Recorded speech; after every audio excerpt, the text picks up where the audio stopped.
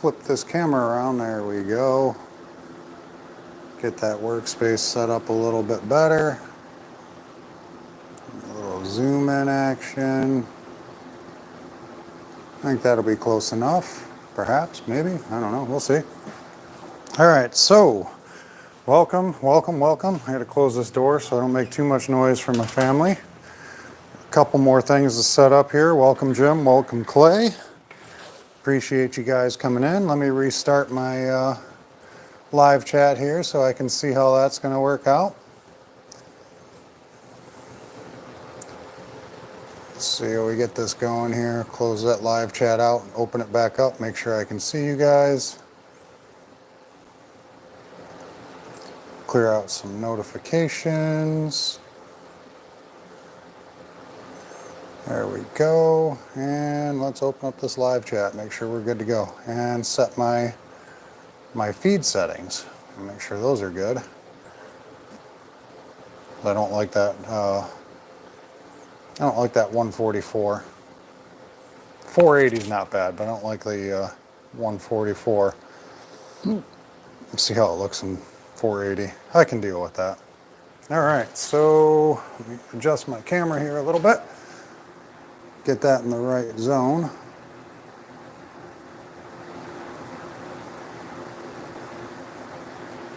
All right, yeah, I guess we'll call that good. Hopefully. So we'll see. All right, so lots of stuff laying here tonight, right? Like got all kinds of goodies laying here. I will not be carving tonight with my regular flex shaft and Dremel. As it would turn out, I got a little tester, I guess you'll say, of stuff here. Hopefully the live chat's working. I don't know that it is. Somebody throw me a comment, please. Make sure that I'm seeing the comments. I'm going to close it and open it again. That usually takes care of it, but I want to make sure. Set it. Okay, I can see Clay and Jim in here. We got one other viewer. So, as I said, I'm not going to be carving with my normal Dremel 4300 today. That would be my normal weapon of choice. It's not that it's broke or anything. I do need to replace the brushes on it, and I do have brushes. I'm just waiting until the brushes are completely gone. So this is normally what I would be running is my Dremel 4300 and my flex shaft. But tonight I am going to use a Dremel 3000, and the reason why I'm using the Dremel 3000 and the flex shaft is simply because, well, Dremel sent me a box full of stuff, right? So what did Dremel send me? Dremel sent me, move all this stuff out of the way, all this stuff out of the way, and these pieces here, we'll move all this out of the way. Dremel sent me a whole box and bags full of goodies to try, and that included the Dremel 3000 with the flex shaft and all of this stuff, right? So they gave me this little Easy Lock cutter to try, a couple of bits and burrs in here, and I think I've actually got a couple, oh no, I put them in here. Great. So I've got a couple burrs and stuff in here that I want to try, which is kind of cool that I get to try them for free. But basically I try the tool out and I try some stuff and I give them some feedback and let them know what I think of what I used. So tonight I am going to carve, and we're going to just kind of run through some of Dremel's bits and burrs and see what does what. And then I've got some other stuff that I'm going to use that is not related to Dremel, and I'm going to use that because I want to give a full review on how the Dremel 3000 works with other people's stuff. Matt, how are you doing, buddy? Nice to see you. So yeah, this was one of the bits that I thought was really cool that came. Dremel makes a little flame burr that's this little cutter bit, right? So I think that's really, really cool. I want to see how that one works. So this will be a definite bit that I use tonight. And they gave me 3 different size ball burrs, right? Hogging out some bigger stuff. And these bits tend to leave a much smoother cut. So I'm going to fart around with those. And there was also some other bits. I have used these little guys for doing hairs before, and I actually really liked how these little cutting wheels worked for hair. This one's a little bit thicker, it's reinforced. A-okay, no problem with that. Take my little spanner wrench out. And I got to keep my bits separate from their stuff. But one of these is a little bit thicker than the other. But I've used these little discs for cutting hairs in, and I feel like they work actually pretty well for cutting in a hair. I feel like you get a really good, really fine hair out of it, and for a lot of purposes, that's awesome. It's what you kind of want. And these little wire brushes, all right? These little wire brushes are freaking great for cleaning up little fuzzies and getting into them tight spots. I found that out recently. And they gave you the little polishing compound, and they just gave me basically a whole little Dremel Excitement Kit. That's what I'm calling it tonight. That's the Dremel Excitement Kit. That's what I'm saying it is. See if I remember that in a little bit. I'm just going to move a bunch of this stuff over because I want to have easier access to the burrs, and I want to keep everything kind of cool and kind of separated. I don't care that stuff is over here, but I want to keep my stuff separated from Dremel stuff because I do have to send all this stuff back to Dremel, which is fine. Not a big deal. And because I'm really excited to start with that flame burr, that is what I'm going to start with, and load this sucker up. And we will see where I get with it. Typically I would be using the Kutzall burr, and I will use it later on some other pieces, but for now, tonight, right now, at this very moment, that's what I'm going to use. I'm going to throw my little wrench back in here, and we will break all that stuff out later, and we'll keep some other stuff out of there. Let's see who else we got in here. Yes, it was sent from the Dremel View Maker Studio thing. I had agreed to basically use some of their products for a short period of time and give them a bunch of feedback. And they gave me a whole bunch of these little tools, and they also gave me they gave me this little thing too to test out, but I really never use them. It would typically go over the end of your Dremel, not your flex shaft, and it's just a guard. But they gave me a log sheet to log all my usage and write down all kinds of stuff. So I've got speed settings on here, 2, 4, 6, 8, and 10, and off, and date, and time started, time finished, description of project, material worked on. So I've got all this to fill out. So I'm going to run a few different things tonight. I'm not really going to be doing too much of finishing the project, but we'll see how it all goes. Yeah, the wire brushes are really cool. So aside of the Dremel stuff, like I said, I am going to run some other stuff tonight that is not related to Dremel. I have gone to Harbor Freight, and I have picked up some of these little guys, right? Multiple size brushes, and some of these are cone shaped, some of them are disc shaped, right? So I can use some of these tonight. I got those at Harbor Freight. I mentioned the little cutting discs, using those for hairs. Well, these are diamond ones, so I am really actually kind of excited to see if these burn while I cut, because then I'll get some deeper burns inside of the beard marks. And I also picked up this diamond point rotary set from Harbor Freight. I typically do not do anything Harbor Freight, like nothing at all. I think Harbor Freight tools are junk, in my personal opinion. Anything Chicago Electric is garbage, in my opinion. Some of their smaller tools like this, though, for the price, you can't beat it. I think these were 20 bucks for all these diamond burrs, right? And there's 50 pieces. 50 of these diamond burrs, and they were like 20 bucks, right? So you get some really fine point, really sharp tip burrs for doing some really good fine detail, and these will probably burn as they cut. So that's kind of a neat feature, but there's all kinds of stuff in here, and there's little concaves, right? People have talked about the eye bits. Well, this little guy right here, that is a very concave bit. You can kind of see there, it's very concave. if you were to run that like this, you'd kind of get a little bit of a rounding. It's very small, smaller than the tip of my pinky, right? So it's not huge, but could possibly use it for that. There's a couple flame burrs, some cone burrs, some inverted taper burrs, some regular taper burrs, some ball burrs, some wheels, some discs, lots of good stuff. So we're gonna do a lot of testing stuff out tonight. We're gonna run some different things and try some different stuff. Like I said, probably won't really finish any quote-unquote projects tonight, but we're gonna have fun. So I'm gonna do a little continuing on with this guy here. I'm not gonna work on the horns too much because, well, it takes a lot to get through cutting where I want it, and I haven't decided where on this head I want those horns. I don't know if I want these top horns set back here and these horns here up off the front of his face, which I think I definitely want these up off the front of the face. And I can kind of round and trim those out, but I definitely want to get up under and cut underneath here and get into the side of the head. I want to get into there with that. And this is a hard block of wood. I don't know what it is. I want to say it is definitely not pine, but it's a hard block of wood. So some of these burrs may not do any kind of justice whatsoever for it. I got to grab my safety glasses too. I don't want to forget that. All right, I'm going to be safe with our eyes.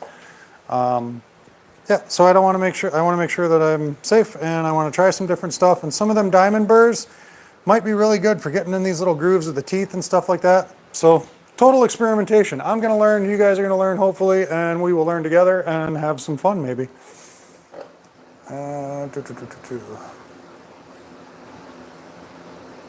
Oh, really? They don't send them to Canada? I think Jordy gets it. Jordy's in Canada, and I think he's accepted, and he gets to use it. I'm almost positive. He told me not too long ago, I can't remember when, but he did tell me not too long ago that he's got some stuff coming from them as well. So I'm kind of surprised that it, quote unquote, doesn't work in Canada there. So aside of that, I don't know what type of wood. That was a 4x4 that got turned down, so I have to assume it may be some type of oak, but it is definitely hard. It is not soft like pine. It's hard for me to even get my fingernail dent in it. This one here is maple. I'm definitely not getting a mark in that. And then we got cedar, all right? Cedar's super soft, easy to get a mark in with your fingernail. And before I continue on any further, I need to put a piece of plywood up here so I don't have my same issue that Jim witnessed once before, and I'm sure he doesn't want to witness once again, because it was a little dangerous. My flex shaft caught the table and got wrapped up, and it wasn't too cool. So let me just go ahead and make sure that does not happen again. Grab my little piece of carving plywood here. It's really actually not carving plywood, but set this up here, use this to carve on. That way, if I bump into this, it doesn't hurt anything. That's the plan at least. That side's ugly. Let's use this side. There goes the fan. Let's set that fan back up real quick because it is super, super humid in my shop area right now, and I'm not happy about it at all. The humidity of this world here right now here in Michigan is absolutely terrible. Not fun at all. Not good for any type of activity outside. All right. Yeah, I don't think I would get to New Zealand, Matt.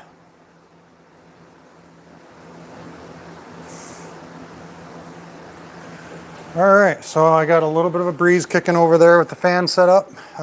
Let's fart around. Let's see what we can do. And make sure that this thing works before I do anything. Oh, wow. 6 is really slow. Like, 2 barely even moves. I pretty much stop. I can stop that with my hand. Like, I don't even know what good 2 is. Like, I have my finger on the bit. All right, like, if I'm doing hardwood, I guess. Very, very slow. If I put too much pressure, it'll stop it.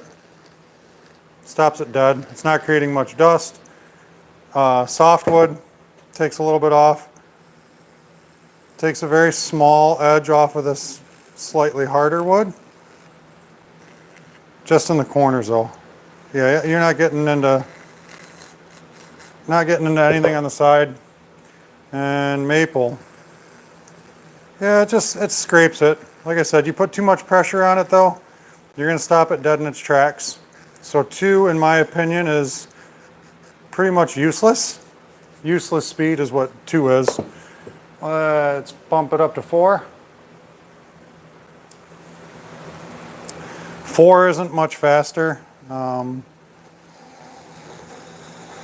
It's enough to make some noise, I guess. You'd spend the next 9 years carving using 4. And again, too much pressure is going to stop it dead in its tracks. So that's no fun. Let's try it at 6. All right, 6, we can actually hear it running. I wouldn't try to grab the bit at this rate. 6 seems to have at least a little bit more torque and power.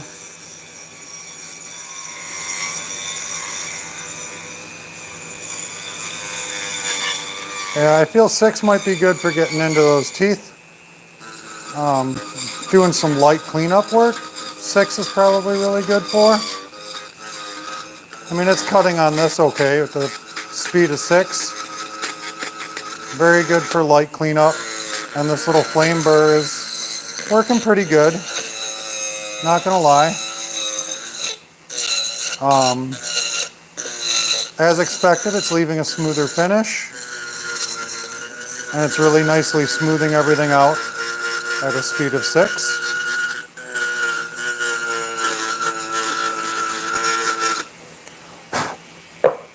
Yeah, I mean, it smoothed that up pretty good. So let's look, give you guys a good demonstration on this. This is all really, really rough right here. All right, it's very fuzzy, very not great. So let's clean that little fuzzy up with this on speed 6. Dremel 3000 speed 6. Just cleaning up the fuzzies and smoothing it out a little bit. I turned my fan around so I could get the wind, the cooler air from outside blowing in, trying not to allow any mosquitoes and moths to invite themselves in, because screw that, they don't need to be in here. Alright, so that was on a speed of 6. I cleaned that up okay. Smoothed it out, made it look okay, pretty nice. Let's bump her up to 10. See what she does on the other side. Do some more light cleanup work. Let's clean up in here with it. All right, let's see how it cleans up in there on a speed of 8.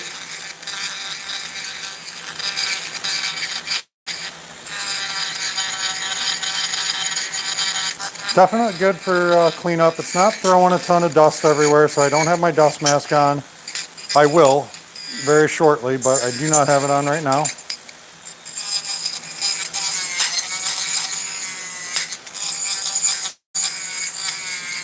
I feel like this burr is going to be good for trying to get into smoothing out a lot of stuff. But right now, fighting the grain, it doesn't really want to fight that grain so good unless I'm going in the direction of the grain, which is okay, right? Not the worst issue to have in the world, right? I can definitely put a little more pressure on here with 8, and it's grinding and cutting better. So I think if you were going to actually attempt to carve with this, I would put it a minimum of 8, at least on this harder wood. All right, because you don't want to be spinning your wheels and wasting your time, and it's not stopping dead in its tracks, which is good.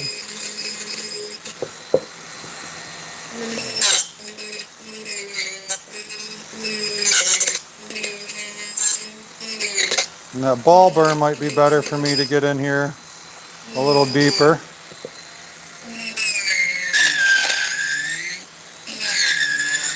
And putting a little pressure on it, torquing it out a little bit. All right, because I want to know. I want to see. I want to know how it's going to do.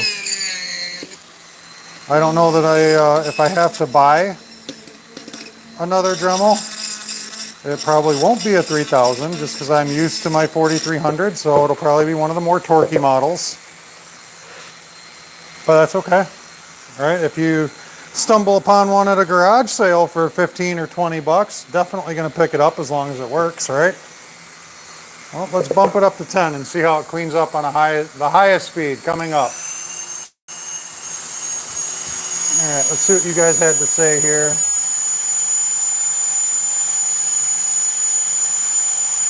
Couple 125 burrs. Yeah, very seldomly do I take my 4300 off of the max speed unless I'm doing harder woods like maple than I do. And Matt, you're probably right. I think it could be oak. I mean, it is heavy and dense. This little guy here is probably a half a pound or so, and it is solid. Let's see.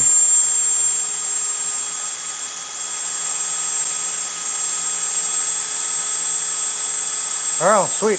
I hope to see what you create on that, Clay. Cottonwood bark. I've never personally carved it.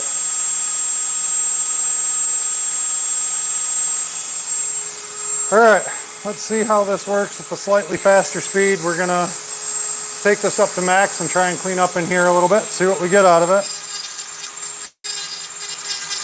All right, okay, the max speed is pretty good. The max speed on this I would equate to maybe about 20,000 RPM.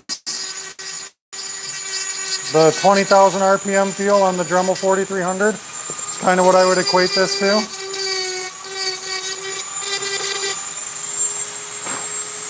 And with the fan blowing this way, I'm definitely getting a bit more dust. So I'm going to shut this off for a second and throw my dust mask on and my safety glasses since I'm getting more dust. Definite more dust kick up, and we'll work on doing some cleanup stuff while I got the mask on, get the safety glasses going here. I don't feel like I need my hearing protection. That's not quite loud enough for that, so I'm not going to put that on. Do some more cleanup work.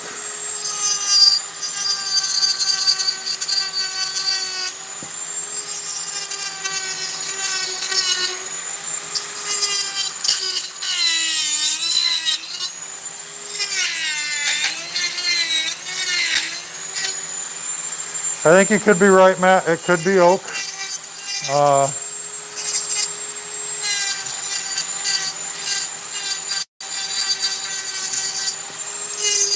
It seems to carve okay, and it's really not being too difficult. And I'm sure having a good, brand new sharp bit makes a difference. Take that into consideration too.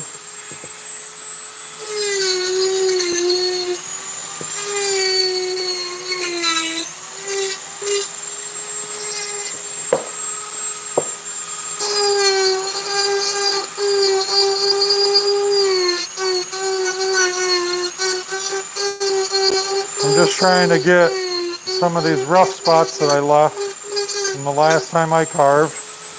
Try and get some of those knocked out. And I'm not gonna cut all the way through these right away.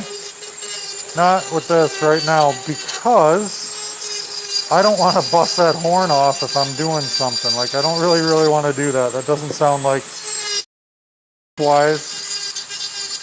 Full speed on this is the definite speed to use. I wouldn't go any less than full speed on this for most projects.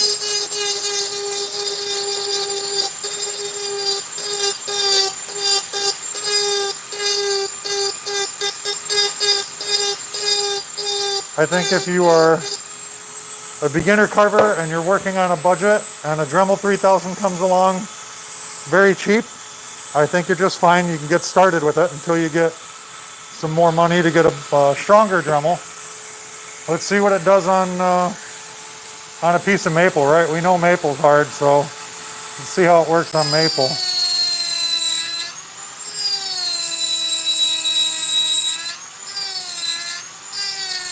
I like how this is cutting on the maple. This little flame burr is cleaning it up really nice, leaving a good smooth edge.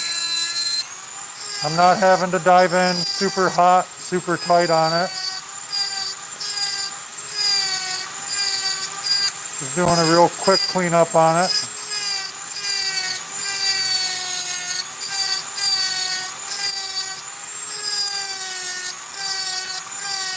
Making good shavings.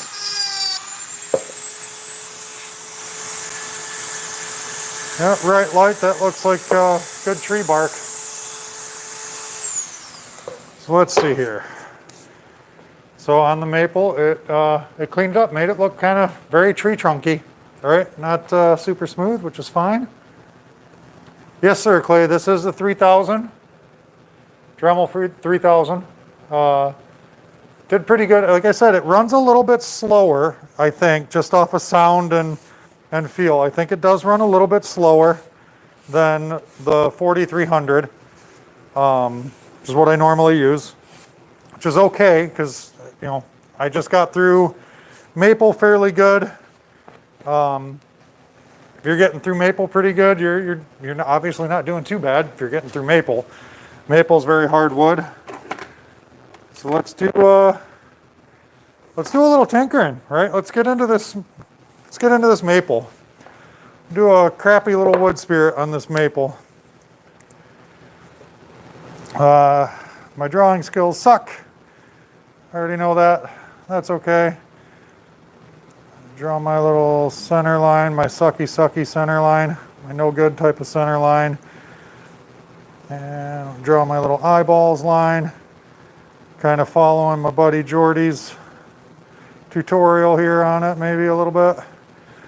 Just doing a little junky wood spirit, right?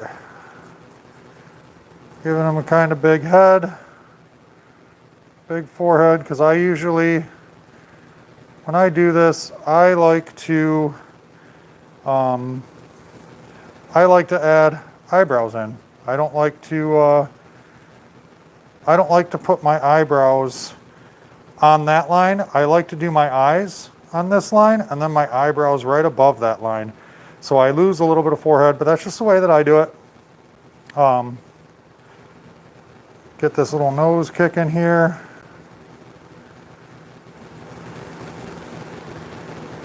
And give him a nice little rounded nose.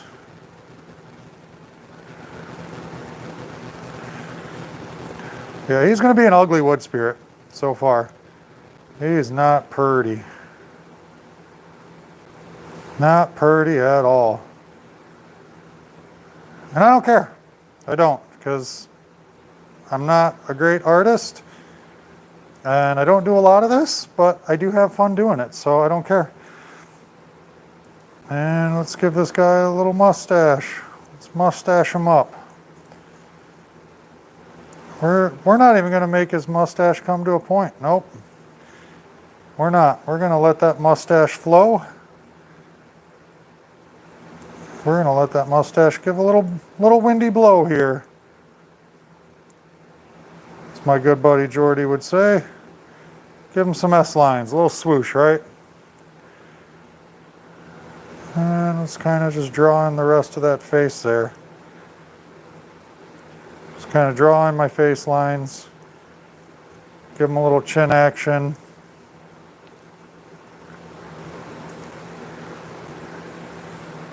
Yeah, okay. Might be worth a shot. We'll see. We'll start out with this flame burr and we'll try out some other burrs and we'll see what we get on this maple.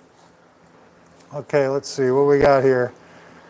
Where did I go here?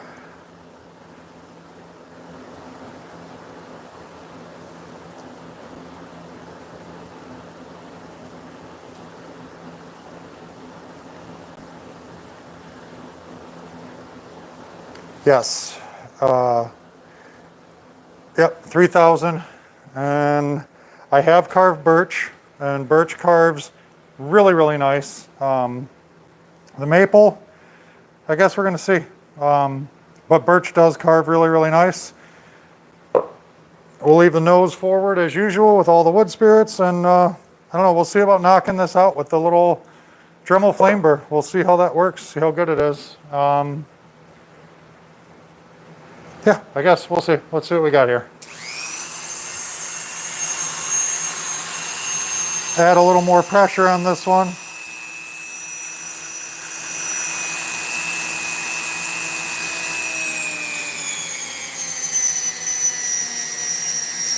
When you add a little more pressure, you get a little more burn. That's expected. Definitely lost some power on it. But it is carving into the maple nice.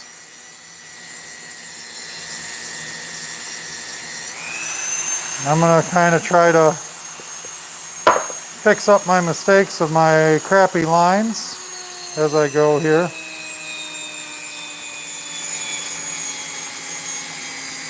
One benefit of that fan is it's blowing that smoke out of my face. That's a welcome thing.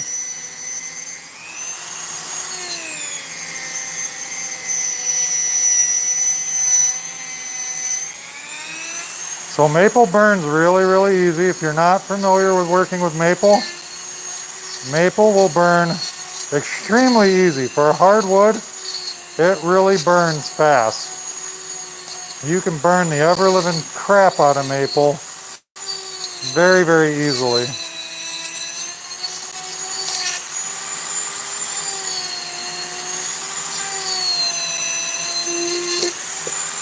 I am getting a good smooth cut with this burr.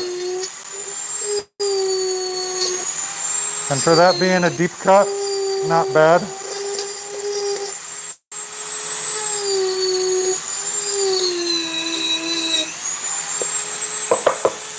Alright, so I got pretty good deep cut on that. I like that. Erase this line here a little bit. I do want to get in deeper.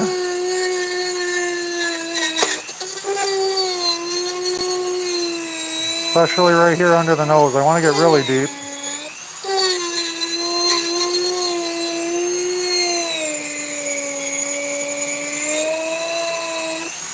Having to add quite a bit of pressure to get under there. So the fun thing about being a beginner wood carver and making mistakes and doing stuff is, as I make them, some of you beginners are probably doing the same thing, if there's any beginners watching. A couple of the guys we got watching tonight are far more experienced than I am and much more skilled, but the benefit is if you are a beginner and you're watching, you get to see like everybody has the same issues that you have. They have the same problems, they have the same issues with their burrs and learning and all that stuff. It all comes together same way. I'm going to knock these cheeks back a little bit.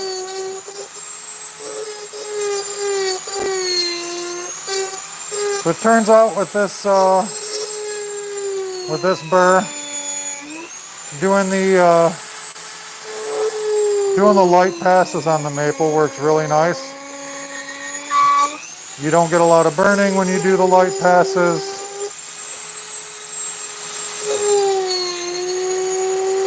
I do plan to recess the eyes a little bit more. Right now I'm just cutting in the line so I don't miss them. Right? I want to cut them in so I can hold them and keep them. The handpiece is getting a little warm. I expect that when I work and I'm pushing and I'm digging in and I'm driving on it. I expect for the handpiece to get warm.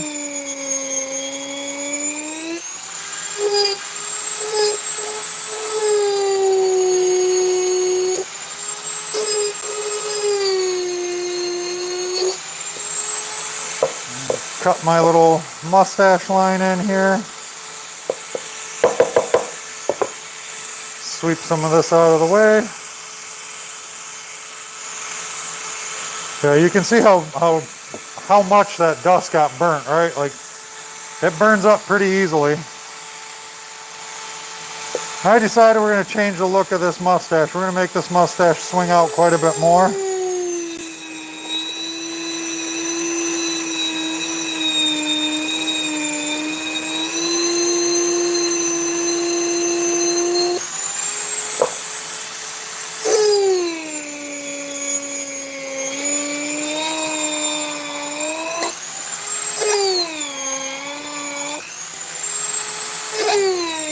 Yeah, I wanted that mustache to really swing over. I'm gonna do the same thing with this and kind of follow this line.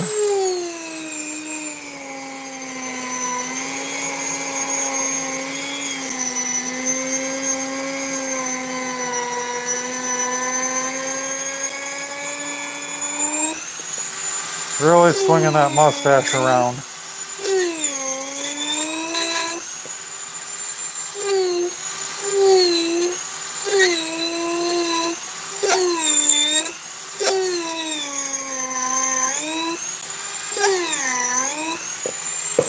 Alright, get some basic lines cut, and we'll do some more chatting.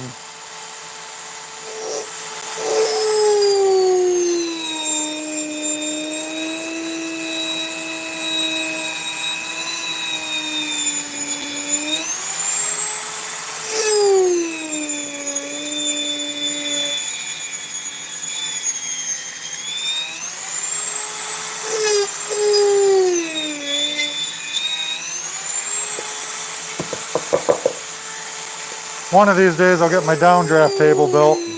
I got the desk. I got to do some electrical work so I can wire up my dust collector for one. Got some good bogging there.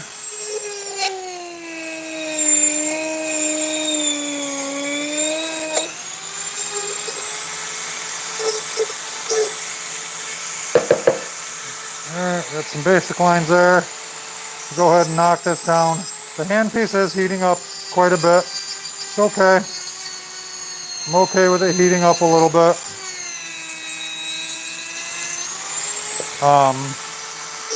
Like I said, I'm working it pretty hard, so I expect it to heat up.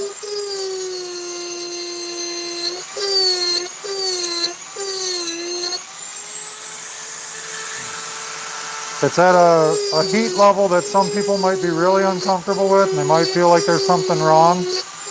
Personally, I do not feel like there's anything wrong. I feel like it's a pretty normal amount of heat given the pressure and the work that I'm putting in on this handpiece.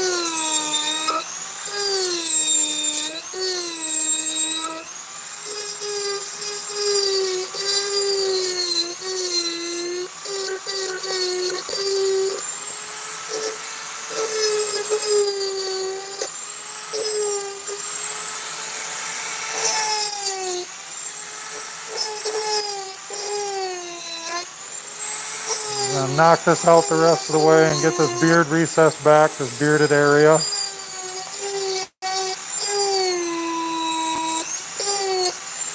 Then we'll let the handpiece cool off and I'll check the comments, see what you guys are saying here.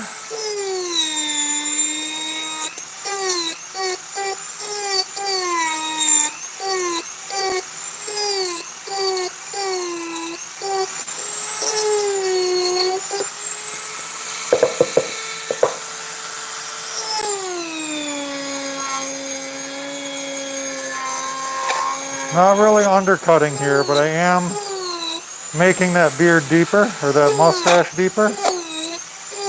Definitely not running an undercut though. Just kind of really pulling that mustache deep.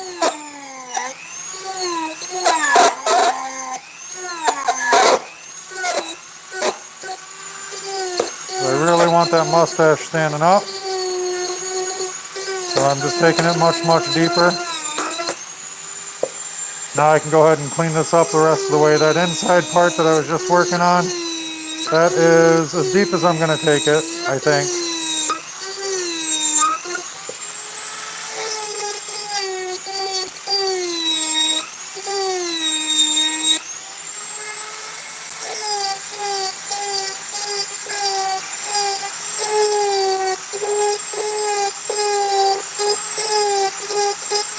So when you carve with maple, in my opinion, in my experience, carving maple is carving patience, because you need patience with maple. It's such a hard wood that if you dive right in on it and just try to crank through it, you're going to end up killing your burrs, and you're not going to be happy with the outcome, in my opinion.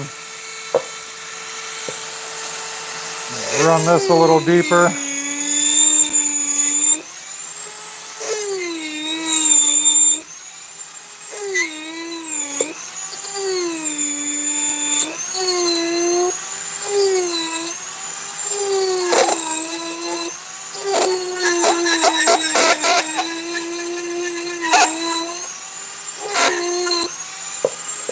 Run this one a little deeper.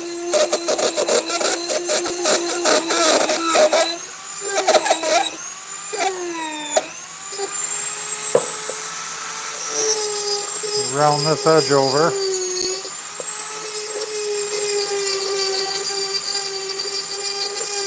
Since this edge is not part of his head, at least the lines that I drew, we can kind of round that off quite a bit more.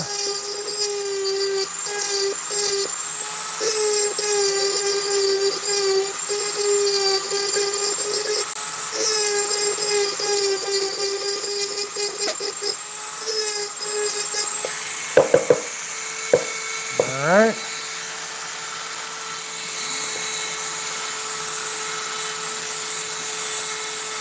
Kind of draw this line on his head here too.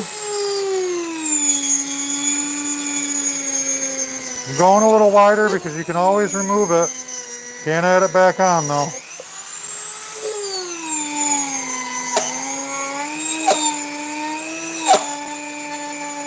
You can add it back on, but it's not as easy as taking it off, that's for sure.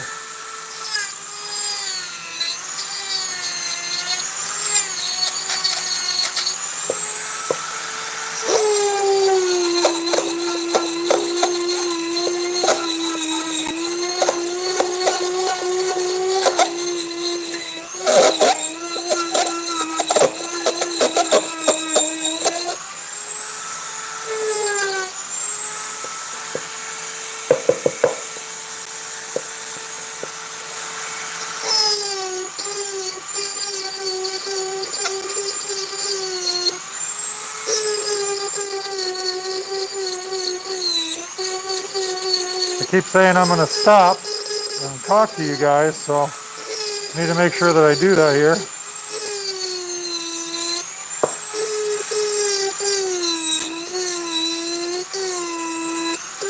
Now that I'm working the handpiece again pretty hard, it's heating up again as expected.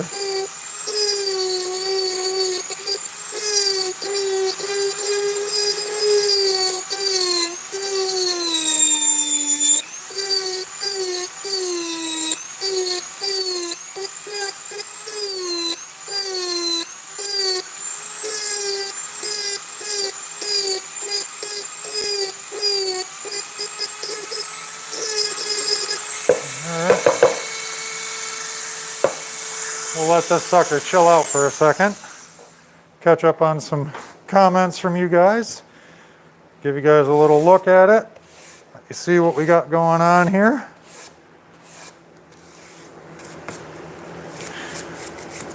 I don't know about you guys.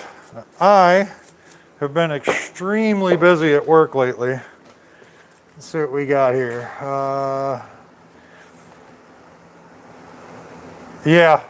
Jim, I could definitely see where knives would take forever with maple. And birch is a nice carve.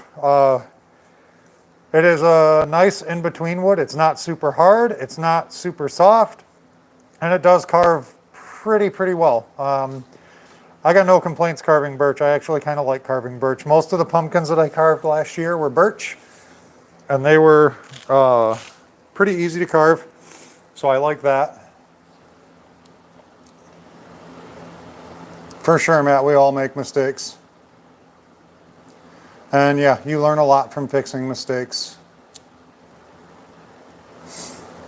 Yeah, I remember you, during your element challenge, Matt, you had your dragon, you broke it afterwards and you had to do some fixing.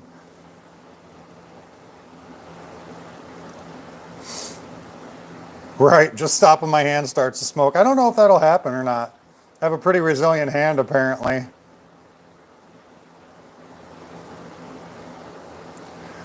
So here's what I do, Jim, as far as re-greasing my flex shafts.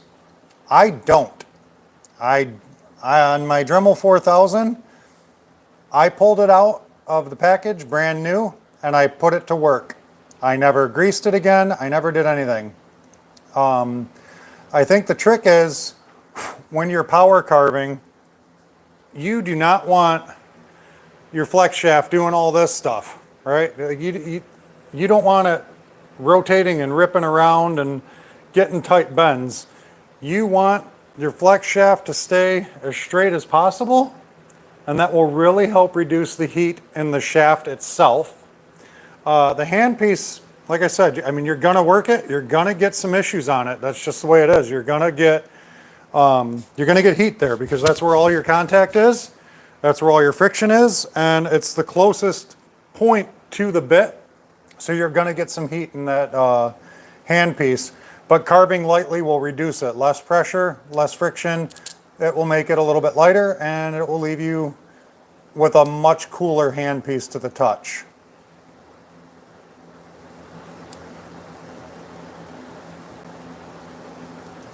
I agree, Clay. Sometimes you do remove the grease. I have taken my flex shaft out and I have taken a light paper towel and just given it a light wipe and shoved it right back in there with no grease on there.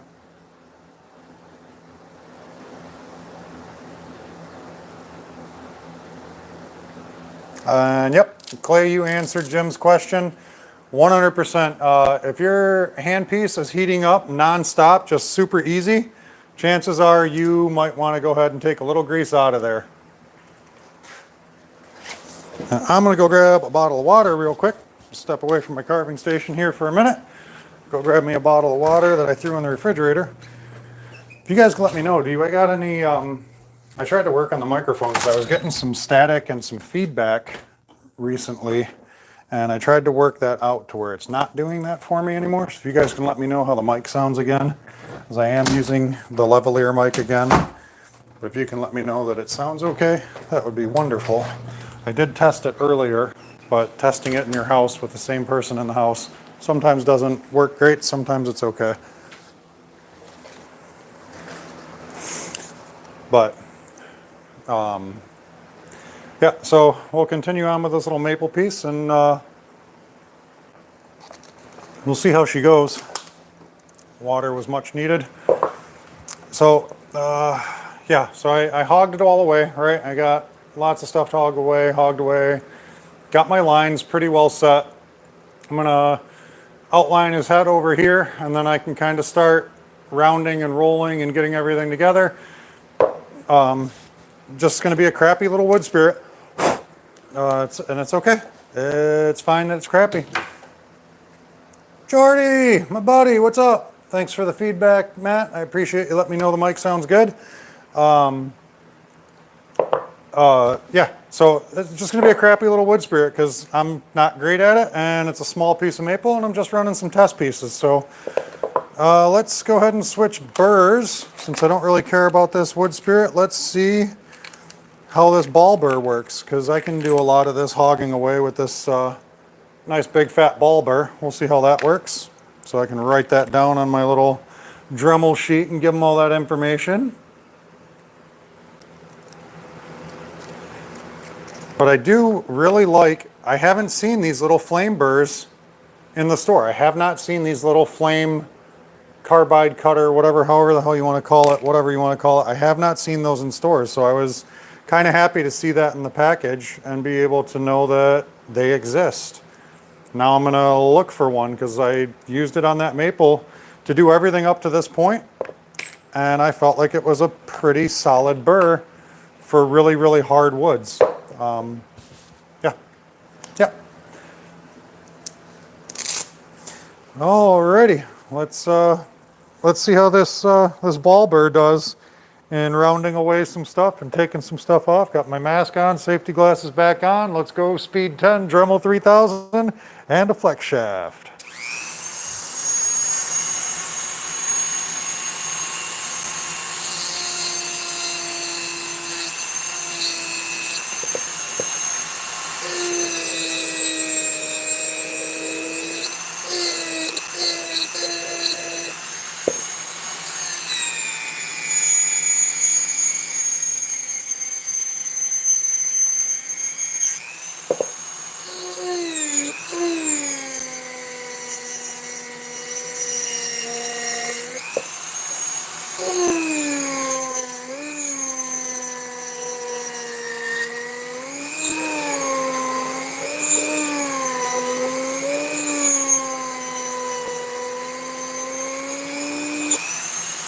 So I feel like this ball burr burns a little quicker and a little easier than the flame burr did.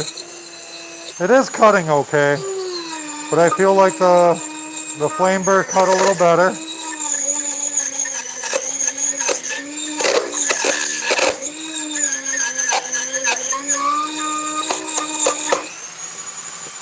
Like I said, the Dremel 3000 would not be my go-to as of this point.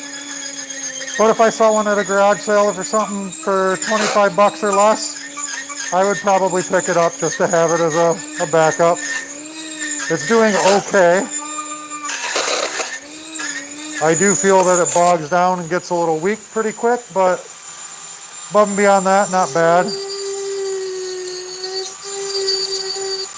And the burr did do a pretty good job going through maple, so when I say that it doesn't cut very well through maple, I'm kind of talking out of my ass. I'm kind of full of shit on that because maple's super hard.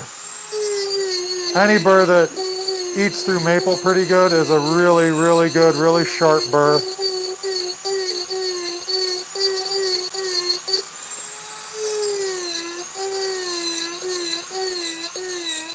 And it's really, like, this one's doing okay at this point for what I'm doing right now. So I can't really say that this didn't cut through it very good. It's eating through it okay. Therefore, I must retract my previous statement. So I don't know about any of you guys lately. I've been getting my butt kicked at work. Working a lot of hours right now. I've gone 2 consecutive weeks where I've put in 60 or more hours at work.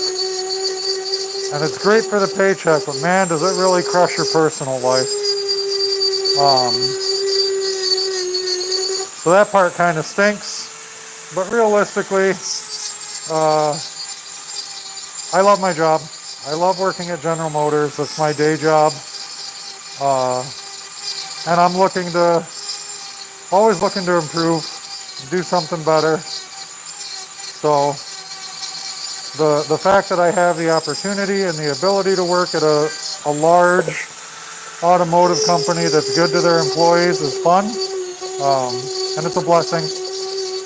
I don't really like the mandatory overtime taking away all my life right now, especially on midnight, but you know, take the good with the bad, right? Could be worse. I could be unemployed or not have a paycheck or whatever. I mean, there's a lot worse things that could happen than, oh man, I gotta work overtime.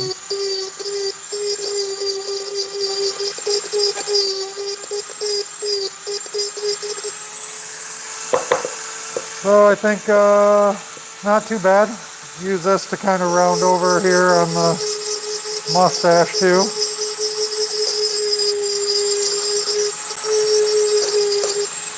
Kind of taper it, and as Jordy says, Mr. Johnson says, feather away. Cut and feather, cut and feather. Kind of doing that here on this little mustache area. So his mustache doesn't look like much of a block.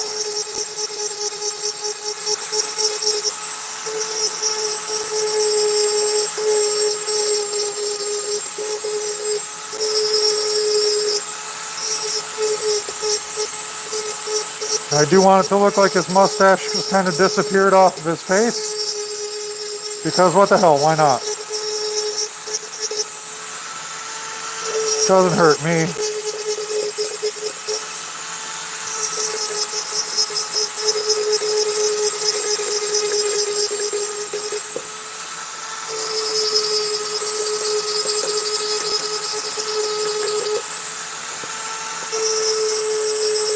Fun fact, I don't actually carve a lot of wood spirits. How about that? I really don't carve a lot of wood spirits. Not because I don't like them or anything of that nature. It's because I lose interest in stuff really quickly. So I like to change things up and continue to change what I'm doing and try to see what I can do to make something look cooler or better.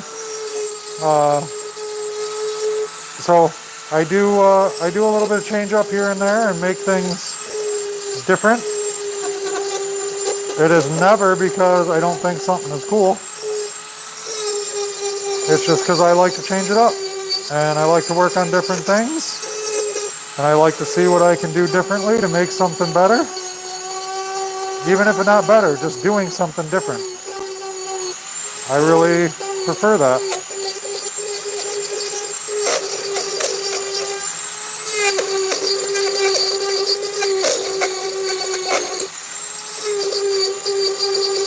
We're gonna get that nose really far out now.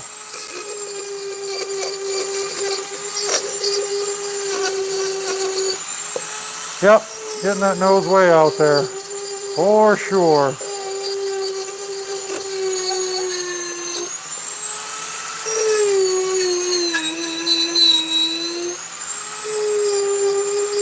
Let these eyeballs come right up to the edge of this side of his head here.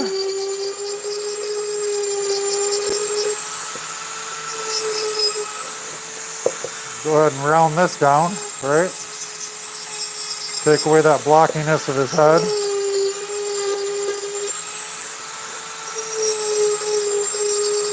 Erase my little black line right there. Round over his head a little bit, so he doesn't have such a square nugget.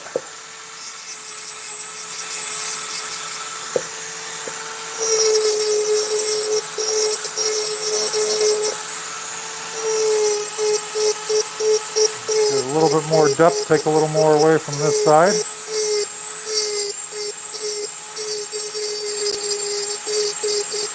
So this round burr cuts in pretty fast on certain areas. Obviously you got areas of wood that are harder and areas of wood that are softer, but the round burr definitely does its job cutting.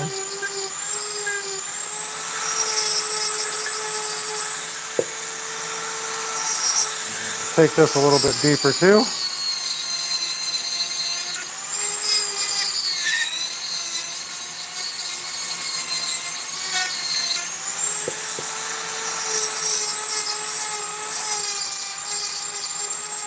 Round this down a little bit.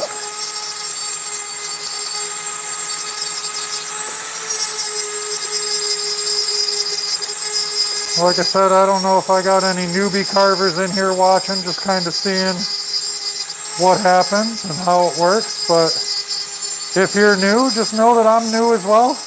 I am a beginner, and I'm not the greatest carver in the world. There are some far better carvers that are watching right now that are far beyond my skill level and have great advice and great tips. Go ahead and chat with them, because they are, some of those guys in here are the real deal and they know what they're talking about. Me, I just do this because I like it. I have fun with it. I don't care if somebody likes it or not. I don't care if somebody thinks it's ugly or thinks it's stupid. I don't care. I do it because I like it. I enjoy doing it. That's it. That's all there is to it. There's no other rhyme or reason to that. It is simply because I like it.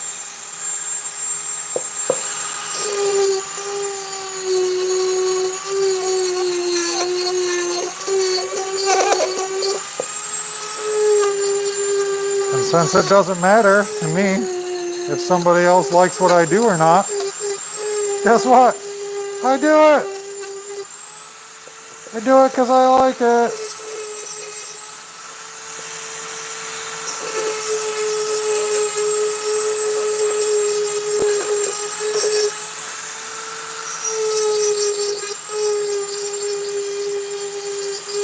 This little ball burr is proven to be pretty effective here for getting some rounded cheekbones and different things of that nature. Let's make this cheek kind of disappear here into the wood.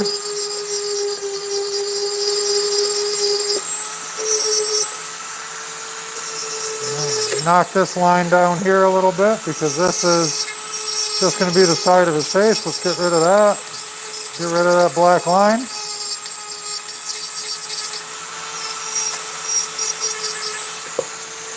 Jordy in here, he's still in here. I don't know if he is or not. I haven't stopped to look at the comments in a minute. The Jordy's got a 1.5 million tutorials of really good stuff to watch for a beginner carver to learn how to do a bunch of great stuff. My expertise is not in teaching people how to carve, that is for certain. But like I said, I do this because I enjoy it, so if somebody doesn't like it, well, too bad. I'm just in here having fun. I just like carving.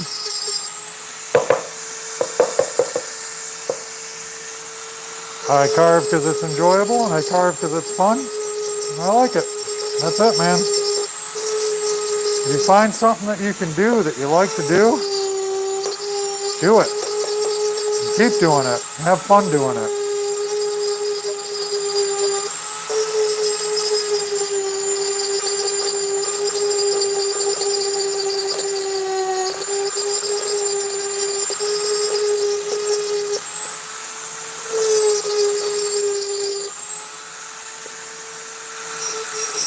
I'm leaving these cheekbones a little bit higher up here and tapering them down because I am going to put some beard hairs in there.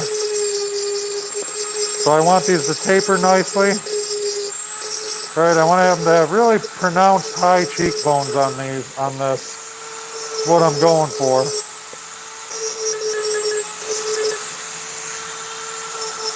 And they're not going to be perfect, and they're not going to be perfectly symmetrical. Why? Because I'm a beginner. And I'm sure I'm doing a whole bunch of stuff right now that I could do better. But aren't we all? Right? We've all got things going on that we could do better.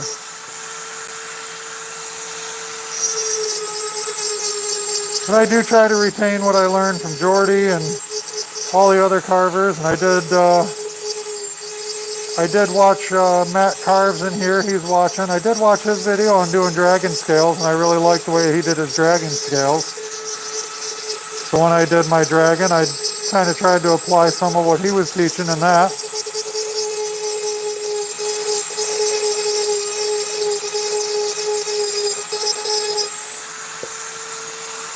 Because I like what I saw. If I like what I see, I start trying to maybe try it a little bit. Right? No reason not to try it if you like it. If it makes sense to you, try it.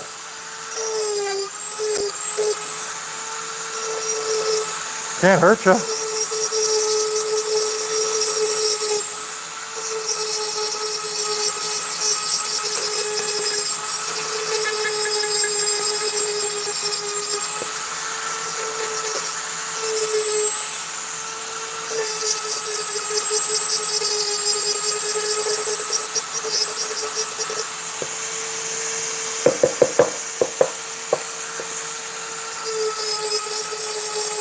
This little ball burr is working pretty good on the maple, I gotta say.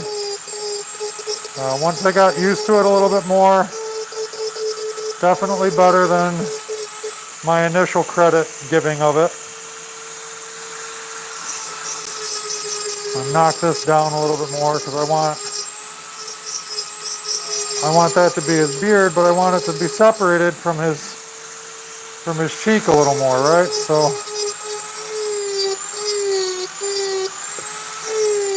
I kind of cut this down here and kind of draw my cheek.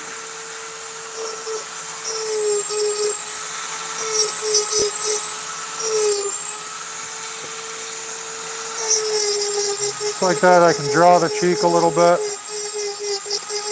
And the beard on the side of the face here will come down. We'll make it fluffy. Nice fluffy beard.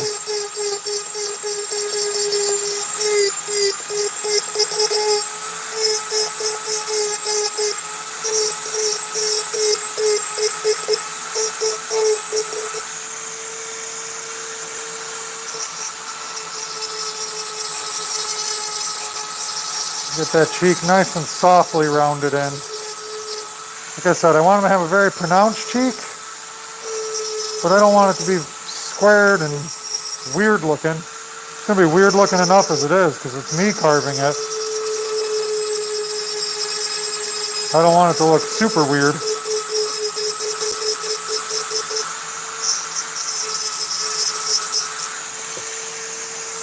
All right, give her a little break here. Check some comments, see what you guys are saying. Take my mask off so I can breathe in this super humid heat right now. Jesus. Downdraft table coming up soon, hopefully. Lots of stuff coming up soon, hopefully.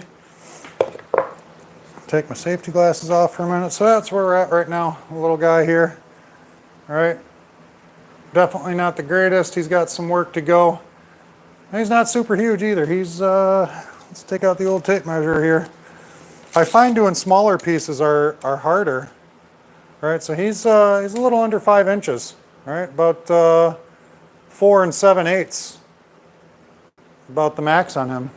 And I got to get that to where you guys can actually see it. Yep. Be really helpful to have it where you guys can see it. He's about 4 7/8. So I find smaller pieces are harder to get details on. I like doing bigger pieces. Bigger pieces I think are easier for me to do details on. So I'm kind of challenging myself with the smaller pieces, including this little guy, right? He's a smaller piece, right? If this guy's about 4 7/8, this guy's only about 5 7/8. It's only about an inch bigger. So challenging myself with that piece too.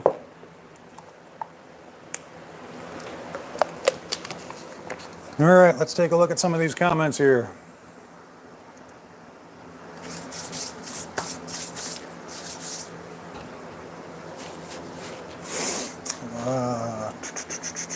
Find out where I'm at. And all right, there we're at. That stinks, Matt. I'm sorry you guys are in lockdown again. Hopefully that doesn't last too long.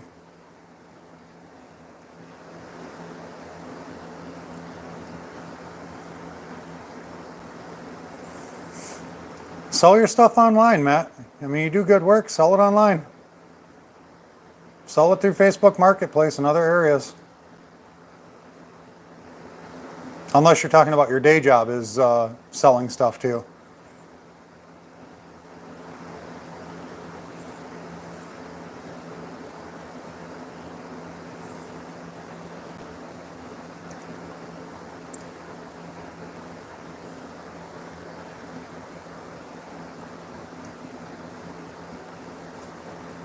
All right, I'm caught up. Yep. Yeah, I watched Matt's dragon scale video. I really liked that. I thought it was really, really good. Definitely one of the easier for me to understand videos on how to get those scales in. So I do like that. And I'm going to switch to a different ball burr to start carving out these eyes. All right, so I want to try to use every one of these burrs that I got from Dremel. I want to try to get them all, just because, right? And I want this to be, I think it wiggled down on me a little bit.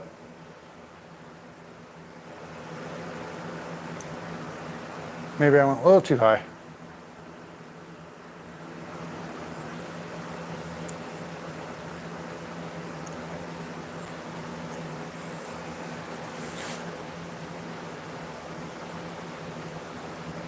And maybe a little too much that way too.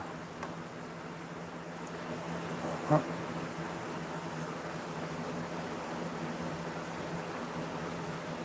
There we go.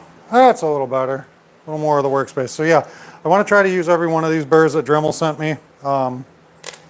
And I'm even going to try to use this little cutting wheel because why not, right?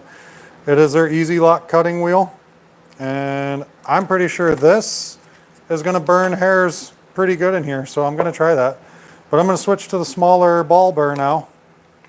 I could probably use the bigger one to take out a lot of the eyes, but I want to get kind of close and I want to kind of get close to the eyebrow line here, and I want to get a little closer to the nose and get some smaller undercuts in here and get some smaller undercuts in here. You know what, I'm going to take that beard down a little bit more, that mustache down a little bit deeper before I switch off of this burr. Definitely should do that first. So I'm going to do that first.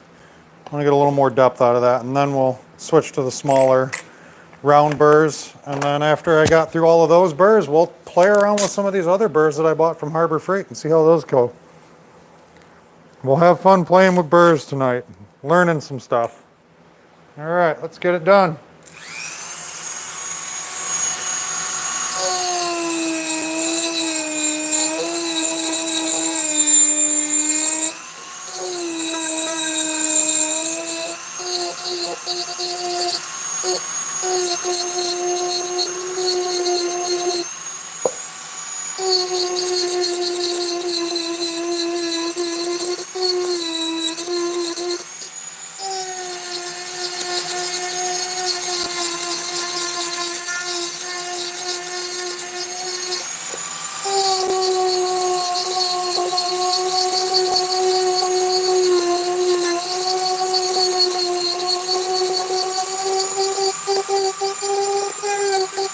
The one area that I struggle in, and I'm going to struggle in it again tonight on this little piece of maple, one area I really struggle in is making the mouth look good. So we'll see how that pans out tonight for me, but I do struggle with it.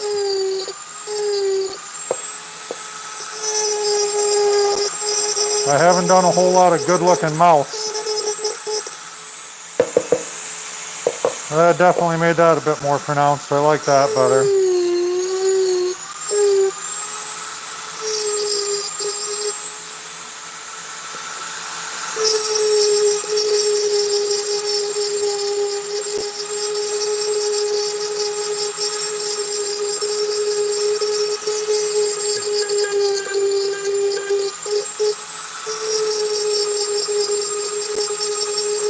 Right now I'm just kind of cleaning up that cheek area.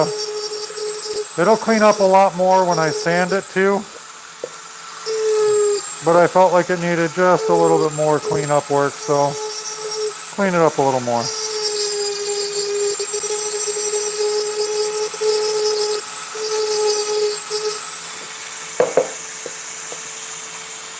Yeah, okay, that looks all right. All right, let's get that bit switched up here. Do a little bit switching here.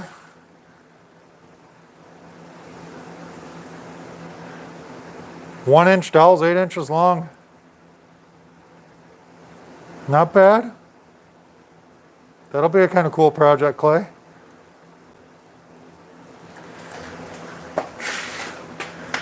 Let's see here.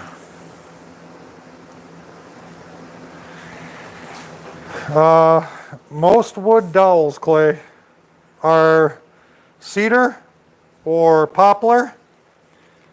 Every so often, if you buy them special, you can get walnut and some other hardwoods, but most of them are softer hardwoods. Most of them are poplar dowels, and a lot of times they say right on the package what they are. I think I might have some readily available. I can pull them out and show you. Just got to figure out which drawer I put them in. Yep. Yep, so when you buy them, a lot of them will say right on the package what they are. Right, so these were poplar dowels. They have a nice light color to them. And poplar is a very fun wood because you can't say, oh yeah, it's definitely poplar by how light a color it is. Because that's poplar too. Poplar has a weird heartwood to it. And you know, two different colors out of the same tree, and they're drastically different. But poplar is a softer hardwood, and a lot of dowels are made out of poplar.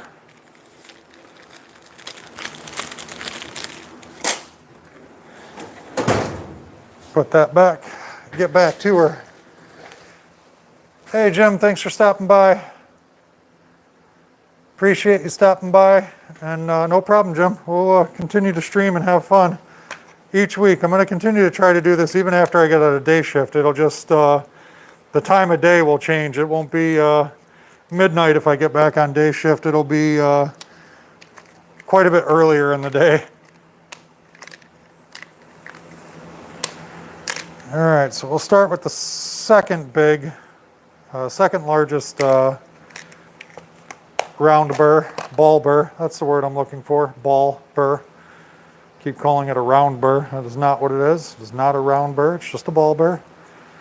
Learn your terms. Learn your terms. That way you don't sound like an idiot. And I'm going to move this milk crate back just a little bit so that the table's not bumping into it, causing me issues. All right, well, if they're not cedar, it's a really good chance that they're poplar. Not 100%, just good chance. All right, back at it with the second sized, smaller ball burr. Let's get a little work done.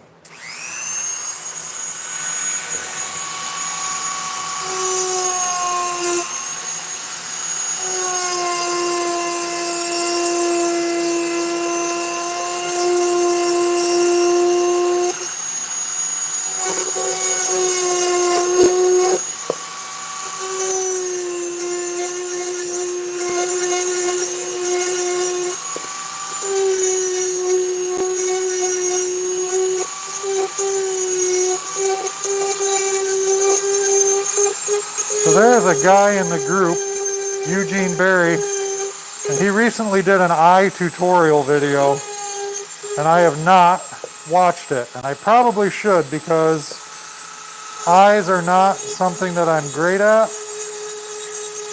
I'm getting slightly better here and there, but I should definitely watch his tutorial video because he does some stellar carvings.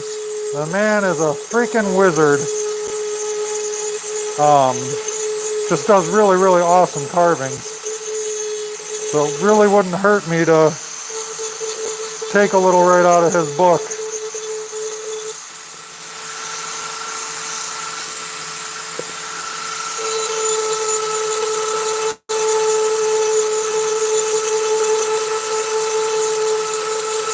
Jordy's done some cool videos for eyeballs too, and I've somewhat attempted some of his tricks. But it's still a long way to go to make those eyes look great.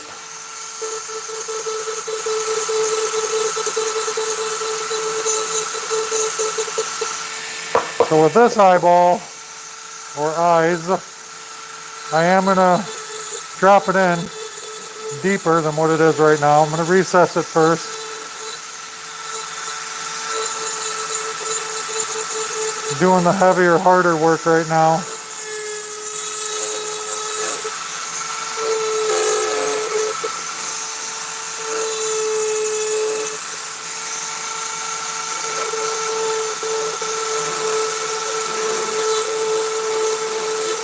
Gotta try and take my time on this a little bit here, because this is going to be my actual eyeball line.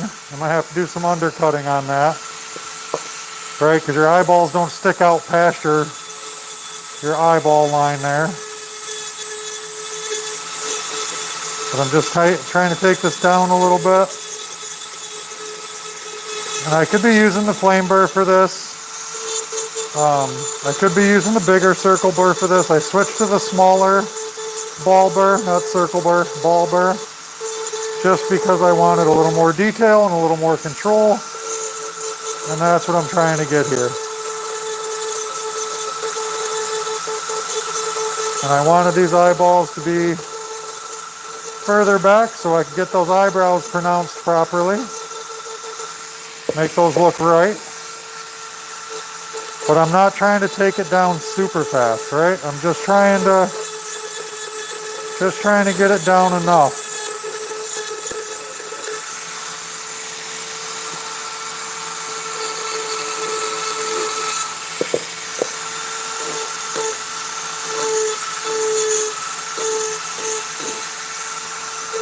A little bit of undercutting on the nose here.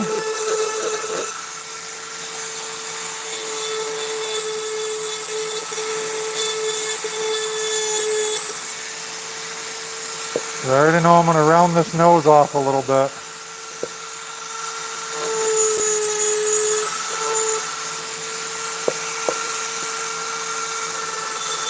I'm going to do that final undercut with these eyeballs. I'm going to do that with the smaller bit. I'm just leaving a general shape here right now.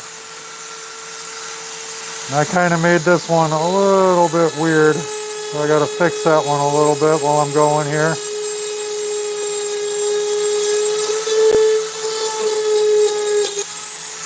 But these Dremel ball bits have been okay.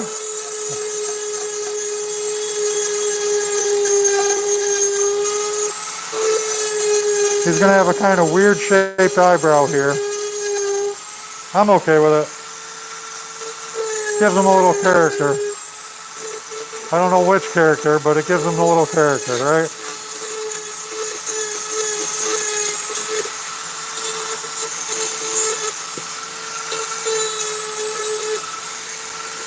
Start knocking this eyeball down a little bit.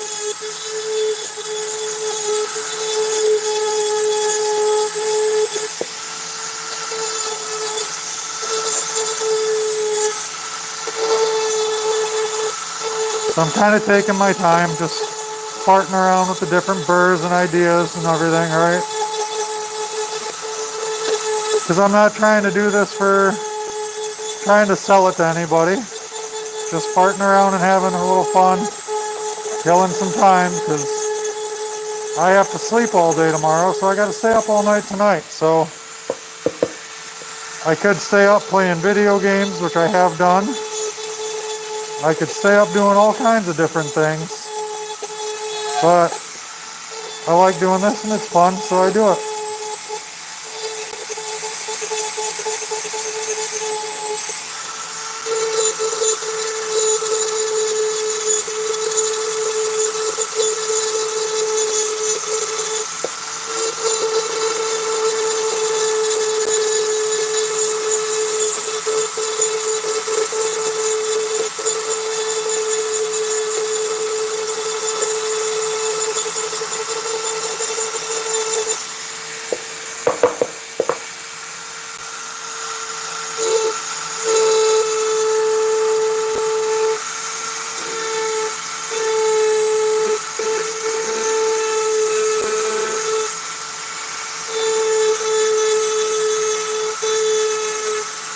So I'm making a very light line so that if I have to correct it, I can correct it without making a massive mistake.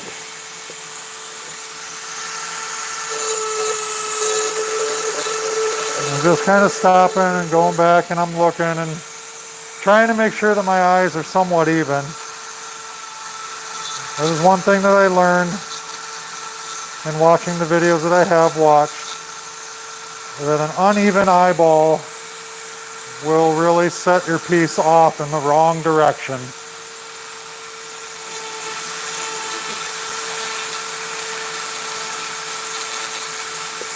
So I'm trying to make it at least somewhat even if it's not perfect.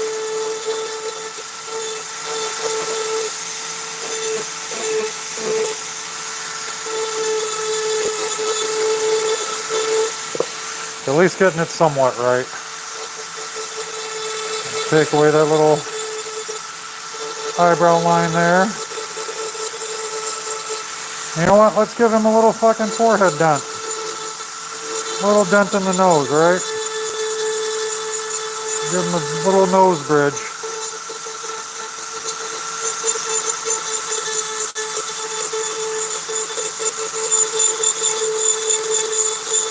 That way his nose doesn't look super flat. Give him a little shape in that nose.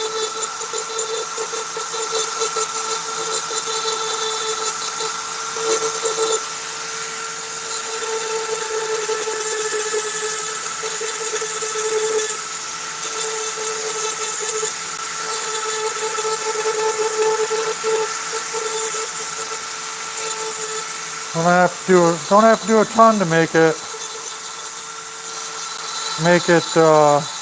have a little shape to it. Let's just get a little bit probably could have done that with the sander. Probably finish that with the sander. Why not, right?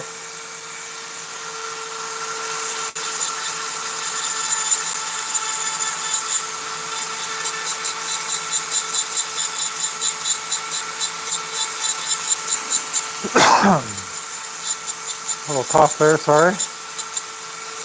Throat was a little itchy.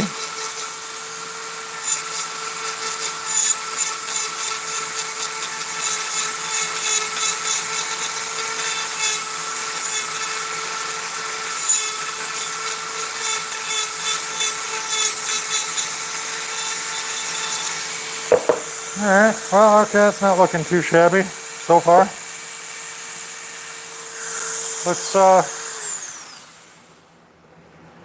I'm gonna take those eyeballs down a little bit more, and then I'll throw in some undercuts for those eyeballs and some other stuff here. Let's see. Appreciate you still watching while you're cooking dinner, Matt.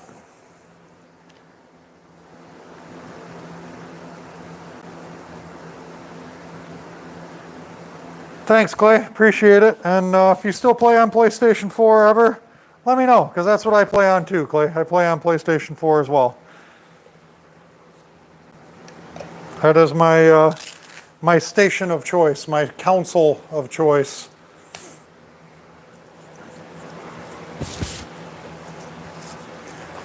So I'm going to take out the final ball burr here for Dremel, and I actually have some smaller ones of my own personal use, but like I said, I want to keep I'm going to keep all this stuff separate, right? I want to keep all of Dremel's stuff separate because I have to send it back to them, and I don't want to not send them everything that they sent me. I want them to get back everything that they sent me because that's the way it should be. So out of the burrs, that'll be the last one, and I will use this, and we'll clean up some of those fuzzies with it, all right? And I'm not going to use the grinders or the sanders, the grinding and sanding discs here. Not going to use those too much, if at all. I rarely ever use these for anything, so I'm not going to use these on this carving. These will burn.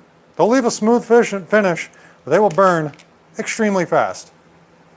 I will be using this, and I will be using this. We'll cut a few beard hairs in with that, and I'll probably do that before I switch over to this little guy. But for now, we'll get on this and get a little undercut kicking here. Try to do the lower lip area. See what we can do with that. Have a little fun. Do the undercut for the eyes. And I'll probably shape the nose up a little bit more with the sander, or maybe some of the other bits that I have that I want to try from Harbor Freight. Some of the different cutters. Let me just go ahead and take my knife out and take a second, and we'll open up what we got here. All right. Might as well cut and open it while we're waiting. For anybody that does not follow me on Facebook, soon coming, I am going to try my hand at making handles for knives. This is a very abrasive cutter. It says it's a wood cutting wheel. So that's good. Maybe I'll use that wood cutting wheel in here on the horns, right?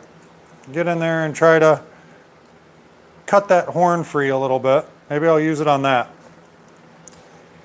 But until then, I'm going to open up some other bits while I'm talking to you guys here. Bits and burrs, bits and burrs. Open these up and have something to chat about. But yeah, I'm going to try my hand. I just ordered some knife blanks. I ordered a marking knife blank, which is for anybody who's not familiar with it. As a woodworker, a marking knife is basically just a knife, but you can draw a line and you get a really accurate line in your wood. Really just helps for accuracy, and that's great in my opinion, right? When you're doing an accuracy critical thing, just checking the feel of those, right? Because they felt like, I mean, they're super thin. Like I'm gonna get, with these little guys, I imagine I am gonna get some very super, super fine beard hairs in that. I mean, that's paper wafer thin, right? Like it's not very thin at all. Get that back into frame. Very, very thin. But I imagine these are going to do pretty nice. I'm going to put these in with my my personal stuff here. This was not sent over by Dremel. Tuck these into my personal stash stuff over here. I'm going to throw one on just to have it loaded and ready, rocking and going. I'm even going to tighten it down once I can thread it in the right way again. And we will be breaking out the Peter Blair mandrel as well. I gotta remember to get his email and put it in the links of my videos, because the man makes some really great burrs or sanding mandrels, which are these little guys right here. Are super, super heavy duty. I bought 2 of them. I usually run 3 pieces of emery cloth style sandpaper on the top and 1 piece facing the bottom, so that I get both directions for sanding. This way, doesn't matter. Get in there and get it all sanded. But the best part about this is it's just heavy duty. It's really, really well built. Excellent buy. All right, close that back up. And yep, we're gonna dive into those burrs as well. And what the hell, I might as well open these too, right? We're opening stuff, let's open stuff. As I said, I generally really don't like Harbor Freight for power tools. This brand for power tools, Chicago Electric, in my opinion, is absolute garbage. Horrible, horrible, horrible stuff. I do not like Chicago Electric. I think it's junk. It's very hit and miss. In my experience, if you buy a power tool from them, you might have to take it back 4 or 5 times before you get a decent one. And to me, my time is valuable. I don't want to make the run back and forward to Harbor Freight 100 freaking times. Does not sound like part of my day that I want to do anything. But some of the cheaper burrs and stuff like this, right? If you're just going to try something out, you just want to see if it's going to work at all, right? So bigger wheel, got this little polishing wheel, and these are all stainless steel, right? And I already knew that I like these for cleaning up fuzzies, all right? They just get in there and they clean up fuzzies. But I bought this set because it had some different shaped ones, right? Like it had this one here, right? So I can work that around, twisting in the tighter corners to clean up some of them fuzzy spots, right? These cone shaped ones, getting around in eyeballs, get those cleaned up good. So I bought them to test them, right? Why not? These are super cheap. I think this package of steel brush set, stainless steel brush set, it was probably $5, $6, $7, whatever. It's like going to the freaking dollar store to buy it. I know it's going to be cheap. I know it's not going to be the greatest quality, but it's just to test it out. And if I want to buy better quality ones later, I'll know that it worked and I liked it. And this is just garbage. We're going to throw the garbage away. Not keeping that. Same thing with these little diamond burrs. I've seen a few people, they've used them and they really, really like them. I want to try them for myself, right? I want to see. And I'll probably use some of these diamond burrs to get some of the better details going tonight. And I think that they're going to burn while I use them. So that could be a benefit, could be a bonus. And we're getting close to where we're going to do that. So I'm going to take another sip of water and we're going to start running some undercuts here. I'm going to grab a pencil too, because I'm going to try to draw lips on this guy. And that's going to work out just not great. I really don't think it's going to work out that great, but that's because I cannot draw. I've never claimed to be good at drawing. Ever, ever. Never, ever, ever. Drawing is not my forte. Not even a little bit. I do got to find a pencil that will work. I think I got one in here. I know I got one in here. Got busted up. Coming up on Halloween, my favorite holiday. really love Halloween. So I'm breaking out my Halloween pencil, my little pumpkin pencil. Halloween is by far my favorite holiday. If you've looked back at the channel, I've got at least 1 or 2 Halloween videos where we have set up showing the Frightful Nights at Cozy Coffin Incorporated. That is the joint venture between myself and a very good friend of mine that we've been doing Halloween together for probably 20 years or so. It was my buddy Larry. He is a Halloween enthusiast slash nut like I am. And we have done Halloween together since 2002, so almost 20 years. 2001, 2002. So about 20 years we've done Halloween together. It's fun. It's what we do. It's how we have our fun. Now, some people don't care for Halloween. Well, some people don't care for Christmas. Some people don't care for Thanksgiving. Who cares? You get your holiday that you like, run with it. It's your holiday. Have fun with it. Enjoy it. All right. Let's try and draw on this little lip here. I grab me a little piece of sandpaper so I can draw this a little better. A piece of 150 grit will do. All right, I just want to sand it a little smoother so that I can draw it a little smoother.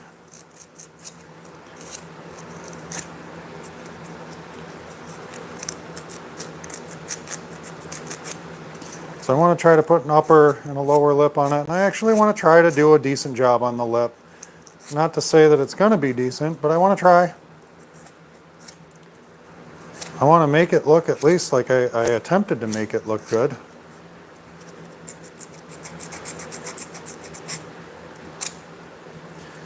We'll come back and we'll get these beard hairs and everything a little bit later. I want to try to at least make the lip look okay. So we've been running about an hour and a half now. Lots of chatting, lots of talking. But I'm going to go back and I'm going to watch a lot of this and write down my times used for stuff so I can meet that Dremel maker need and what they want to see. All right, so everybody knows this is the top of your upper lip, right? So I don't want to start drawing an upper lip down here, right? Because then it's just going to be super far away. So we don't want to do that. So I'm just going to really right at the top. I'm going to make that my upper lip line right there. All right? And we'll dent that in a little bit. Give them a kind of decent size upper lip. We're going to have to cut that in pretty good. And we'll give them a nice lower lip.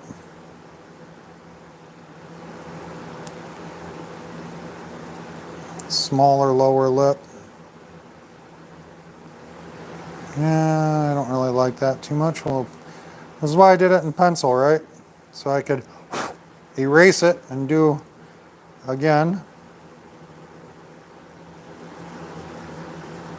All right, like I said, you can always go small or smaller. It's a heck of a lot harder to make it go bigger. So I kind of got that drawn in. I'm going to use the diamond tip burrs to get a little more depth on that, but I'm going to use this round burr to undercut here. Not really undercut, but just give it the little dent, right? Because on the bottom of your lip, you know, you got that little indentation between your chin and your lip, right? So he's going to have a relatively small mouth compared to his nose and his eyes and all that other stuff because I'm not a phenomenal artist. And that's okay. I'm good with it. You know, I'm learning. It's like anybody else. But if I can learn as I go, I think anybody else can. Because I'm not very great with art to begin with, so just having a little bit of ability, you could probably do pretty good in life with it here. Let's suit up and get that undercut line drawn. Try that last burr from the Dremel Maker Studio. Let's try to carve it.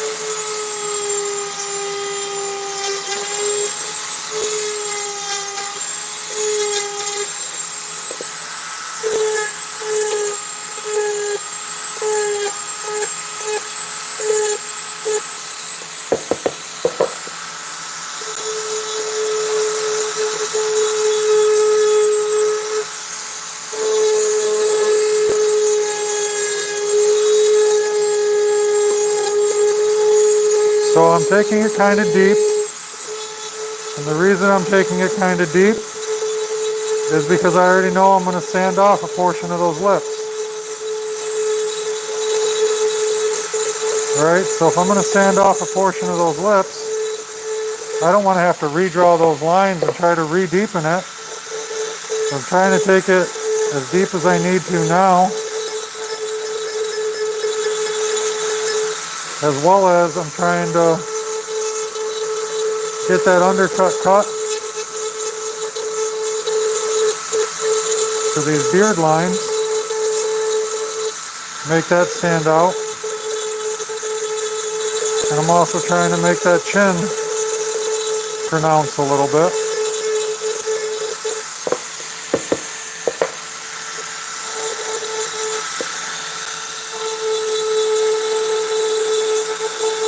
I drew the undercut, I cut the undercut.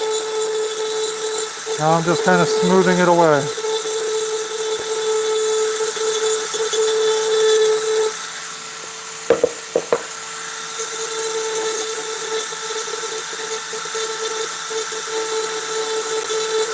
Yeah, this bit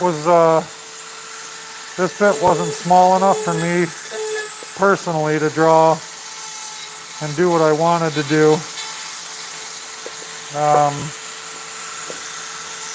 It's okay. It wasn't small enough for me to do the lip. Might be small enough for other people to do a lip, but for me personally, it was definitely not.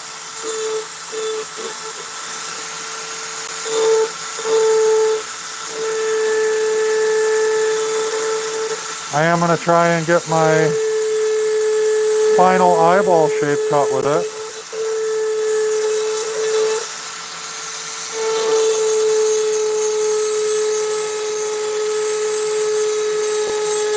And instead of undercutting, what I'm trying to do is go more on a straight down angle. Right? If I can go more on a straight down angle, and get it kind of deep, because it's a ball burr, it'll kind of already give me that undercut that I want.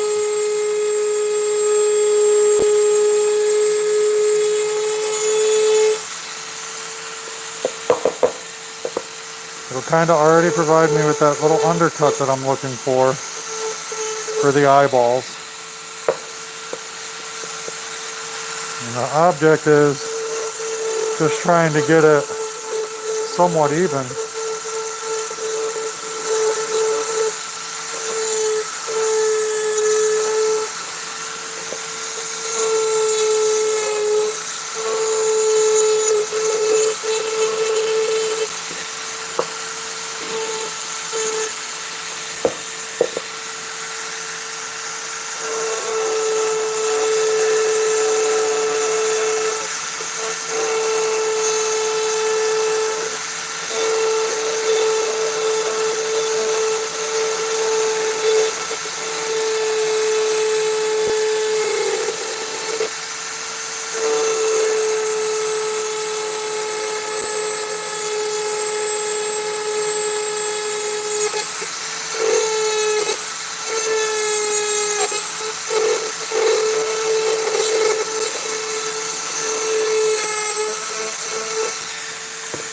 Alright, the eyes are not super symmetrical, and yeah, that hurts you a little bit, no doubt about it. Like I said earlier, the eyes are important to have them be symmetrical. Is it the end of the world? No, not the end of the freaking world.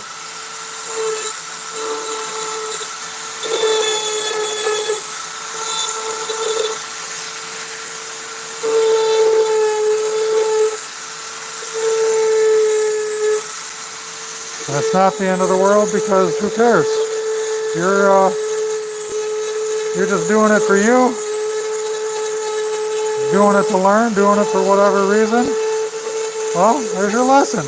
You learned it.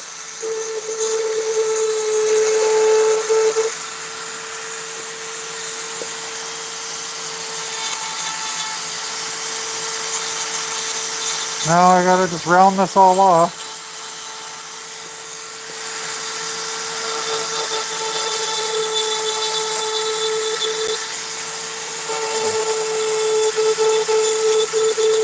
I'm doing this very small ball burr is not conducive to me, but I got my general shape in, and that's what I was looking for, was a general shape.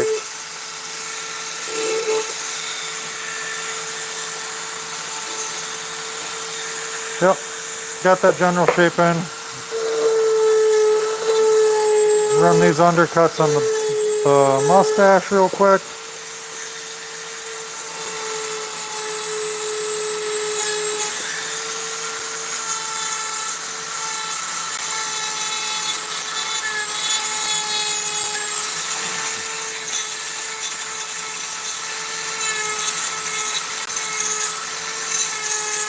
Get the undercuts in, get that mustache defined away from the beard.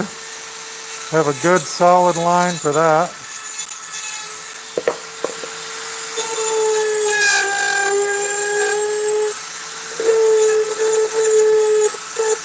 So I'm undercutting it, but I'm also kind of side cutting it. The only reason I'm doing that is because I want the mustache to stand up off of the beard, but I also want it to look like it's laying on top of it. So I'm giving it a really strong line.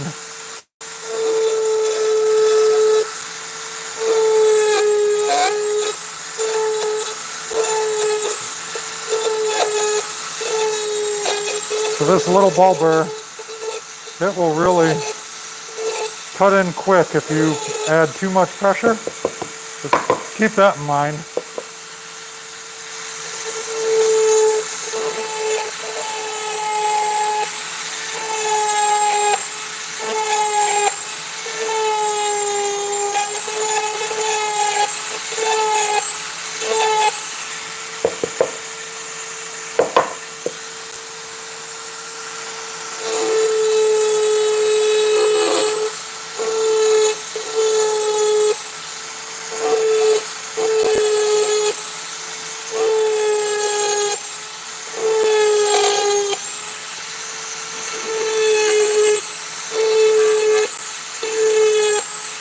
It really does a pretty good job drawing out that line though. I will say that. It's not a super fine line, but it is a line that'll work well. So far so good, I think.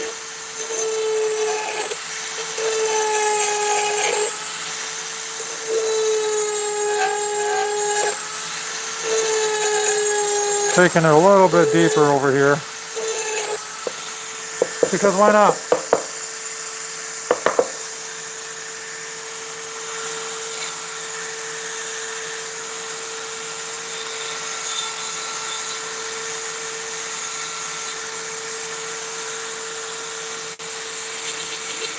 All right.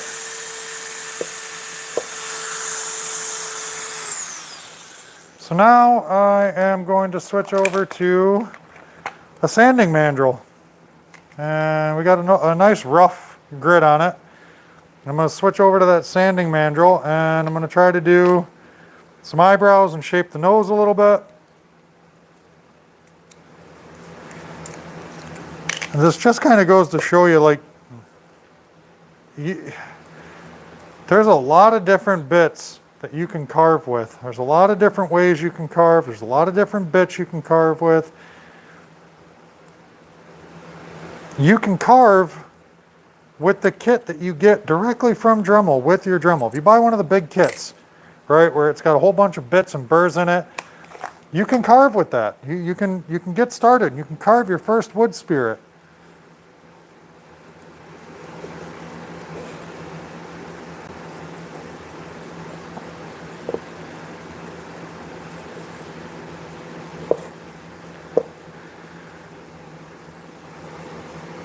I'm giving him a kind of rounded, raised eyebrow.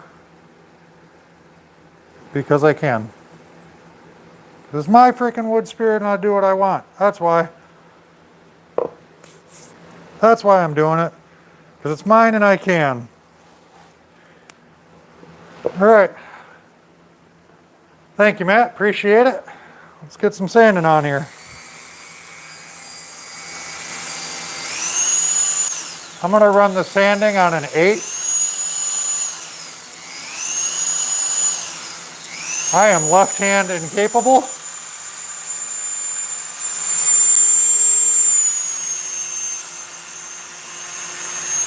All right, I think we got that good.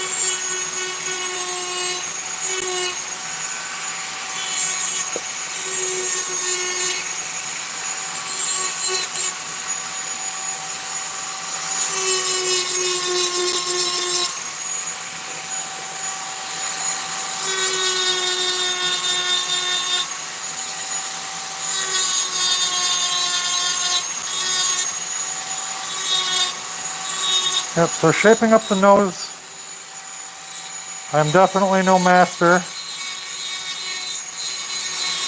but I like doing it with the sander right now because I'm no master, and the sander removes very, very slowly, so it helps me not make as big of mistakes, which means I don't have to make as big of corrections.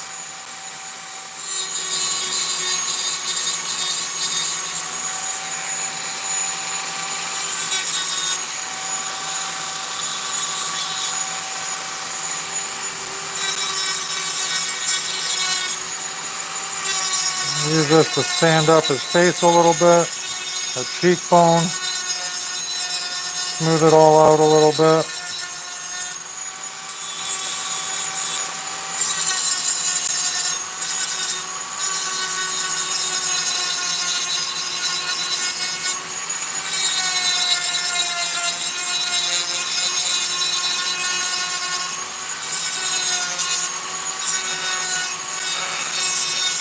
Knock down that little line right there a little bit.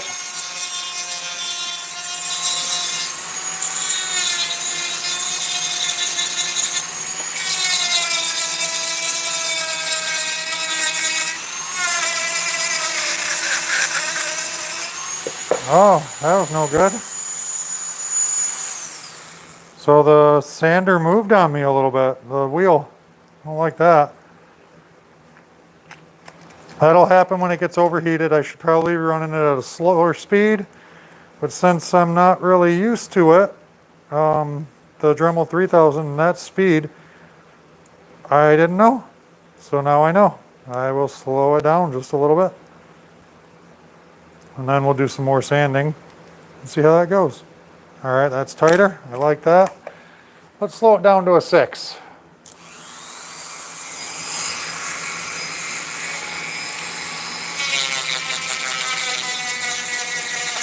That didn't work either. All right, it pulled right off on me again. I'm going to use my, instead of the spanner wrench, I'm going to use my little screwdriver that I carry for mine, because it's a little Phillips head and it generally works really good to get that tight. That's about as tight as it's going to get, so hopefully I don't need to make it any tighter. Let's see.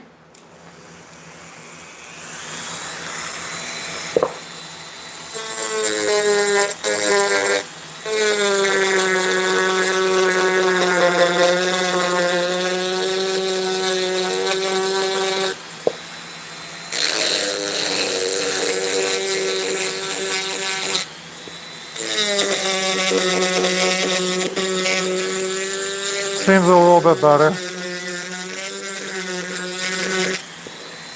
Does seem a little bit better.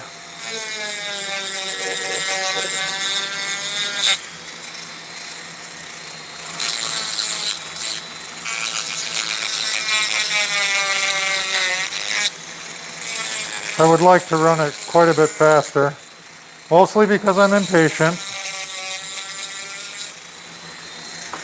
Just running around cleaning up a bunch of the fuzzies.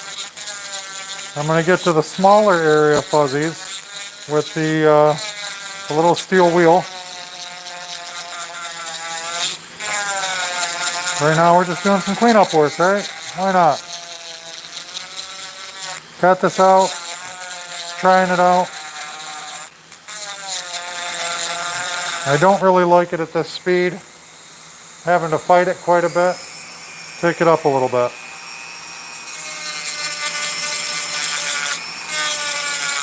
I'm not applying a lot of pressure. And speed creates friction, so you got to be aware of it. Like I said, not a lot of pressure.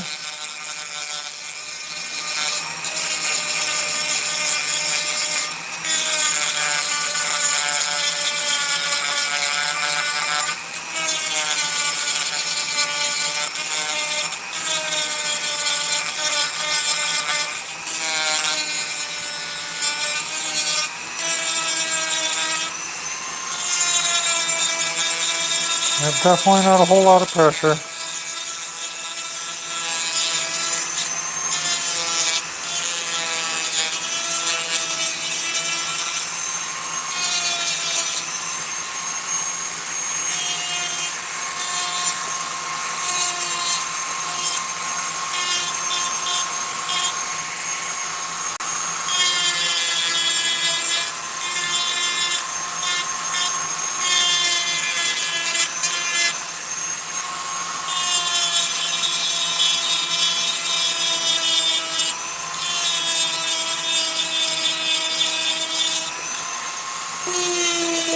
Getting that cheekbone pronounced away from the nose.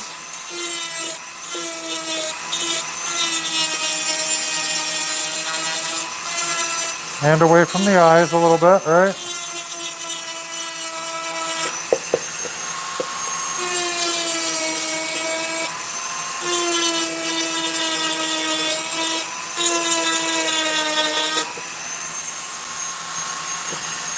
Just getting it pronounced way away. Trying to even it out a little bit with the other side. Trying to get that same look as much as possible. I'm really not taking my time too much on this part. Not because it doesn't deserve it, just because I don't want to. I'm rushing through that a little bit.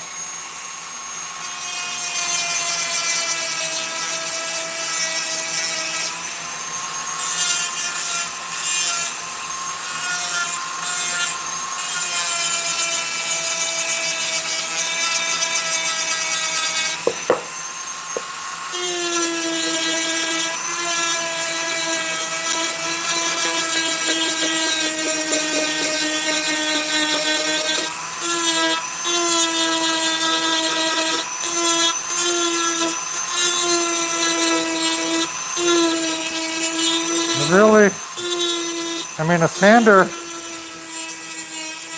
it's very slow, but your ability to get some of these details in there and some of the look that you want with a sander is actually pretty good. It's very patient work when you're doing it with a sander. but you can get a lot of look with it.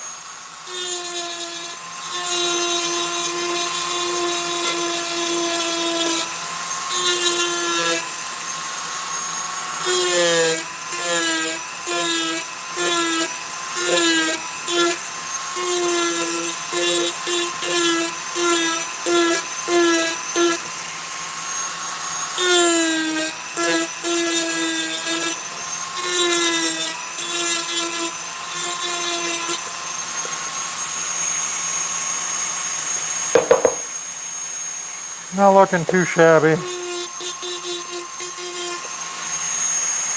Not so horrible.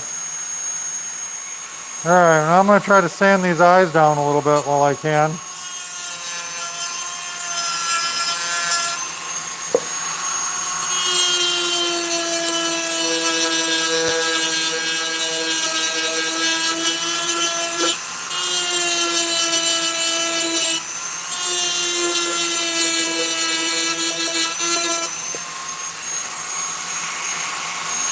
I'm only going to try to get to where I can get to. I'm not fighting it. I'm not going to force it. I'm trying to only get right up to the lines that I've already done. I'm not trying to exceed them. I'm doing a bulk removal and rounding out these eyes. Since the eyes are something important, I want to take my time on it.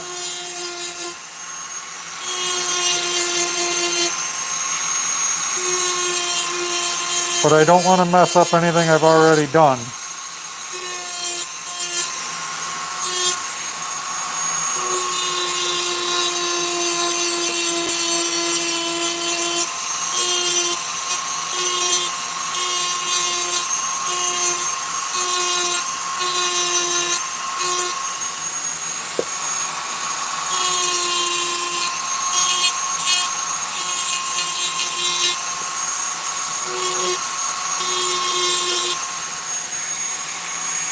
This way I'm going to make it to where he's not bug-eyed. I'm still going to be able to get some undercuts in.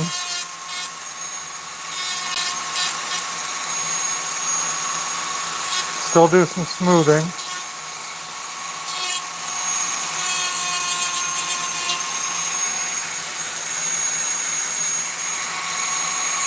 Alright, your eyeball shouldn't stick out super far. So that's what we're trying to avoid, is having those eyeballs bugging out of his head.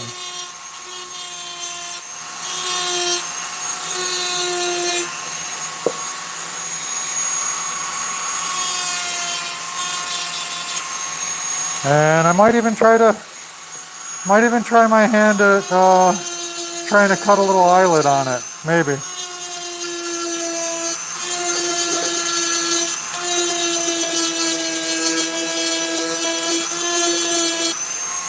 It's definitely not a bad idea to practice, and since this is a practice piece, you know, I mean, now's the time to do it if you can work it in there.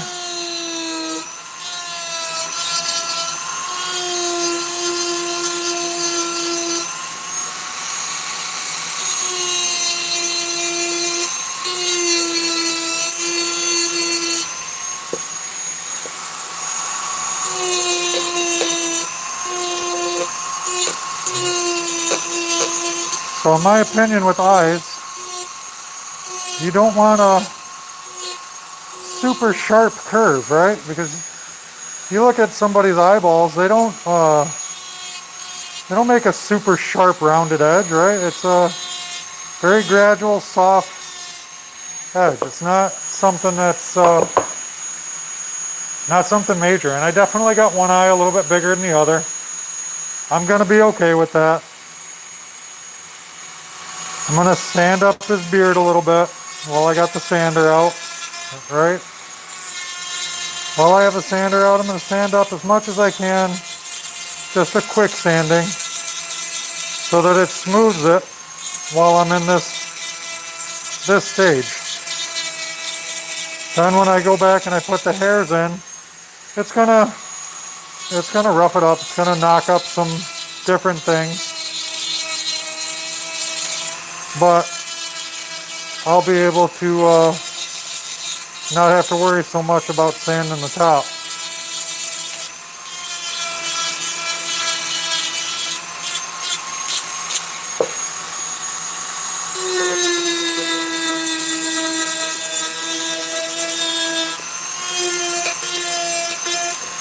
So like I said, you get one tool out, try to work with that tool as much as possible until you're done. And if you have to pull the tool back out, so what? Who cares? It doesn't take that long to switch it. But if you need to switch it, you can and move on.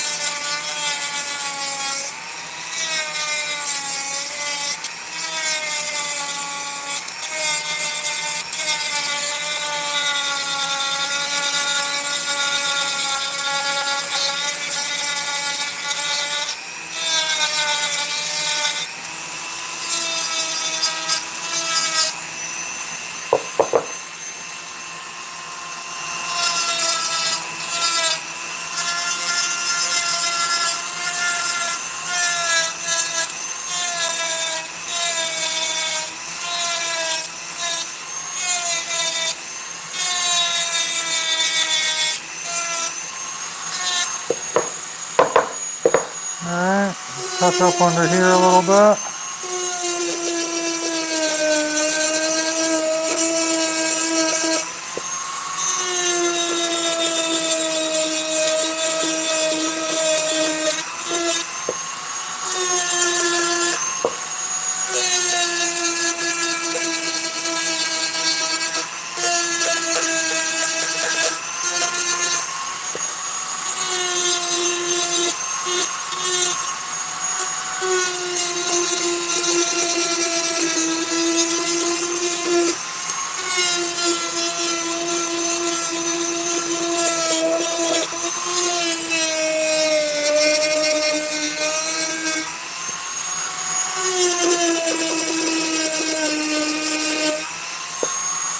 So a lot of times when I do a carving, there's certain aspects that I like much better than the previous aspect of my, carving prior to. And right now, I think I like his chin and the way I got the lower half of his mouth. I like it. I think it looks good for right now.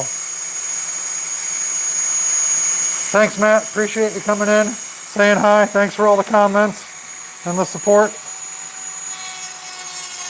Hope you enjoy your dinner, bud.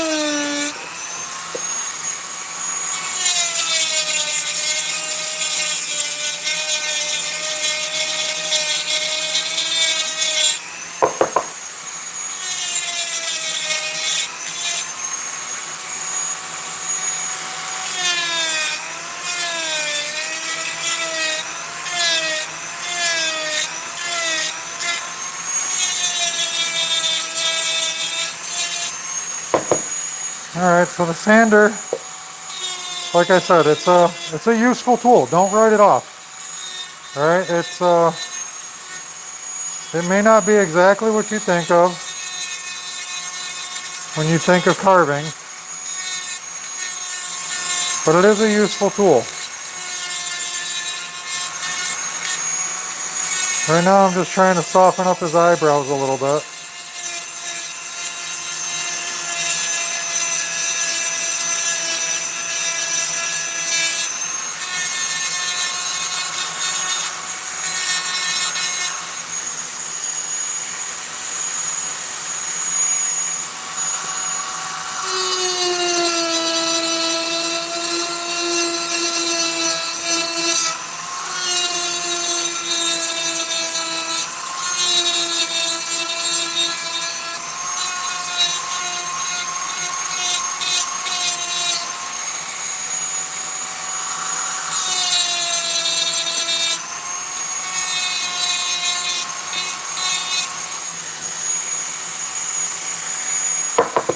All right, that's not too bad, I don't think. All right, let's play with some of these diamond burrs a little bit. Let's see how these go. I know they're gonna burn a little bit. I'm well aware of that. Oh yeah, let me sand off his forehead real quick. Take that down a little bit.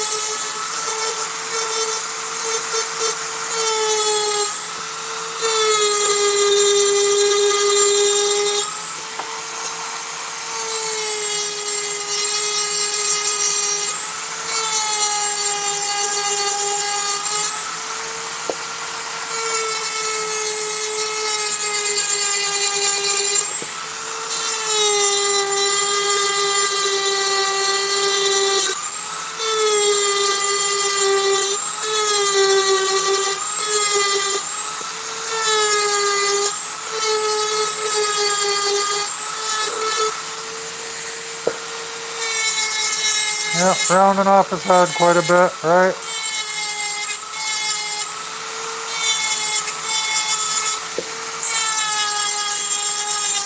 Don't want him looking like he's got a bunch of flat spots in his head.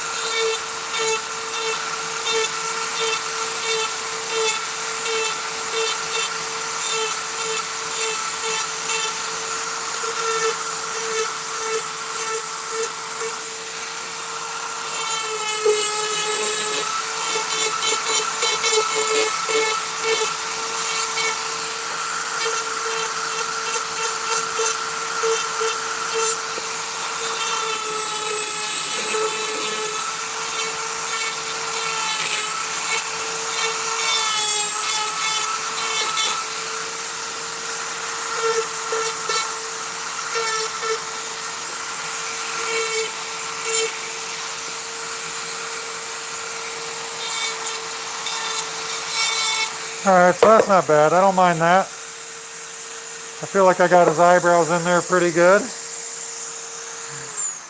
Like I'm pretty happy with that eyebrows wise. I think that was half decent.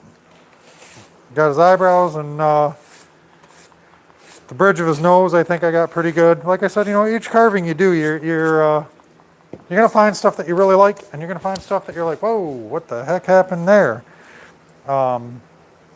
This is one where I really like the way I got the bridge of his nose, and I like the arch that I got on his eyebrows, and so now I got to go in with those diamond tools, and I got to try to cut and burn and see what I get out of that.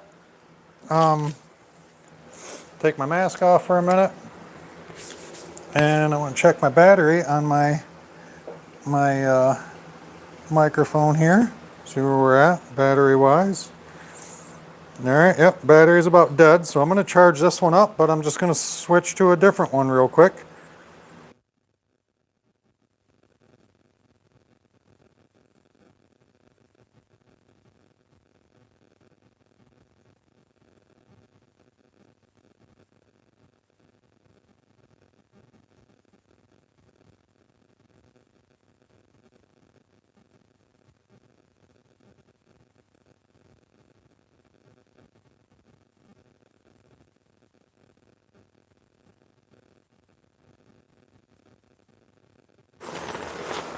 And I think I should be back on. Maybe, maybe not. Looks like I might have to charge something up there.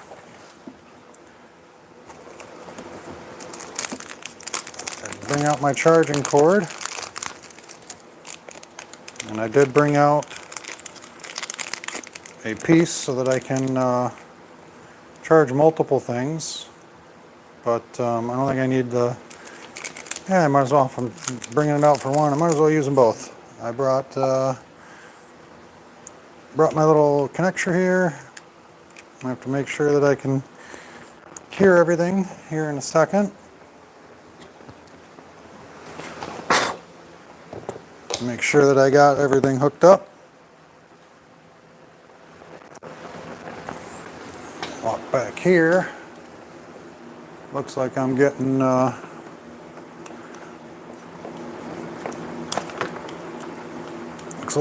green light. I don't know if that's a good or a bad thing. My mic over here, my little mic setup thing. Not actually a mic, it's the receiver. Plug that in, make sure that that stays good and charged. And hook this guy up. Let this guy take his charge.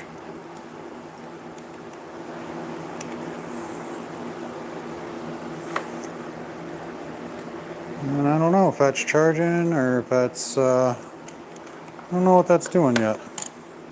I don't know if that's hooked up or not. We're going to have to see. I'm going to have to turn on the volume on the iPad here, or the tablet I mean. All right, good, we're good. I can hear it, we're good. I can hear myself. So we're back in business. Lavalier mic I bought was a good purchase, I think. I like it. Appreciate all the stuff that it's going to add for me.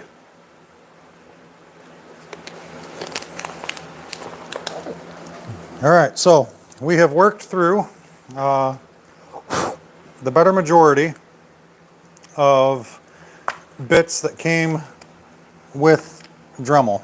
Last one we're going to do, I think, not the last one. I forgot about this little guy. I'm going to try and cut some beard hairs with this guy. Their quick lock system.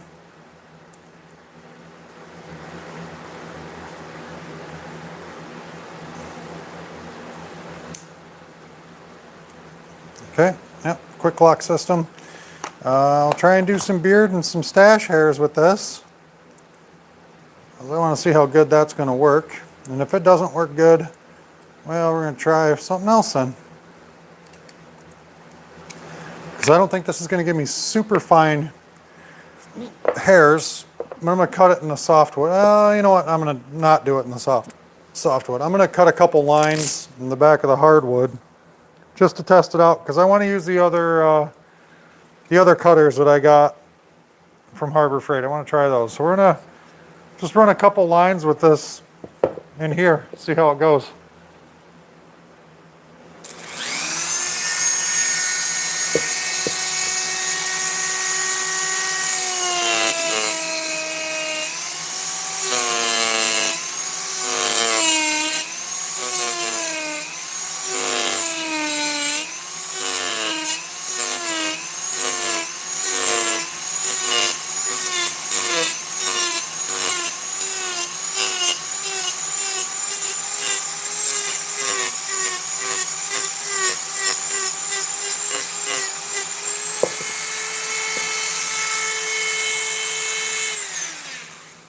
All right, so I'm glad I didn't go directly with that into the hairs, right? I mean, it does a great job. It cuts really, really well. I like the way that that cut that.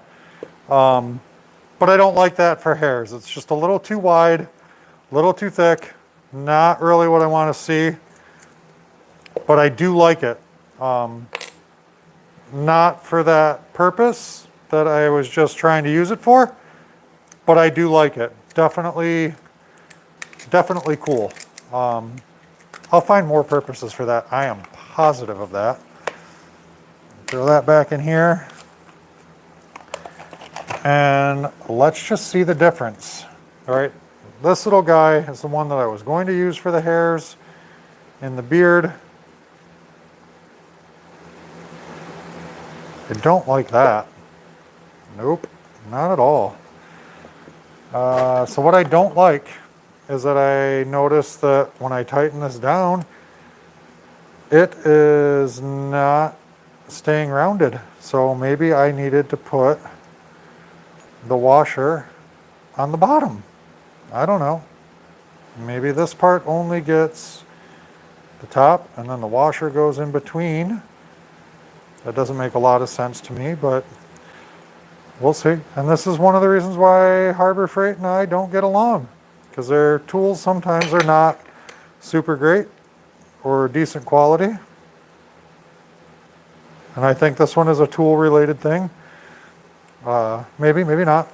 Well, we'll see how it runs, but it is definitely not squared up, which is not great. Maybe it squares itself a little better when it's running full bore. I don't know. I don't think it will, but let's try and cut some hairs with her. Let's see how that looks. So as I said, this it's just not squared up. I'm trying to get it at a decent angle. There we go. You can kind of see how it's not staying true, but it should be a pretty fine cut. So we're going to give it a go. It definitely runs on an angle. Let's see this for hairs.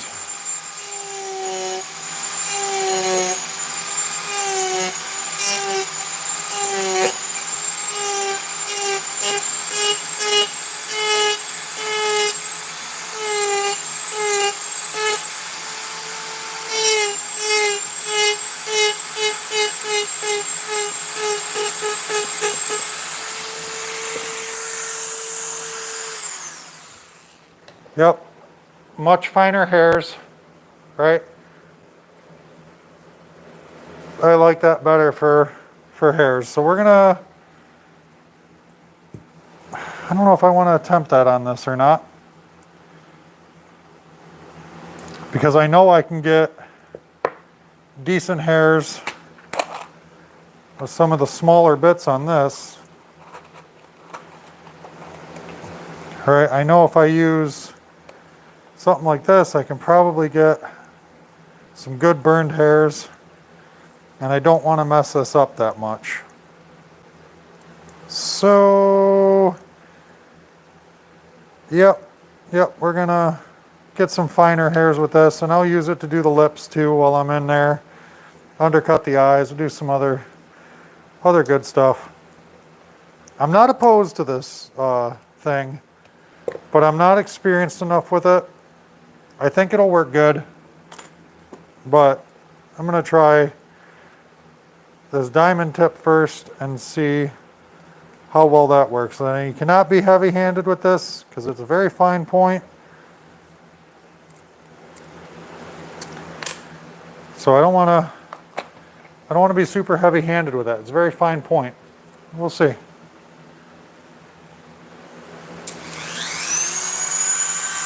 We'll see how it does on this.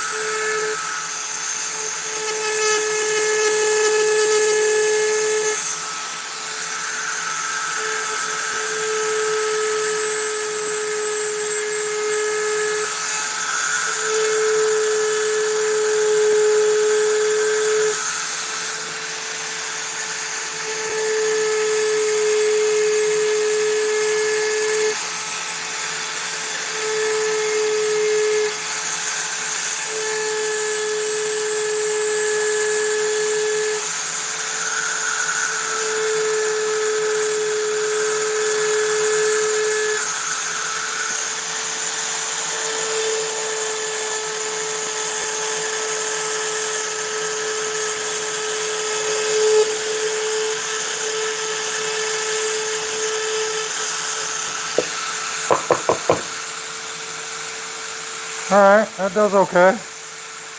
Was able to put my initials in it. I gotta do some sanding on this still, but might as well throw my initials in this. Put them on the bottom. See how it goes through the end grain.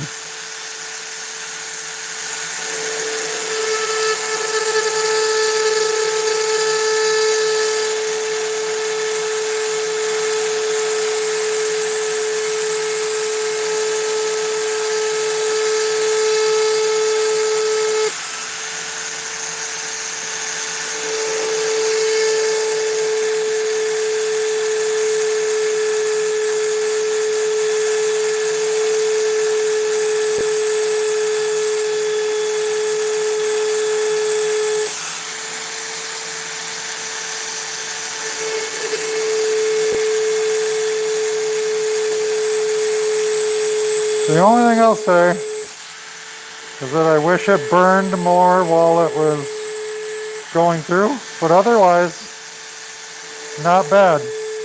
Very impressive for Harbor Freight cheapy tools.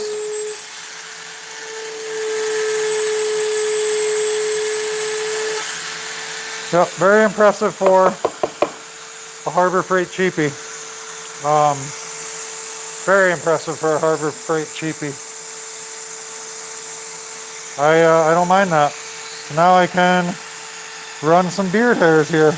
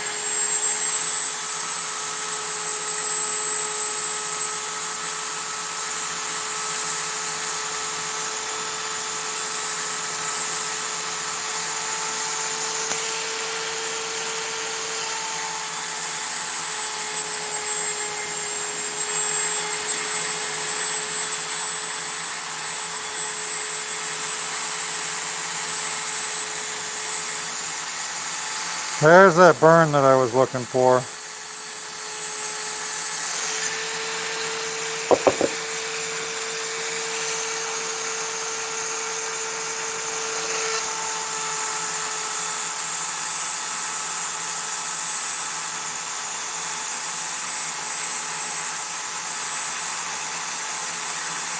Yep, there's that burn. I like that.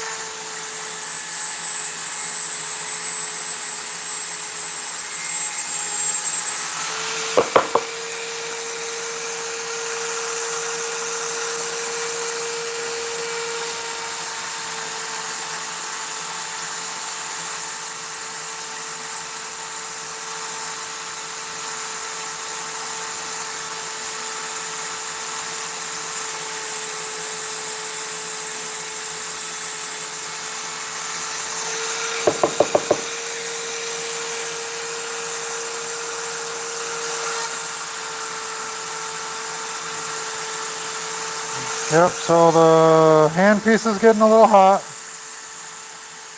It is working a little harder. But I do like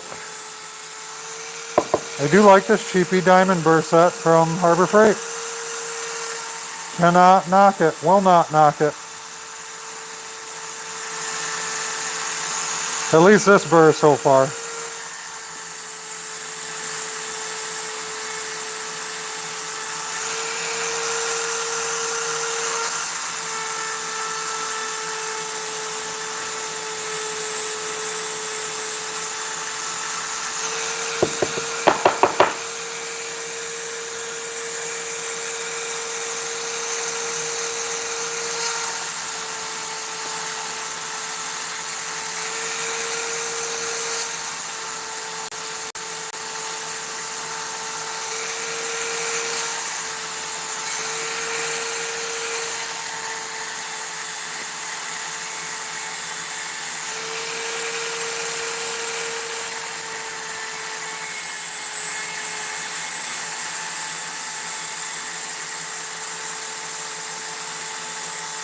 And I do like that it's burning as it goes. That was one of the things I was hoping for.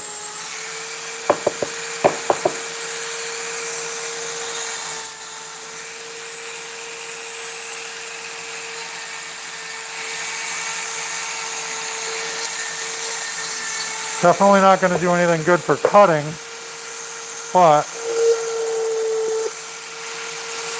for everything else that I've been requiring it, not bad.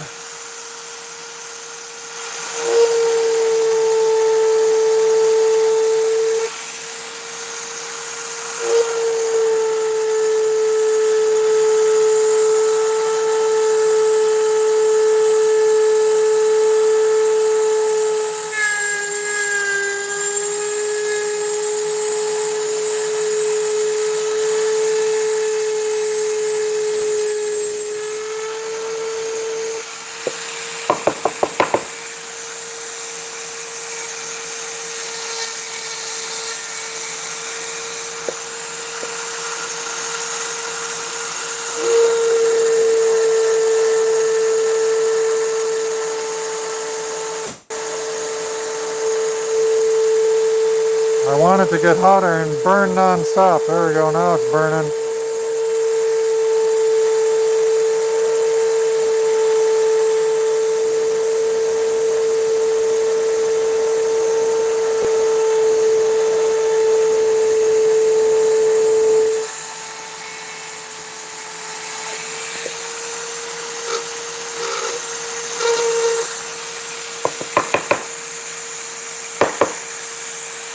Yeah, I kind of like that. Good.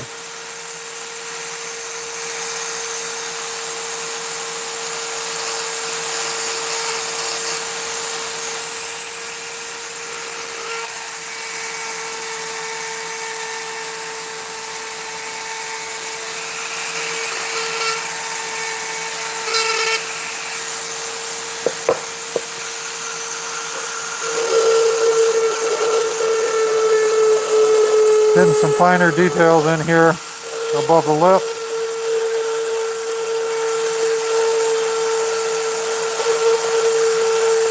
I like it right now, it's not burning, it's got some open air. And I can still drop a couple of mustache hairs into that area.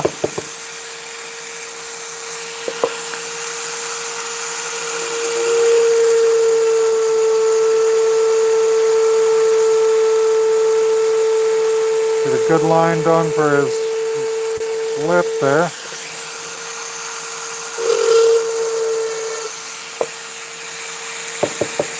I like that.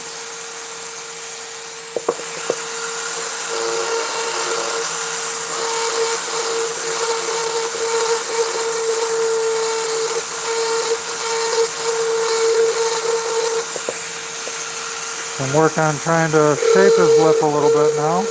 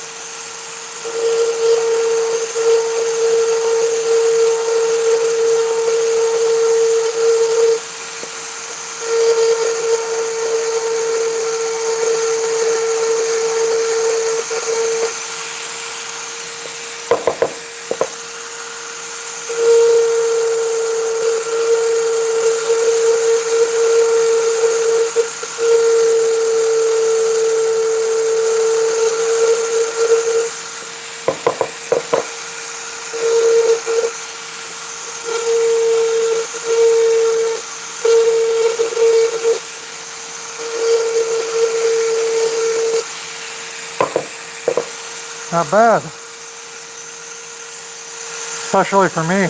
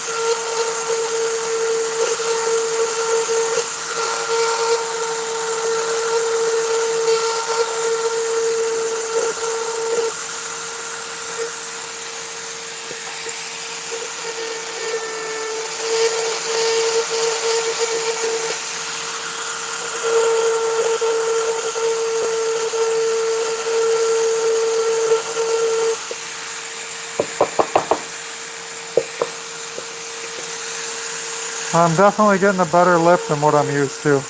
I like that.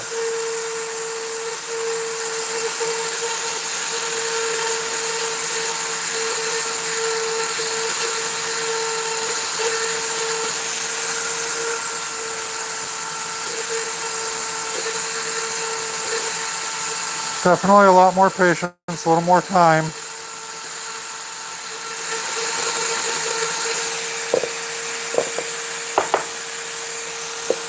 But definitely a better lip too.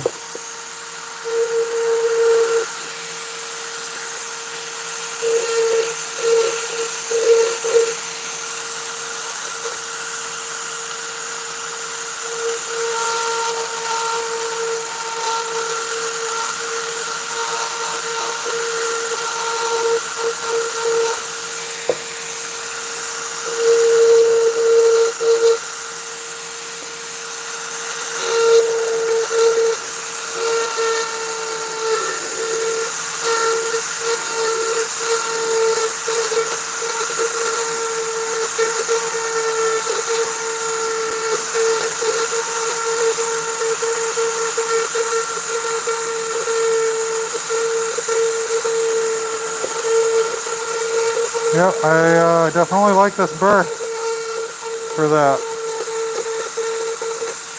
Not really a quote-unquote game changer, but definitely easy to work with. Definitely makes doing that lip a hell of a lot easier.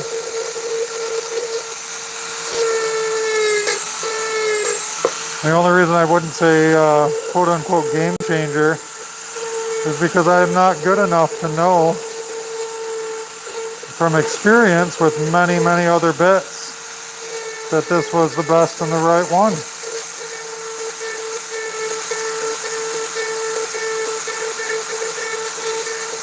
But I tell you what, I am good enough to know that I like it and that it worked well for me.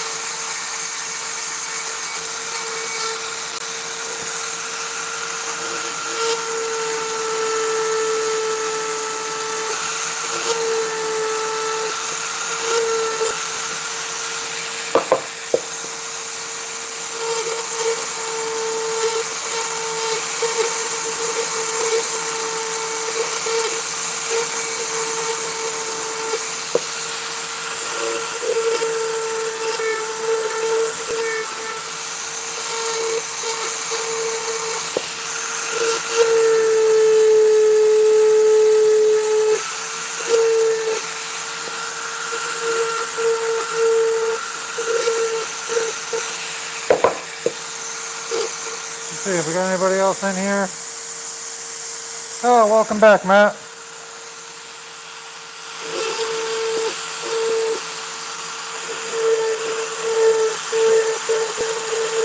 Yeah, I really like how this bit is burning it quite nicely, actually.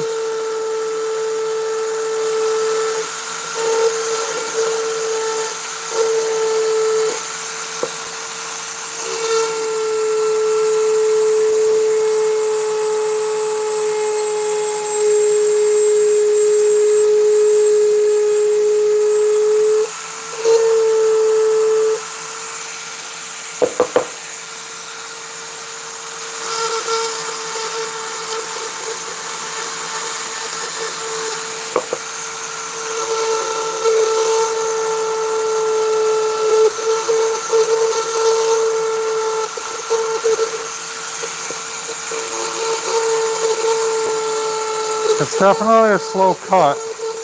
That's okay, but it's definitely providing that burn that's needed. Just enough to give you that little highlight slash outline.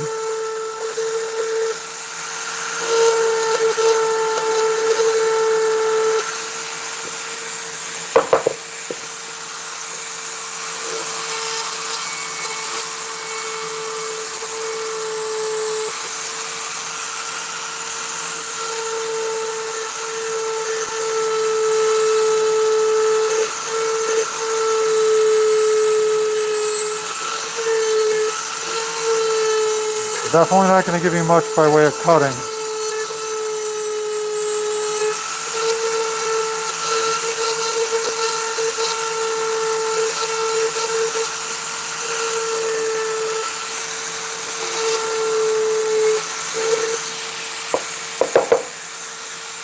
But definitely good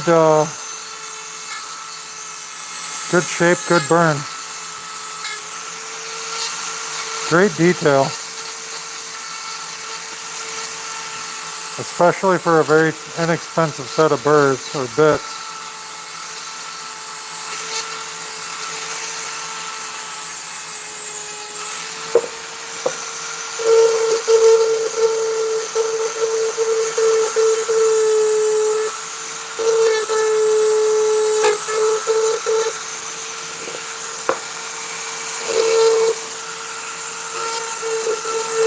Surprisingly, a lot more durable than I thought it was going to be too. I thought it was going to be a very delicate burr, and it's actually been pretty good, not requiring a super gentle touch.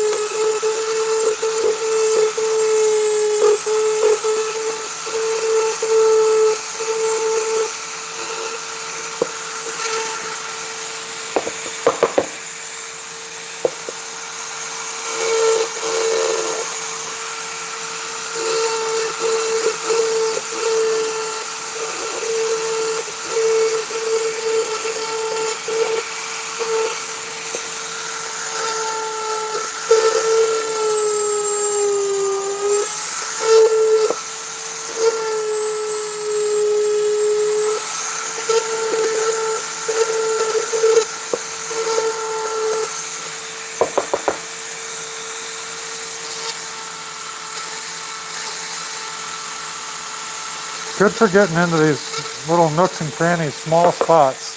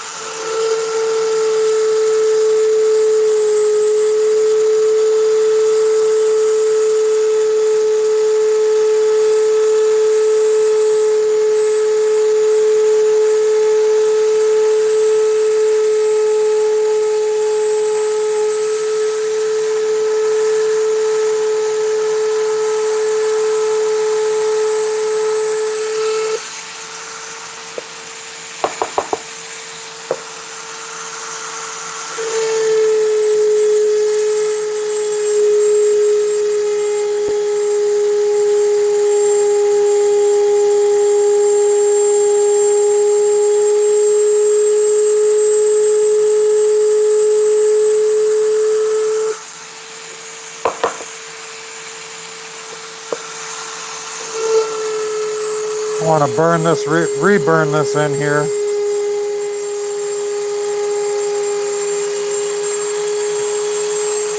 I'm going to try a different burr to round these eyeballs out.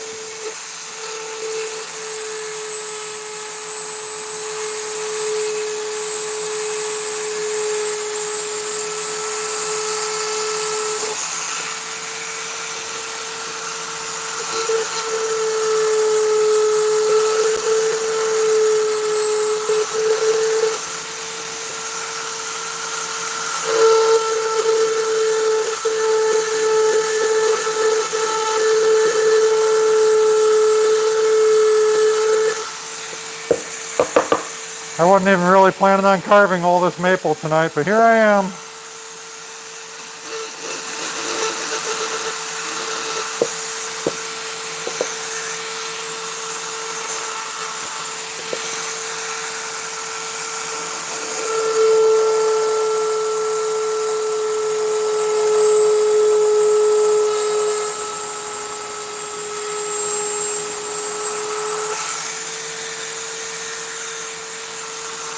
I'm just trying to get them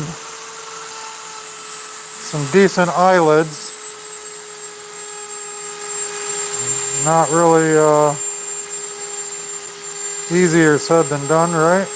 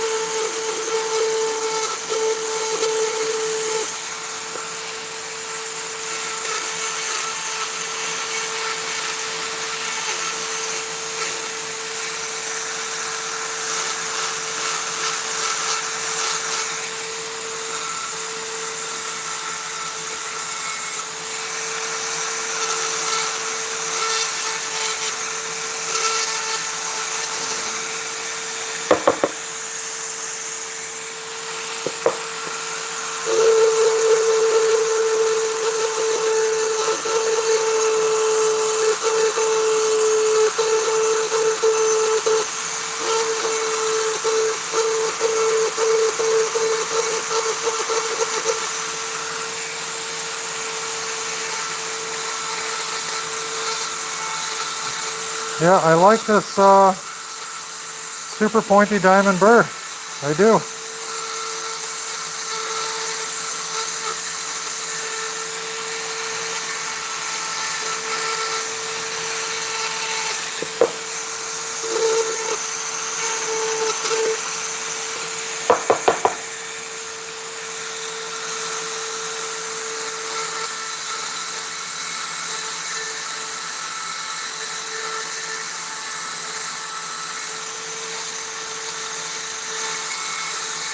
Just trying to get into these corners and rougher spots. And then I'm going to switch to a different burr to help round out these eyes a little better, smooth them out.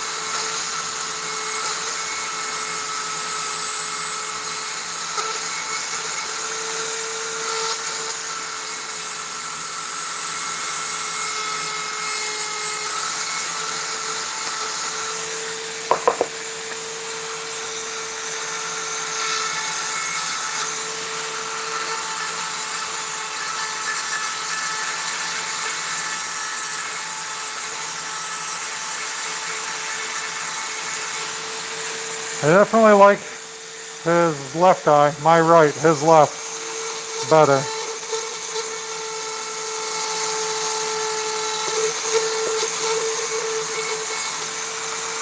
I'm definitely not as fast as what I need to be.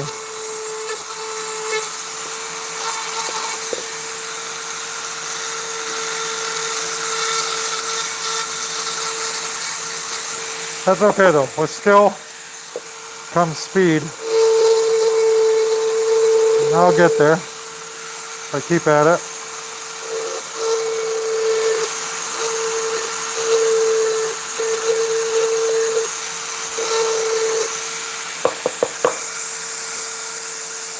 Hey, what's up, Deuce? Long time no see, dude.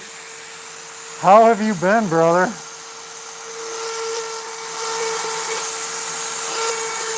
For anybody looking and watching, Deuce and I used to game together on Battlefield 4 on PS4 and PS3 with the Hated Ones. That was our clan. We ran with them for a long time and had a lot of fun playing Battlefield. I haven't seen you on Facebook or anything, man. You've been, you kind of dropped out.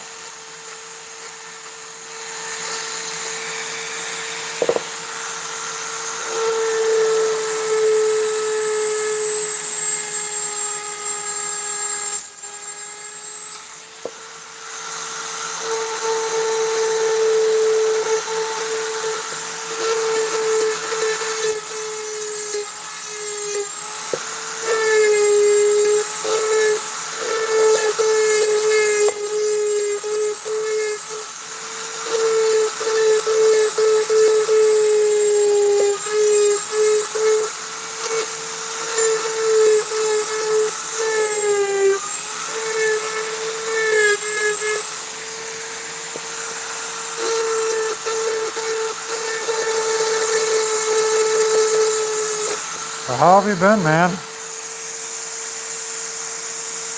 Are you not gaming anymore at all? You give it up? I game very seldomly and not at the level that I used to.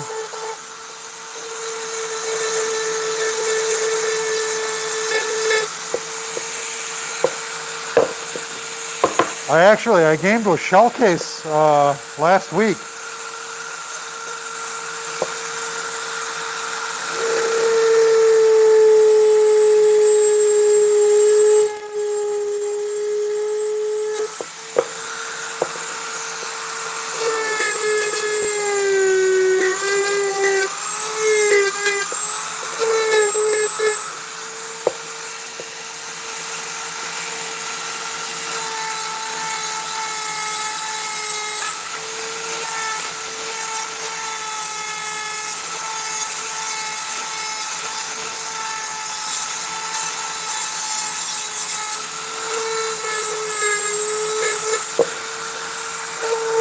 Yeah, I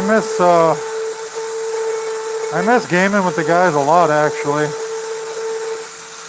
I do not have any immediate plans for buying a PS5.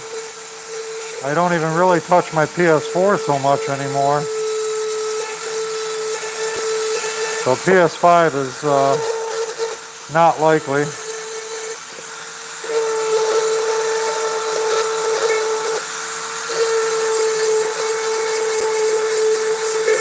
But I still talk to a couple of the people.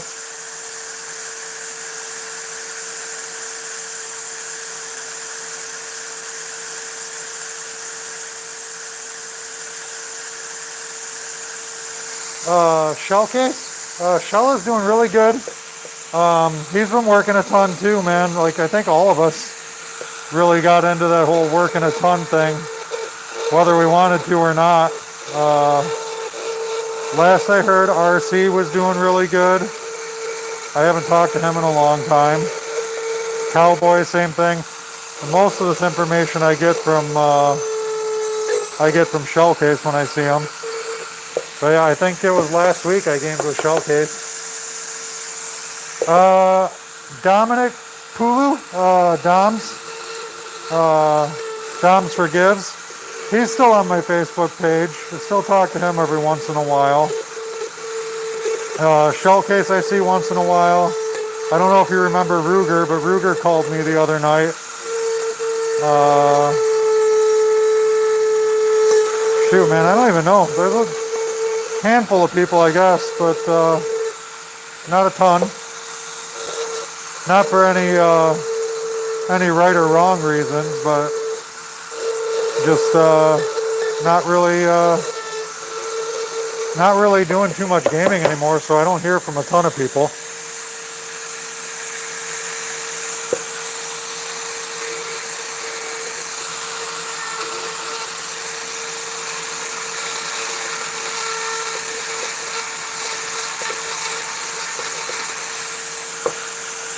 Alright, I guess I can draw in some more beard hairs now.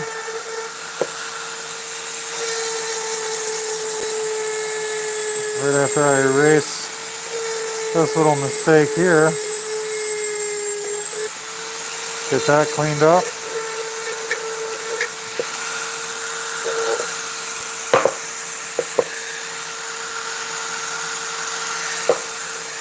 Yeah, we'll use a different bit for getting into that nose.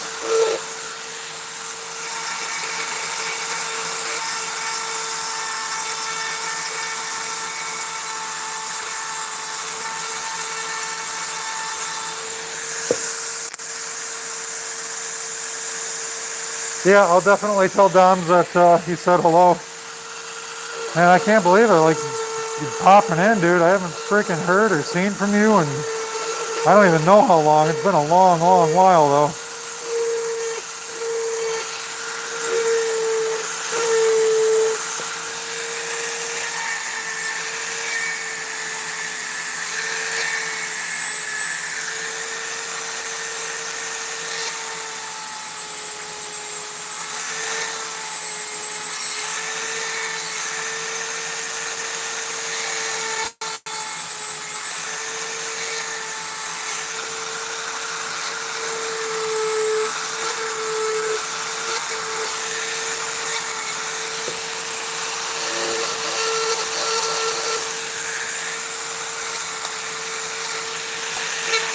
Yeah, I started getting into woodworking and wood carving, and gaming just fell off, man.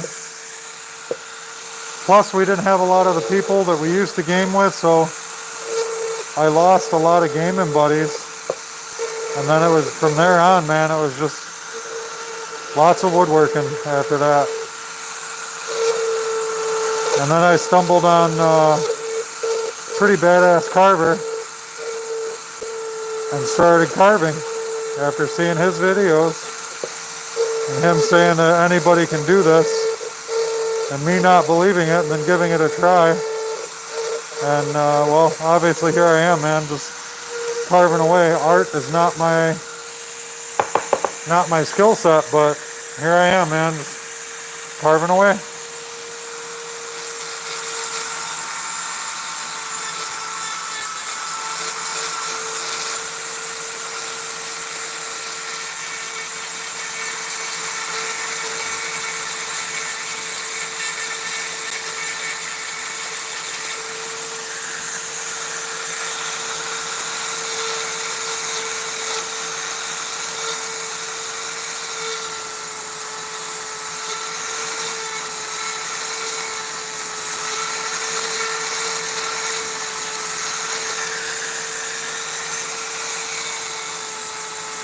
Yeah, I never would have imagined that I would be even at this type of a beginner level on carvings, but here I am, man, just carving it out, dude.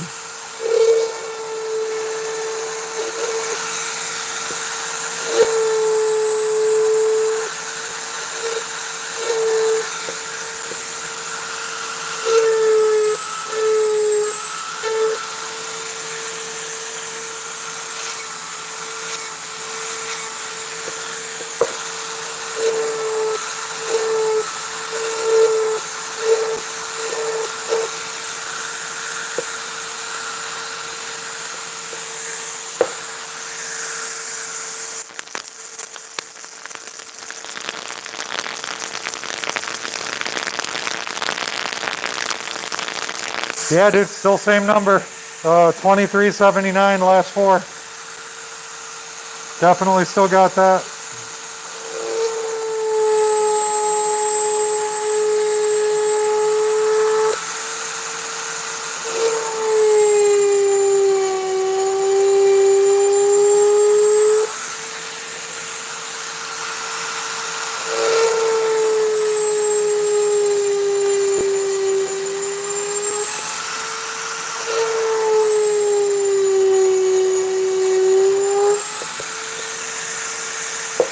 Yeah, the wood carving I just do for fun because, well, it's kind of relaxing and just chill out and do it, right?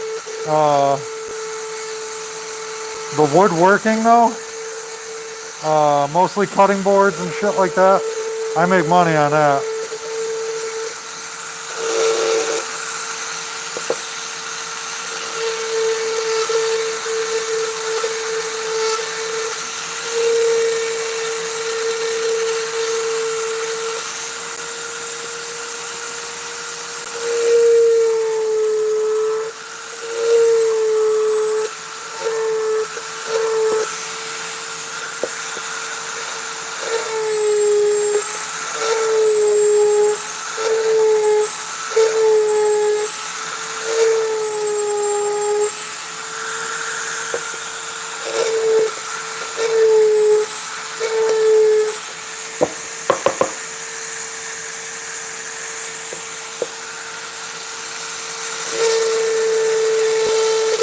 So you got your Class A, started driving a truck.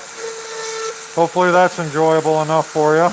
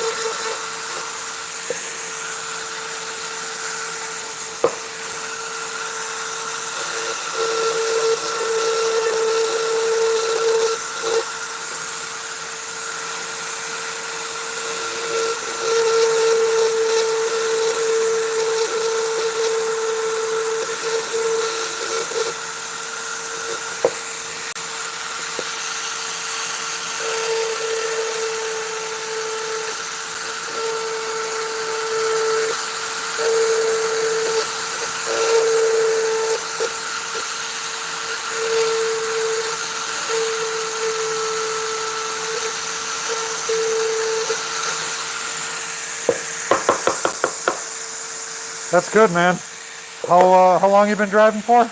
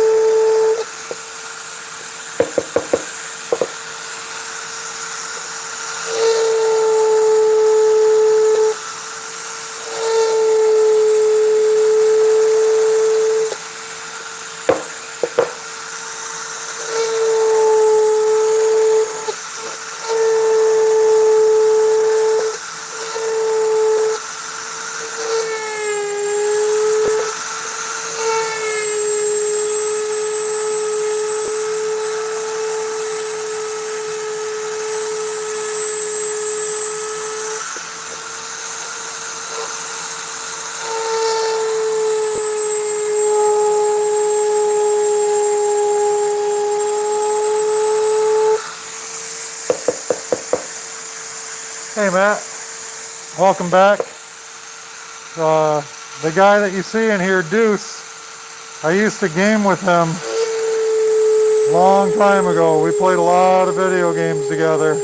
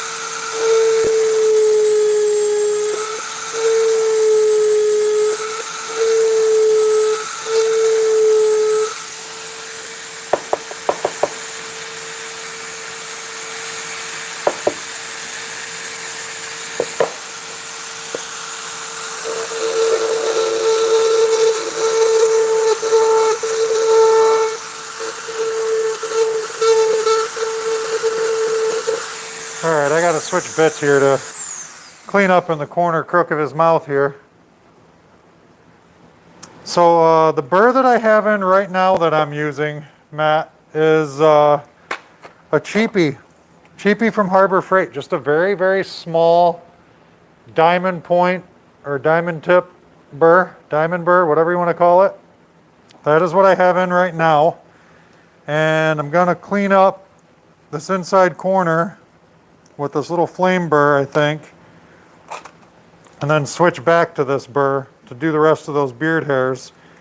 I'm actually really, really impressed and surprised with these diamond burrs. 50 pieces came in with it, and it was, I don't know, it might have been 20 bucks, whatever it was. It wasn't expensive.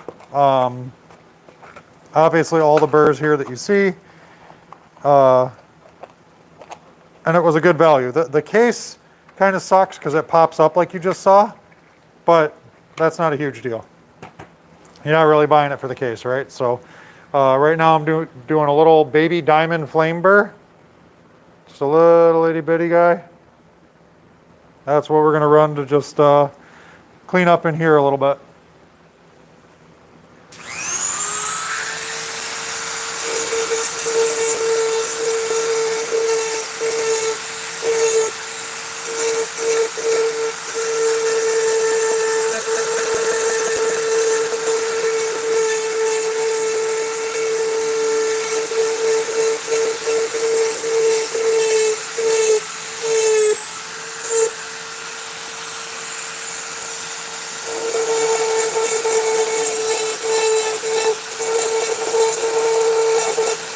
Yeah, I just wanted this one just to clean up what I needed it to clean here. Because I knew once I got into this, I wasn't going to be able to get it cleaned up with anything else. So I'm really kind of digging it, the way these burrs are helping me out with that.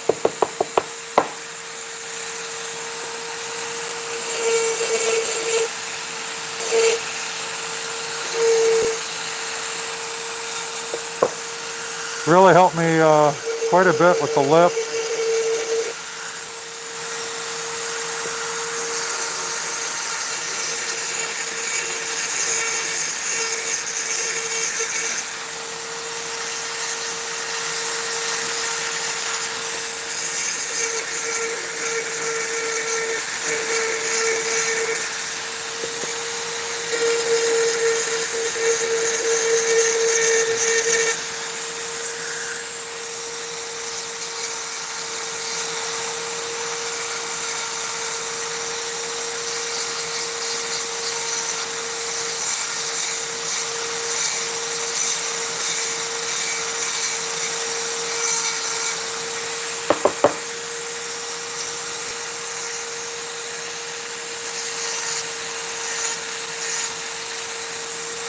That's probably one of my best mouths that I've done, to be honest with you.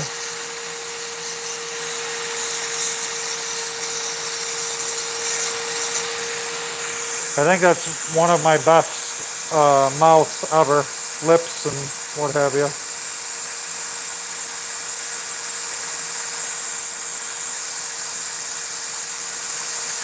Not perfect, but perfect enough for me, I guess.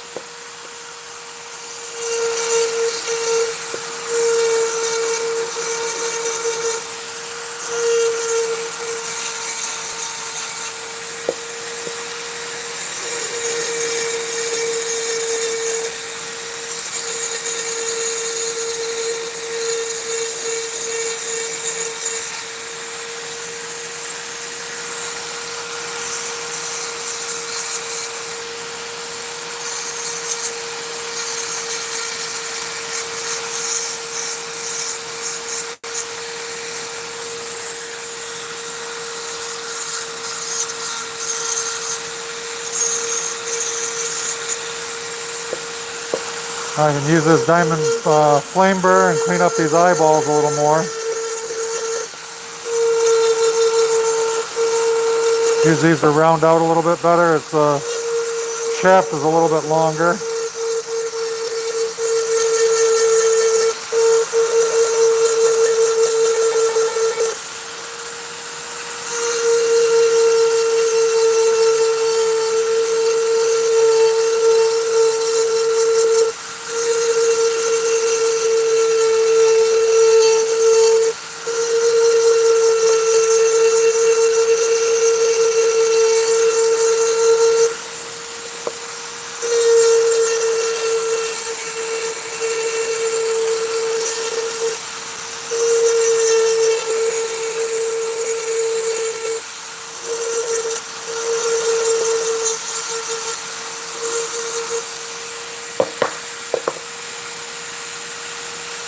Yeah, I like how this is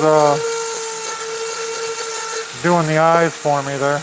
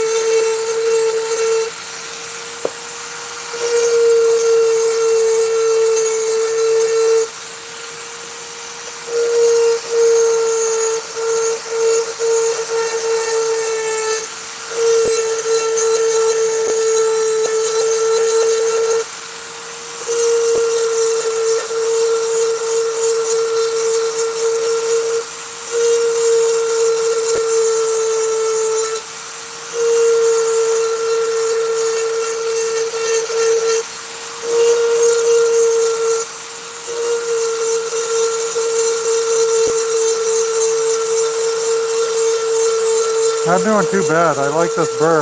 I like this whole set really, and that's pretty surprising for me because I generally really am not a big fan of Harbor Freight and anything that they have to offer. They have a couple of tools that are okay, and this is probably on the list of the okay. It's definitely on the list of okay, but it's on the list of actually surprises me. I thought these burrs would be kind of weak and not great and be prone to bending and breaking and just being very cheap and crappy. But they're doing okay. I mean, they're really doing their job pretty good.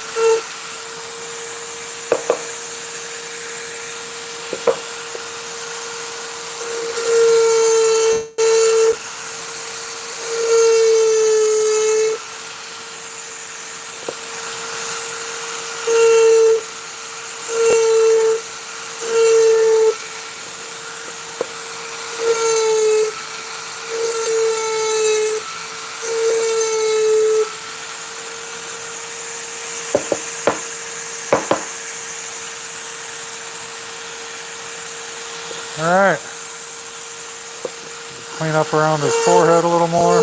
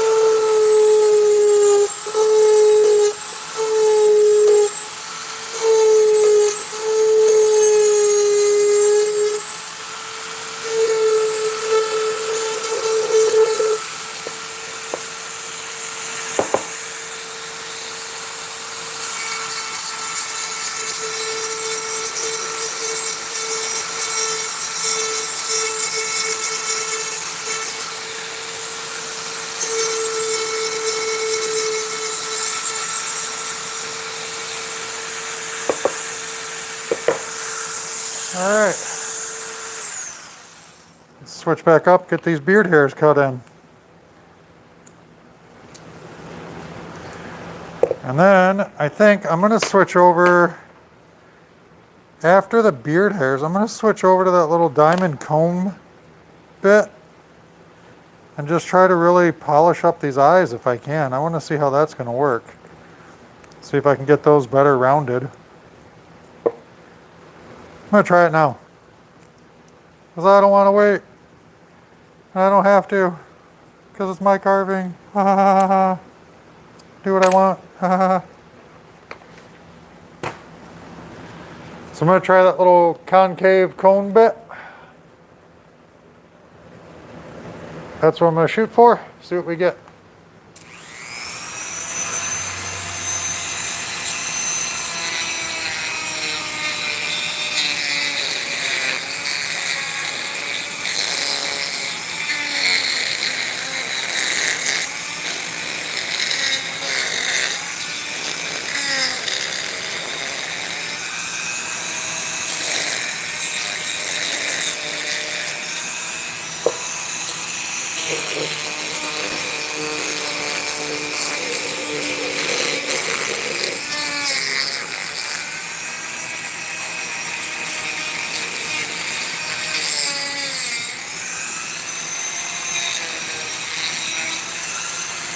So that kind of works okay, as long as you can get your hand right.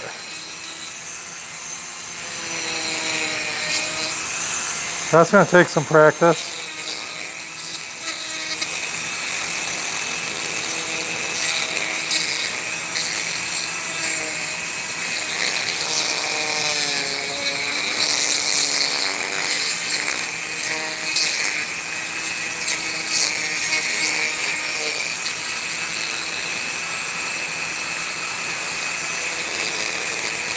So if you move slow,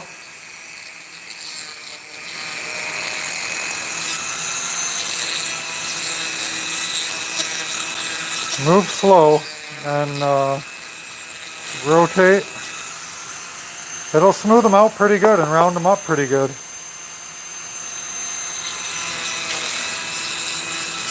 It would also do the undercuts for you simultaneously.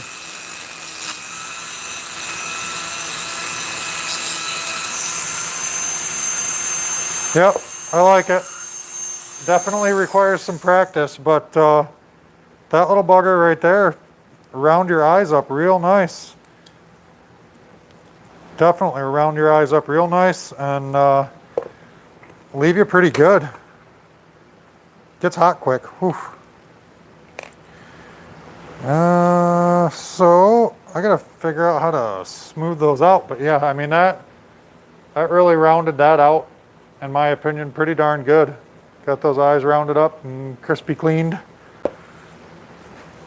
All right, well, I think about how I'm gonna get those eyes sanded in. I'll load this bit back up so I can do the remainder of the beard hair.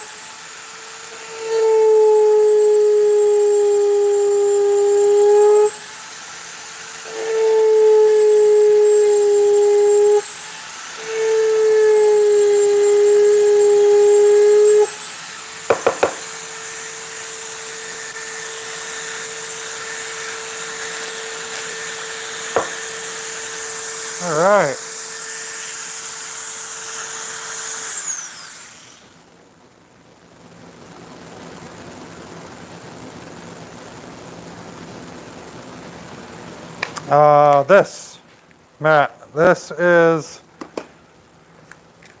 a wood cutting wheel.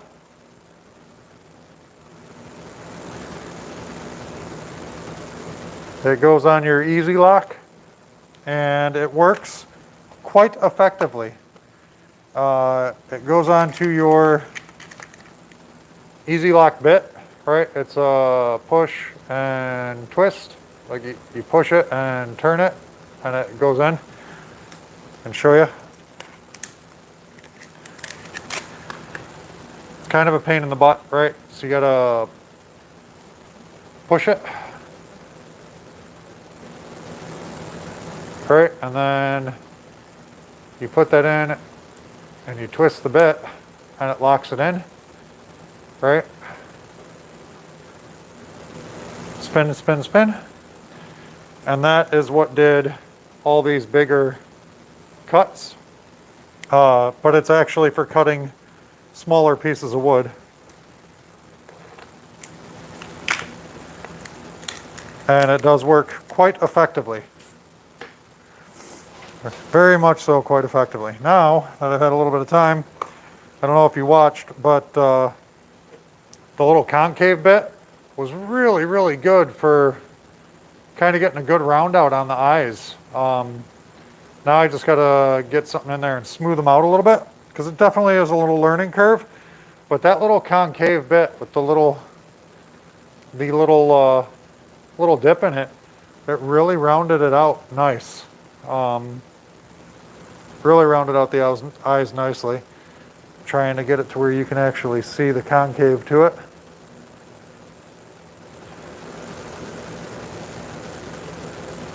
Anyways, you get the idea. It did round it out quite nicely. Now I just got to get a bit in there to do some smoothing right after I take a drink of water. I'm almost done with this this wood spirit, I think. It's one of my better wood spirits. Of course, it damn well should be. It took me forever to do it. But, you know, whatever. It's fun. Fun to learn. I'm going to try this larger taper bit maybe to get in there and kind of cone and clean. Probably not the best one.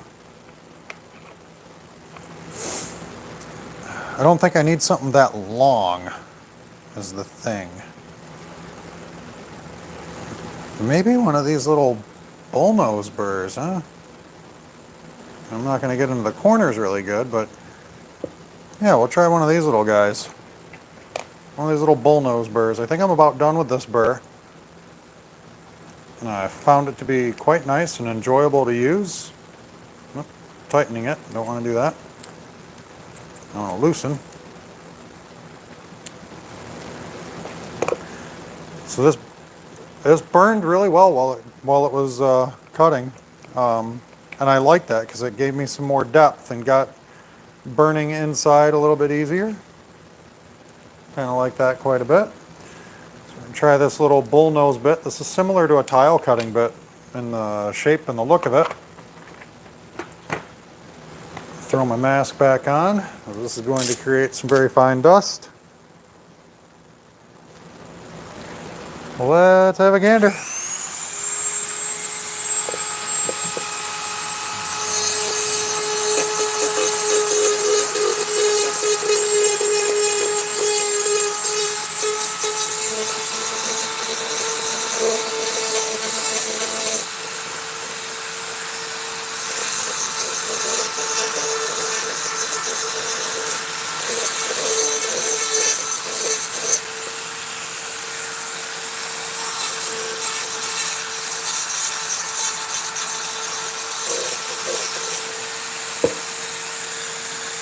Just using this to try to kind of clean up some of the marks.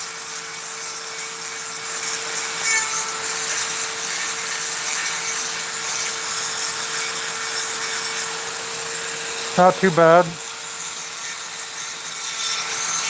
Like I said, just trying to clean up some of the marks left behind from that concave bit. I know it's going to be a pain in the butt to get anything in there sanding wise.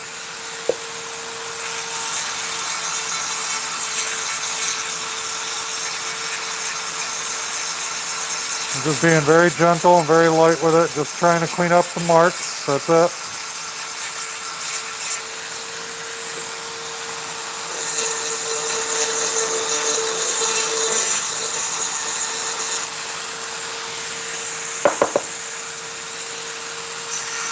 Yeah, just a little light cleanup, nothing more.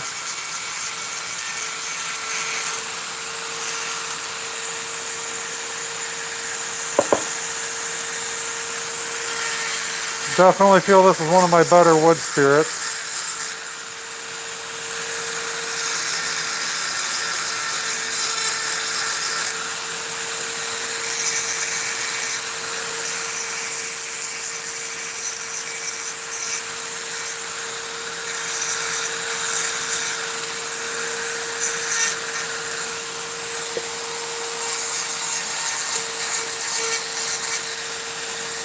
Just trying to clean up some stuff here.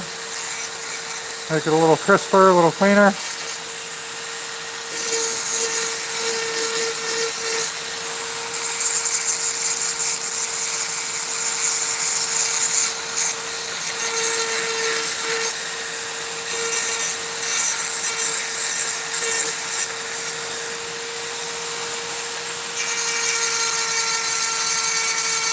It really doesn't remove much very fast, which is fine. I didn't want it to remove a ton fast.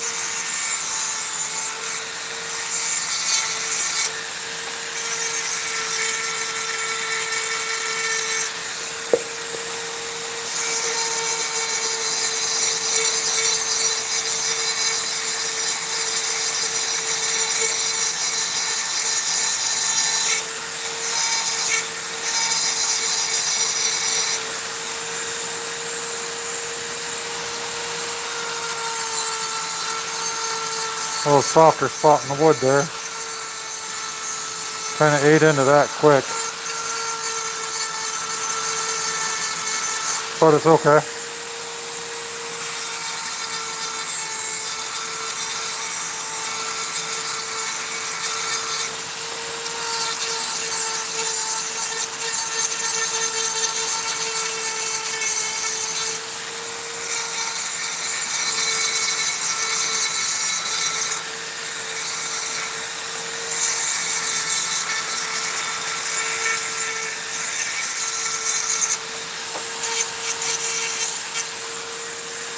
Yeah, overall not bad. Not bad overall. Had some fun with these burrs here tonight.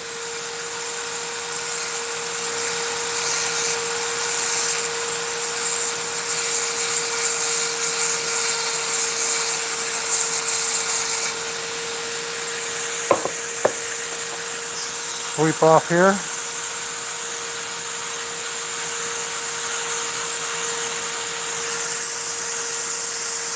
Not too shabby.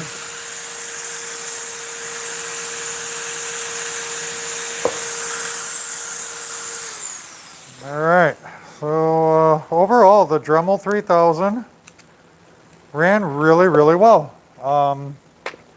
Like I said, if you are a beginner carver and you're watching this and you're just kind of curious, like, what do I need to get started? If you stumble across an inexpensive Dremel 3000, snap it up.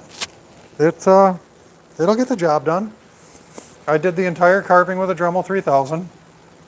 I won't necessarily say that I'm done, so I am gonna hit it with a flap sander and make sure that I get it cleaned up pretty nice. But really, I mean, overall, yeah, it was a pretty nice carve. I think I'm gonna add a couple of furrowed brow lines here, because why not? I mean, we're just playing, right? Just having a good time, playing around, doing some stuff, so why not add a couple furrowed brow lines, make them look a little angry. Make them look just a little bit angry. Why not add it in? Have a good one, Matt. Appreciate you coming in, brother. Yep, let's make this guy look a little angry.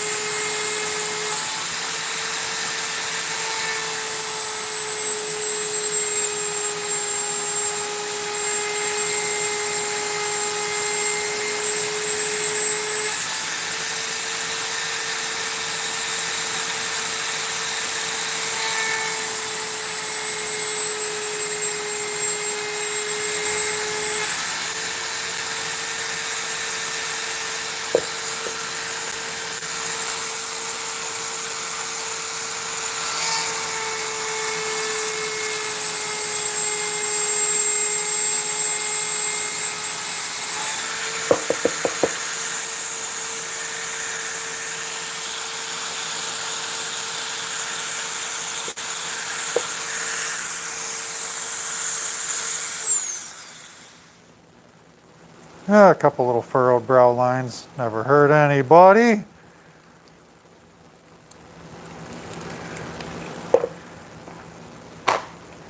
All right.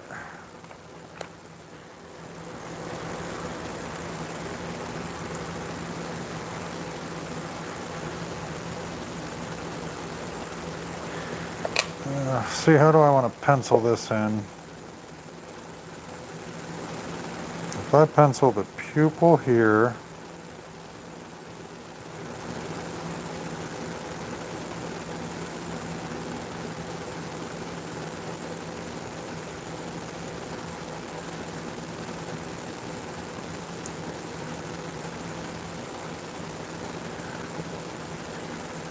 I pencil the pupil here. Nope, not the right spot.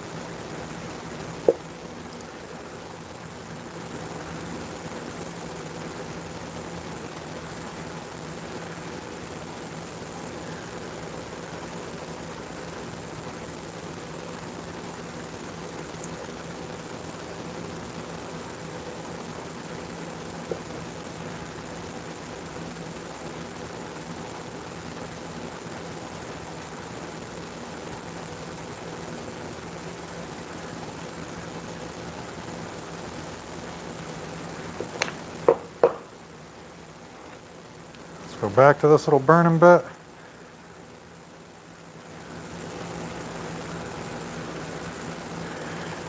Do a very gentle pupil outline. Which I generally don't do very good with eyes, so this is probably going to ruin it.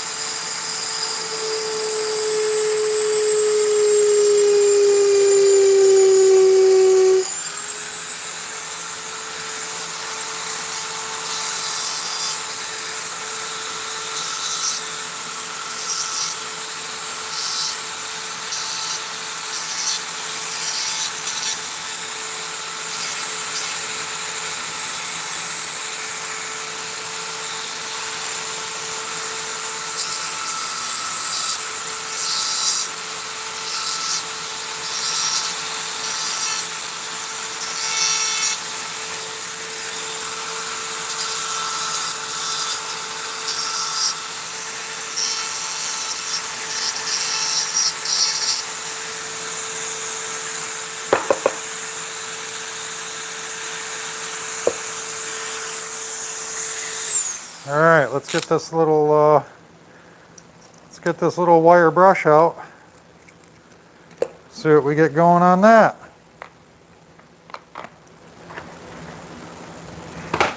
Got this little wire brush out here. See what we get.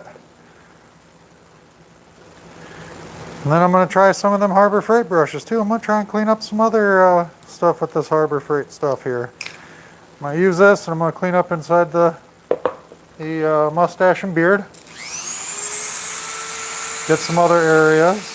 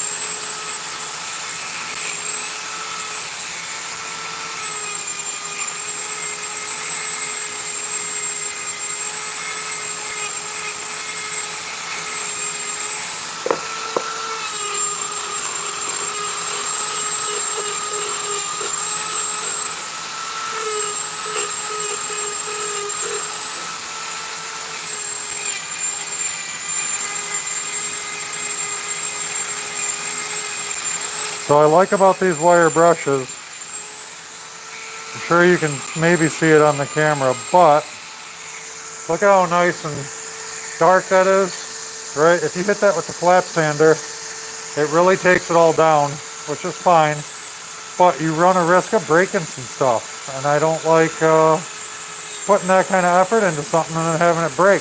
It happens, but you get a pretty high risk of it. And I'm just running over this very gently, giving it a very gentle touch, right? And I'm just cleaning up the fuzzy stuff. I'm not really sanding it or attempting to sand it, but this brush actually does a pretty good job with kind of cleaning it up even to that level where it is kind of sanding it in a way. Now, it's not similar in the sense of where it would clean it up to the point of sanding would normally be. Definitely is not that level. I'm gonna have to sand on that nose, which is fine. But what it does do is very gently scrub and clean.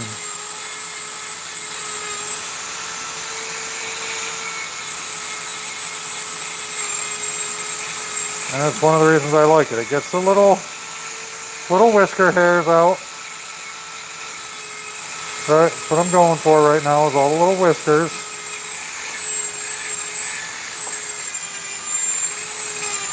Really helps to alleviate those and clean those up and get those out of there.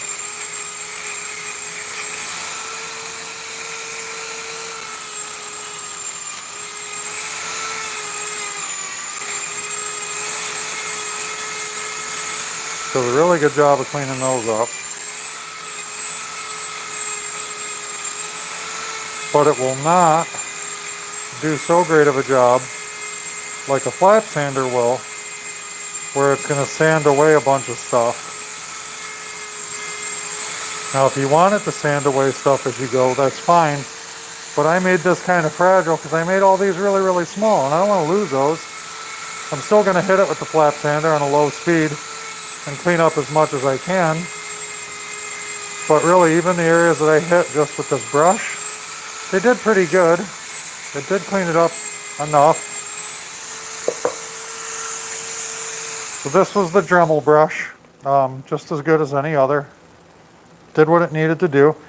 I'm gonna switch over to the Harbor Freight ones because I want to try some of these cone bits. Right? I want to see how like this one and this one do their jobs. That's what I want to see. So that's what I'm gonna see. I want to see if this gets in and it cleans some stuff up for me the way I like it. Now that's kind of weird. It like really opened it up. Yeah, I don't really like that so much. That really opened that up quite a bit. I probably shouldn't have had it spinning so fast. So let's try that on a lower speed.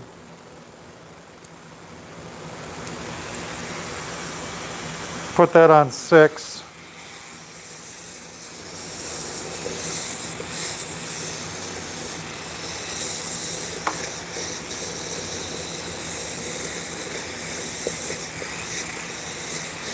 Yeah, it's not too bad, I guess. Like I said, I might have messed it up. I started it out on 6. It's probably the wrong thing to try for. Let's try this other already cone shape, and we'll start out on a slower speed because I think I might clean up the eyes better. That's what I'm hoping, maybe. We'll see.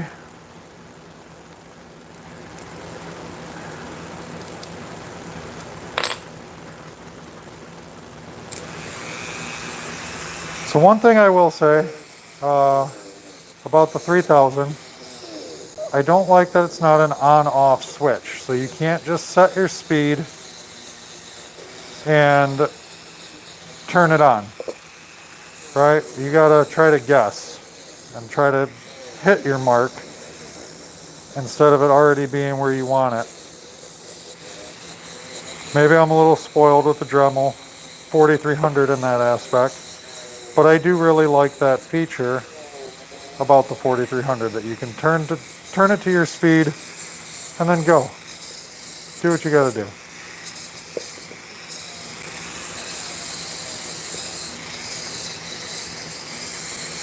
Yep, so this is kind of like brushing your teeth, really.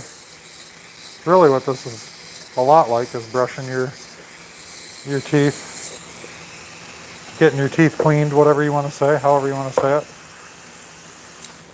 That was really kind of how that was. Yep, onto the Peter Blair sanding mandrel. All right, let's get that guy out here.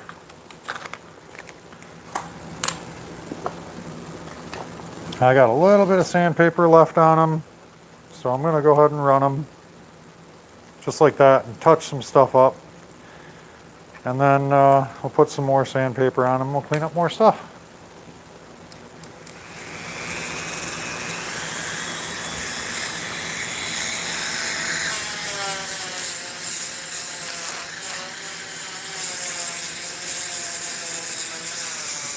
Running this because I want to smooth it all out.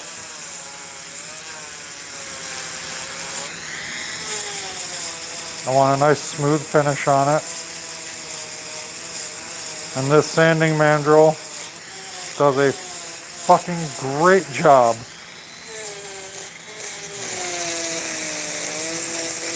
at getting into the tighter areas as well as the looser fitting areas. You want to call them looser fitting, whatever you'd like to call them.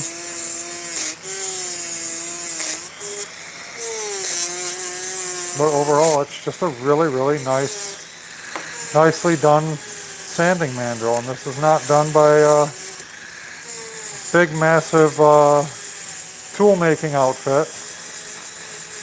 It's done by a local guy in Canada. Pretty much works in his garage type of thing. A tinkerer, if you will, but has some good experience with tools and lathes and different things. And he saw the opportunity to make something that worked really, really good. And he went after it. He made it, and here it is. It works really, really good. He has a couple different models that he went through before he settled on this.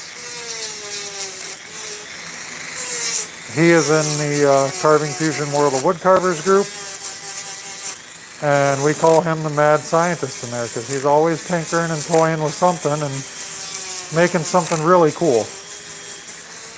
So he is our mad scientist. And again, just a really, really cool guy as far as what his abilities are.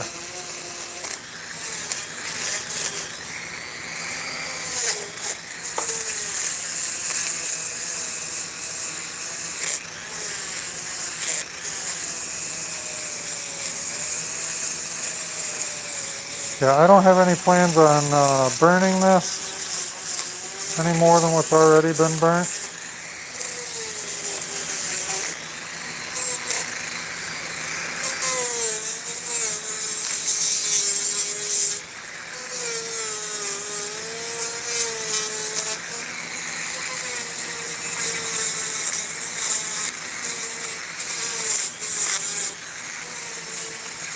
I'm going to try to, at some point, get myself better at doing noses, because I don't really like this nose that much.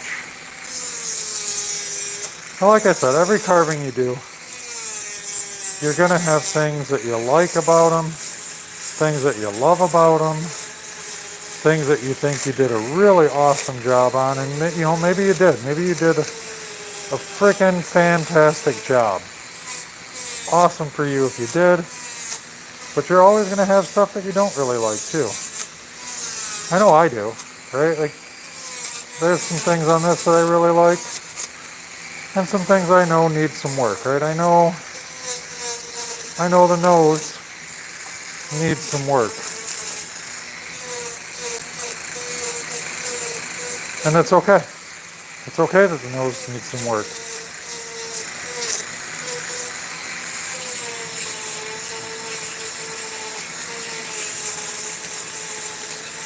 I didn't come into this carving thinking it was going to be anything special. I came into this carving just farting around, just doing this Sunday Night Live and thinking to myself, well, this carving is going to be whatever it's going to be. I don't really care about it. I'm just messing around, just testing some bits. I don't really care. And here I am, hours later, farting around with this, and end up, I kind of like this one.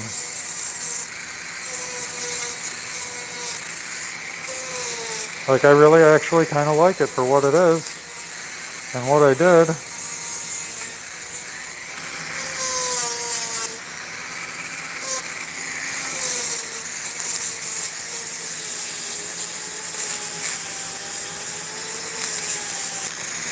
I don't even know if I'm going to put any urethane on them. I'm definitely not going to paint them. I know that much. Not going to paint them.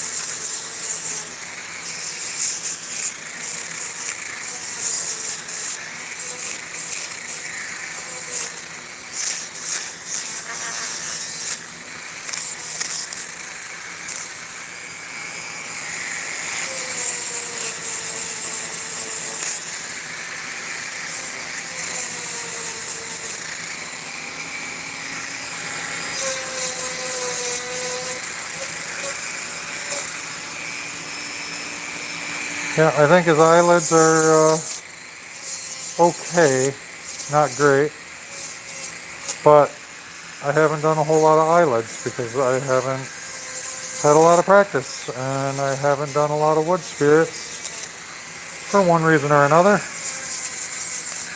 I usually don't remember to put eyelids in. This time I thought about it while I was doing it, so I did it, and it's not the worst thing I've ever done.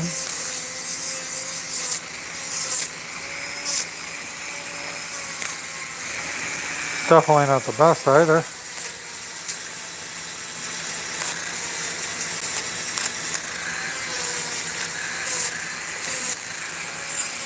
But I can tell you this much, I'm getting better.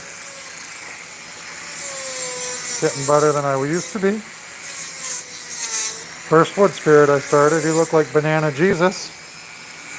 Yep, that's what I call him, Banana Jesus. There was a name given to him by a co-worker at the time, and I thought it was funny because it resembled Banana Jesus.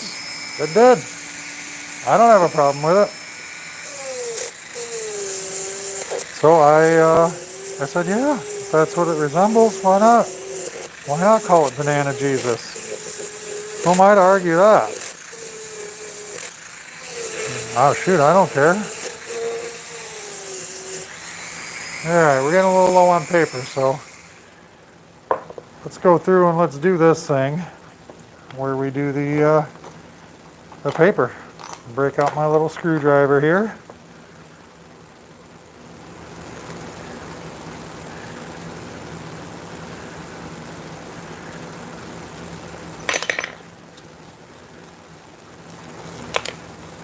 So with Pete's mandrels, I always know that one washer goes on the bottom and one washer goes on the top. And the paper goes in pretty tight, so you can actually just back the screw out of it by twisting it out once you get to a certain point.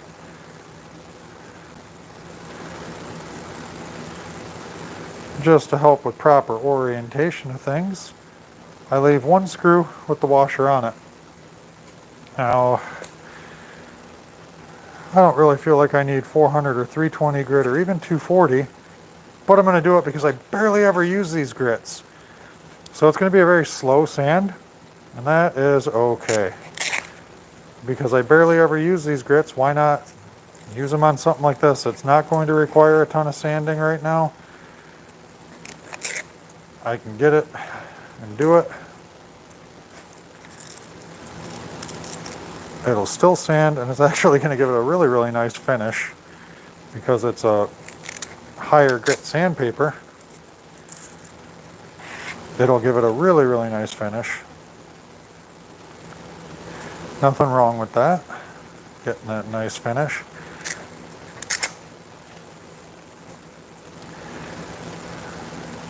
So typically, you could just punch the screw through here. But Pete went ahead and made a really nice point on it. And what I like to do is start on the paper side, fold it in half, and then just get a little poke through so I can see it and not hurt my fingers. Poke it through, and then punch it back through on the sandpaper side. And I take it immediately over to the screw, and it slides right on usually pretty good. Just like so. Same thing, let's get her folded in half. Alright, kind of see right where it needs to be, got the line there. Okay, kind of centered. Get it started. Right through. Right through, so it's a little time consuming, but it's worth it, in my opinion. Not hurting anything. Taking off those little slivers of paper there, or slivers of string that come off of it.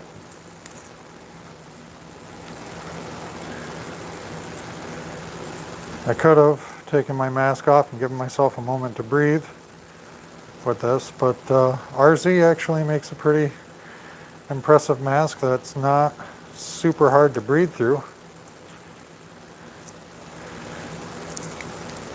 like I said, Pete's mandrel here, eventually it'll probably wear down a little bit from all the sandpaper going over it, but it's a damn good tool. I bought two because I thought, why not have two? Sometimes I do that, especially if it's a local maker. It's not local to me, but he is just a maker of his own in his garage, spare time type of thing. I like to support people like that, so I didn't hesitate and bought two. Didn't necessarily need to, but why not? They were inexpensive and a great idea, and they work great. Why wouldn't I? But now we can take this and tighten it back up. And we can tighten this down so that don't go anywhere on us. And back in business. Can sand up the rest of this now.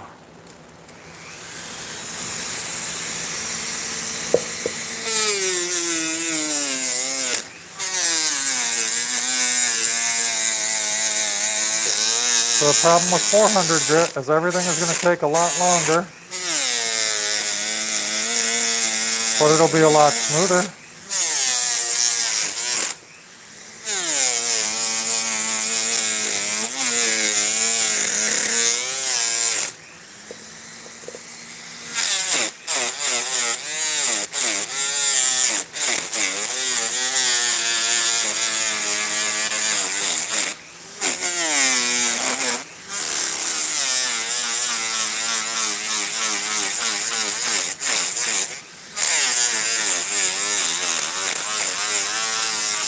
Yeah, everything will be a lot smoother. Like I said, it'll put on a much nicer finish if I do any urethane on it. It'll be a much nicer finish being so smooth.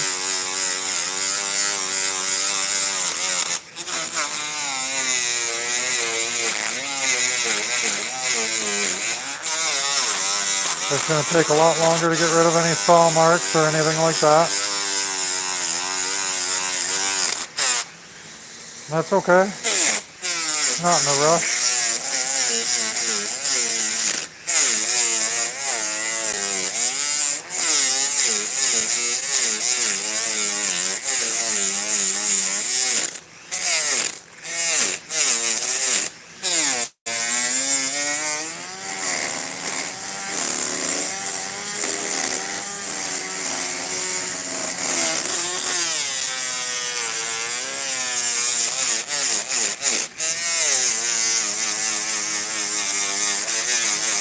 It'll definitely provide for a nicer look in the end.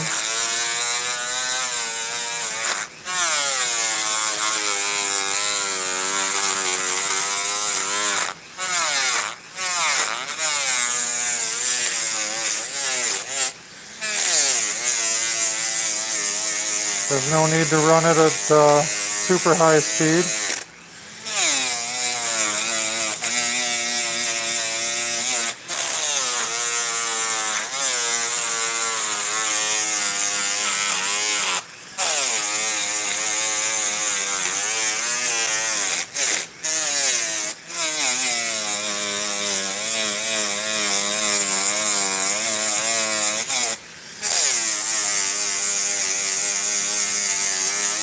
Gonna go ahead and keep on going here and get this all sanded up. Not too far from being done. If I had used 150 grit, I'd probably already be done.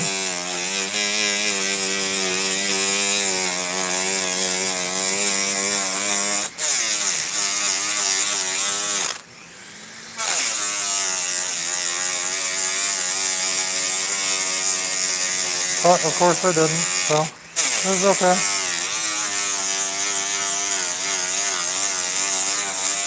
Just looking to get all these lines from the cleanup tool that I used, which I believe was Cutsaw. I used the Cutsaw Extreme Burr to clean off all the bark on this.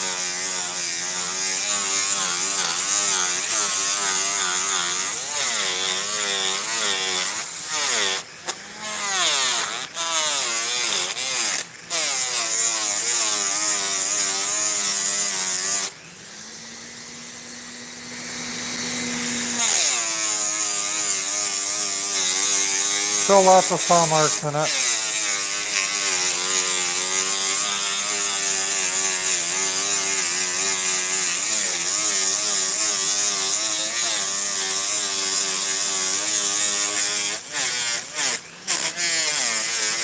Not really saw marks, but tool marks.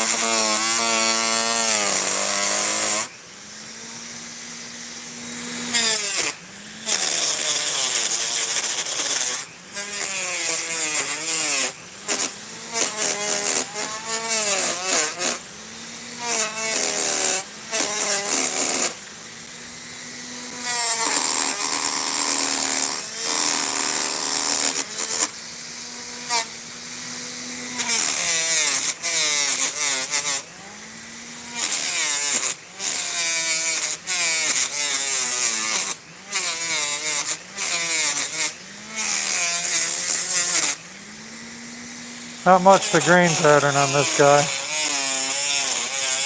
He's pretty plain for grain.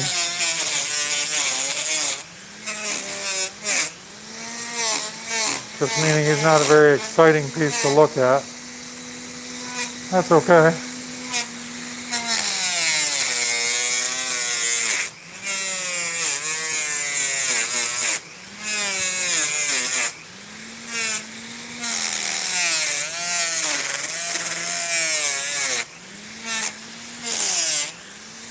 I really do feel like this is probably one of my best, if not my best, wood spirits though.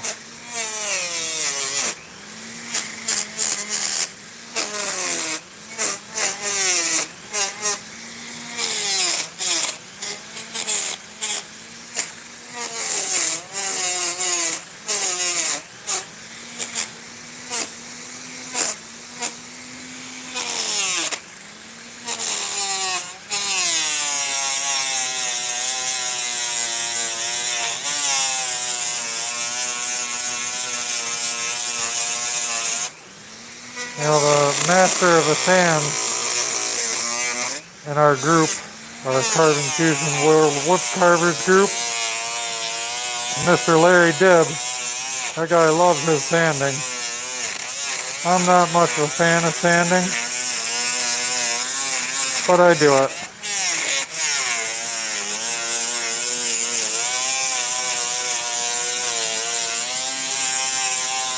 I'm definitely getting my work in on it though. This little Dremel tool. I've only got another week or so before I gotta return it. And I'm going to try to get one more carving in with it. Another little carving with it. Won't be a today thing, but it's 4:30 already here, so definitely won't be today that I get it in. But I am going to try to get in another carving with the Dremel 3000 here, so I can give some good and honest feedback on it. I don't know who we got viewing right now. Shoot me a comment if you don't mind, viewer. I'll reply to you as soon as I see it. Just having fun doing some sanding. That's what we're looking at there. Putting a nice 400 grit sanding on it. Get it really nice, really good and smooth.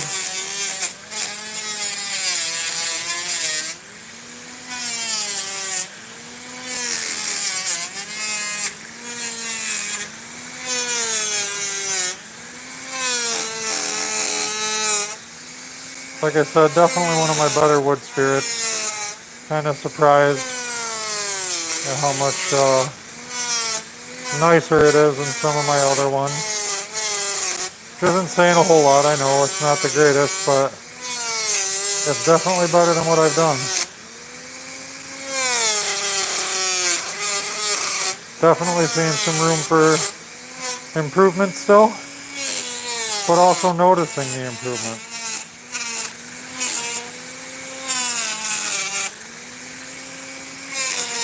You know, it's fine to notice that you're far from where you want to be, as long as you notice where you came from too.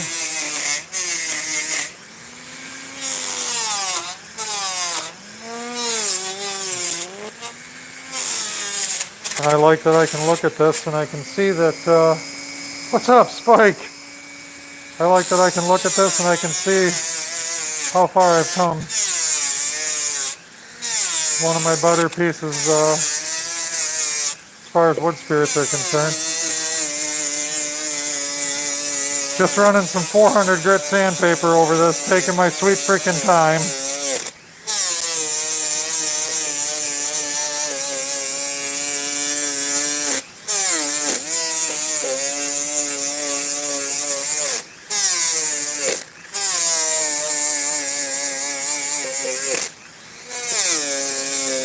Yeah, just taking my sweet freaking time, running over it with some 400 grit sandpaper. Mostly because I had a bunch of 400 grit, so I figured why not. And like I was saying, I really wasn't expecting this piece to turn out this nice, so I wasn't even caring about it in the beginning. And the more I got into it, the more I did, the more I kind of liked it, and noticed that it was quickly becoming one of my better, if not my best, wood spirits.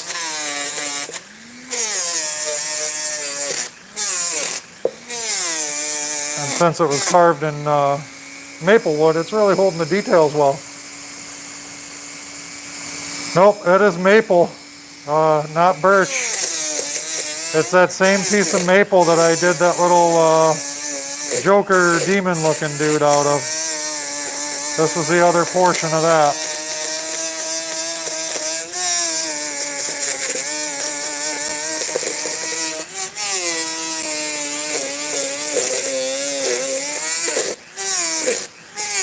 And I've been doing,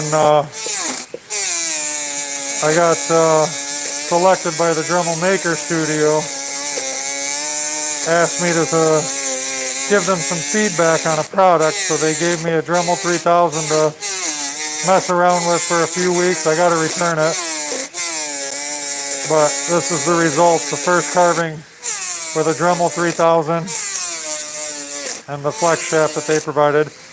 And I went through all the tools that they had in their little bin. I didn't even use a cut saw at all on this. I went all with the little tools that they provided, bits and burrs that they provided.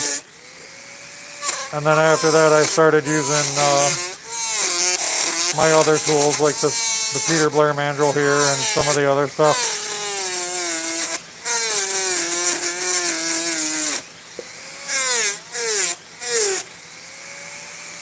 So yeah, definitely one of my best wood spirits, if not the best wood spirit. Still not great, still has a bunch of work to be done, but I can definitely see where I've improved on them. Come a long way from my first one. But I farted around and I tested out a bunch of different burrs and looked at a whole bunch of different things on this carving and just had fun with it, and here we are now. I'm gonna call that good. Shut off this Dremel and sweep some stuff out of the way here. Yep, just like that. Calling them good, I think, at least. Paper got all torn up, that's okay. I don't mind that. I'm all kinds of dusty, as usual. Thank you, I appreciate that, Spike.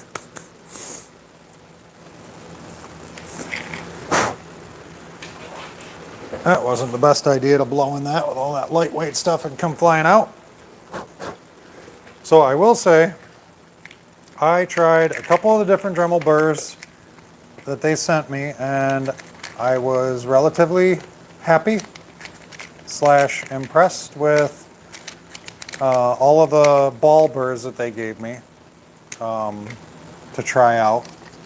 I already have a couple of my own ball burrs, but they gave me 3 separate ball burr sizes, and they were all okay. They all did what they needed to do, especially going through maple. No complaints on that. And then I didn't even know that they made this, so I was really happy that they sent me this to even be able to try it. But Dremel makes a little itty bitty flame burr. Not the same size as a Kutzall, a little bit smaller than a Kutzall. Not exactly the same shape, but a Kutzall and a Dremel burr side by side. All right, the Kutzall's a little bit bigger, definitely more aggressive, obviously, we already know that, but comparable, pretty cool. The burr did a really good job going through the maple. Like I said, I didn't use any Kutzall burrs on this little maple block here, and I think he looks pretty darn good. Considering I probably spent 3 hours carving this little guy. Not too bad, not too horrible, not too great, but just enough. And stupid garage is ridiculously humid and hot because, well, everything is ridiculously humid and hot right now here in Michigan. We are not having the most fun weather. So I'm just putting some tools away that I don't need anymore.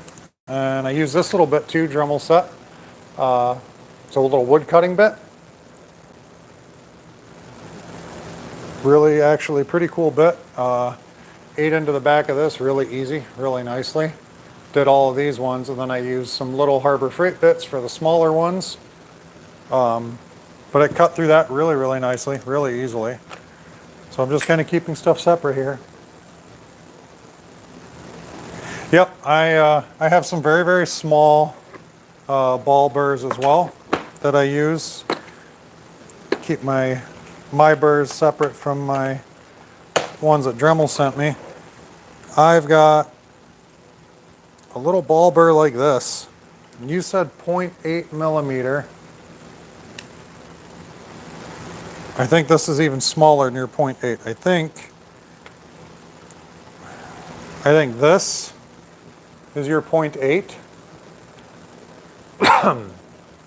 Pretty sure that that's your 0.8. Very small. I believe this is my smallest ball burr.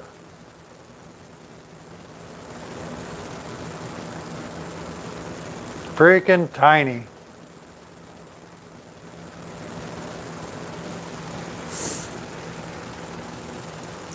I've got a couple of those little bitty ones, right? I mean, super, super tiny, right? Like, yeah, these are both the same size, but super, super tiny, if you get an idea out of that. Take that down so you can see it a little bit.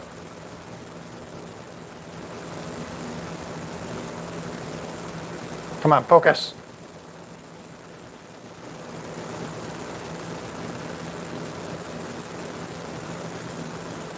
Yep, so about the size of the tip of a pencil.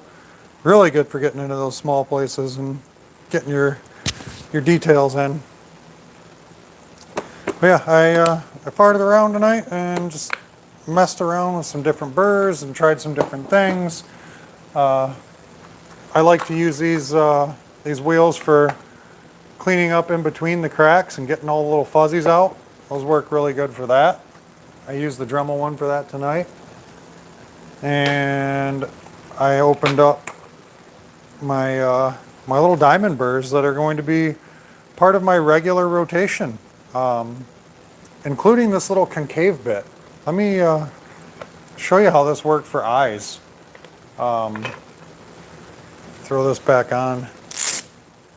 I got a really small block of cedar, so I'll use that because it's nice and soft.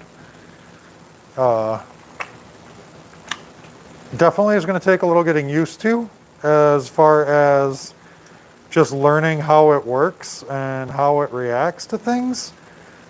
But realistically, it does a really nice job at carving out the eyes. And I think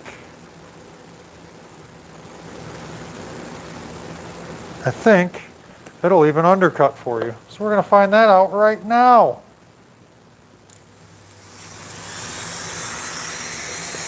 All right, so you can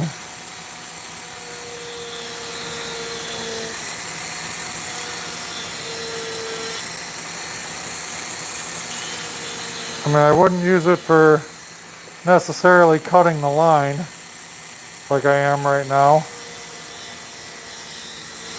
But once you've already got your eye cut in, I think it's way better for that. But here is where it really excelled, in my opinion.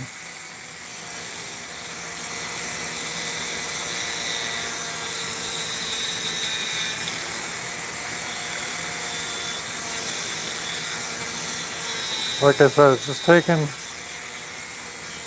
some getting used to, and the pressure.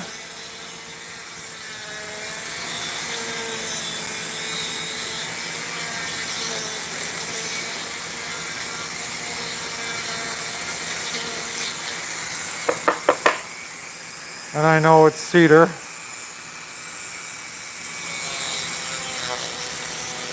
So I know it's cedar, it's really soft.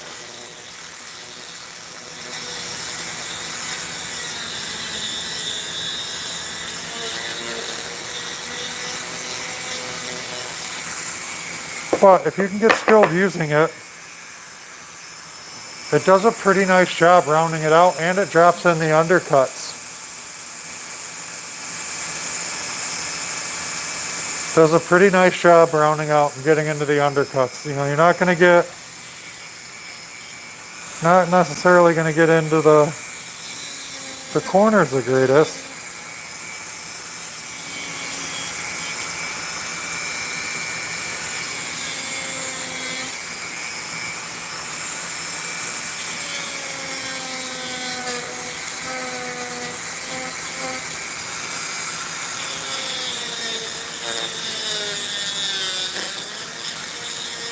But I do like that it'll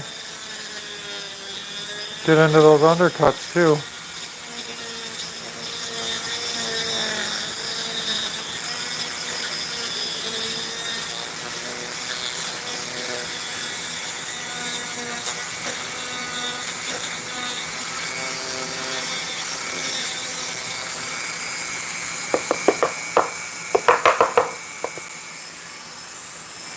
Once you can get everything else cleared out of the way,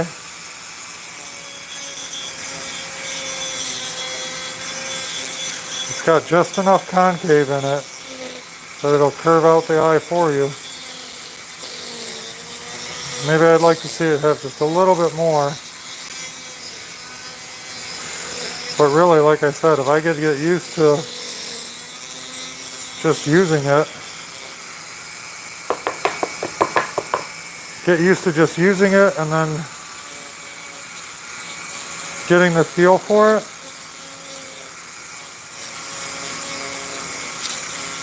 could be a really useful tool. Because I'm just now trying to smooth this eye out with it.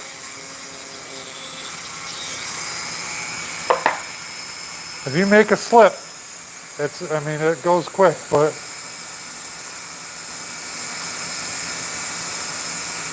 trying to get it to, you can kind of see, but it undercuts and everything for you. Obviously cedar's pretty soft, but definitely got to play with it and get used to it, because it really could make for making eyes way smoother and way easier if you can get used to using it the right way. But this little kit came with a whole bunch of great great bits and burrs.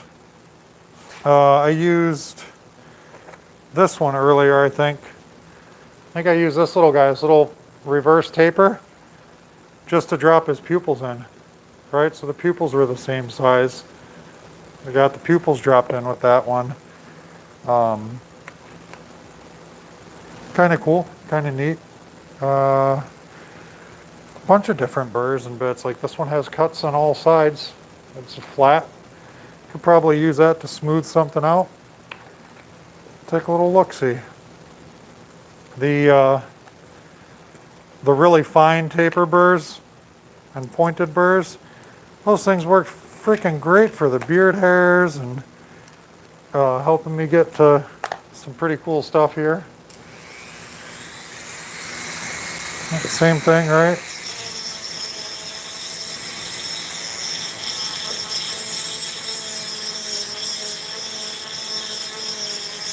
That smooths that out pretty nice.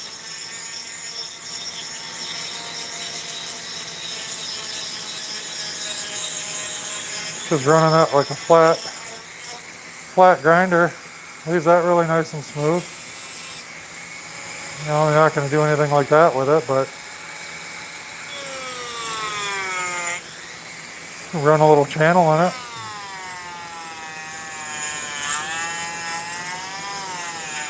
Cut a little groove.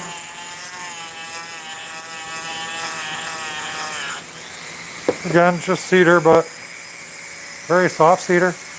Does a good job cutting into that.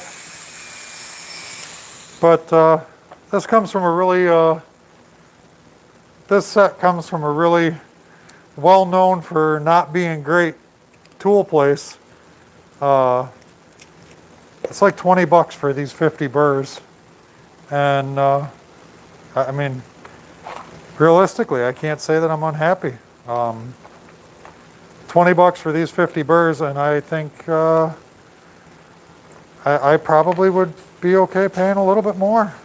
To be honest with you, I don't think it would be. I don't think it would behoove me to not pay a little bit more if I had to. I think these are worth probably $35 maybe. I don't know. But obviously, you're not going to pay more if they don't ask you to. But yeah, no, I mean they're pretty good, which is a big surprise. Here's the first issue. That one doesn't want to go in, so that one is just a little bit bigger. That one could probably get turned down a little bit. Maybe get turned down a little bit because this one slid right in. So not super consistent in sizing. That's okay. Just try to see if I can touch up the little stupid eyeball I just did with this.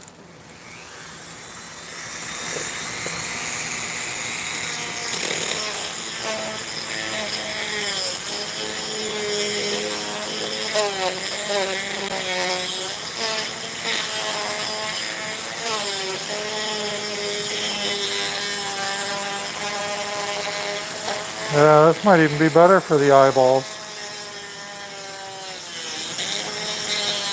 Get some undercutting with this too. Getting a much more rounded feel though.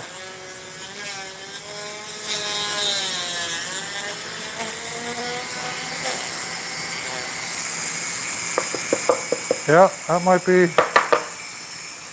might be a good ticket there.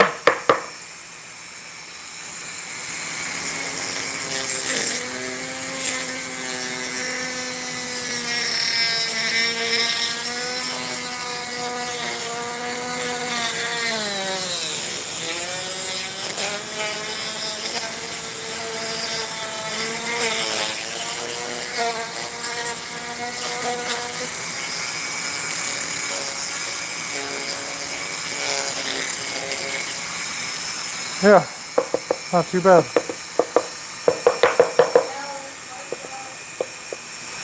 Smooth that out real good. Have to blow that out of there, but I think that came out okay. I'm gonna go and hit that against the air compressor and check that out. See how that looks. Because that smoothed it up really nice. Might have to take one and smooth this one up a little bit. Here's this little guy. Yeah, I'm gonna do that. I'm gonna smooth this up with this little guy.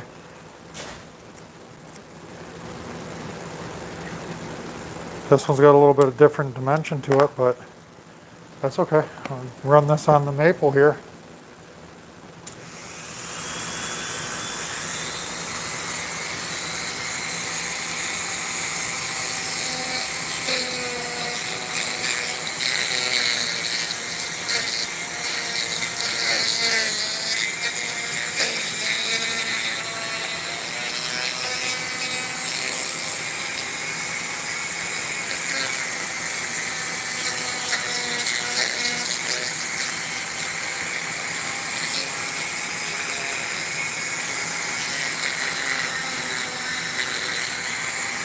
Yeah.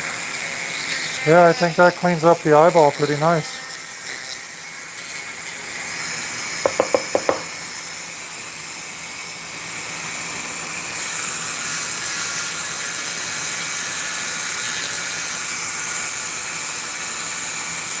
Yeah, I like that. That cleans up the eyeball pretty nice.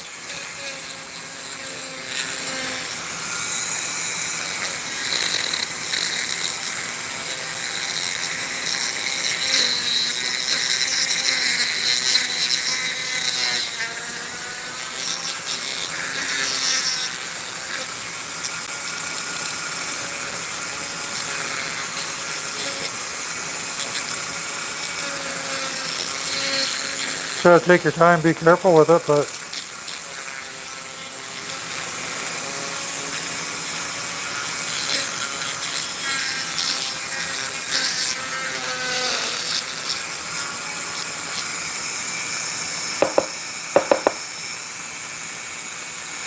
yeah, cleans it up really nice, smooths it out nice too. That's a nice one. I like it.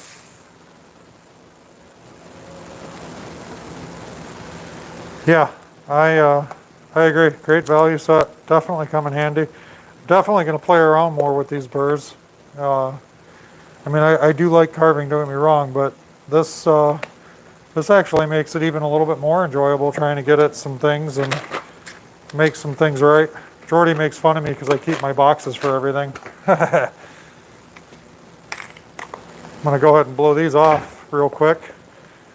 Head over to my air compressor if I got enough space to get over there. I had to move some stuff earlier. I dropped some stuff.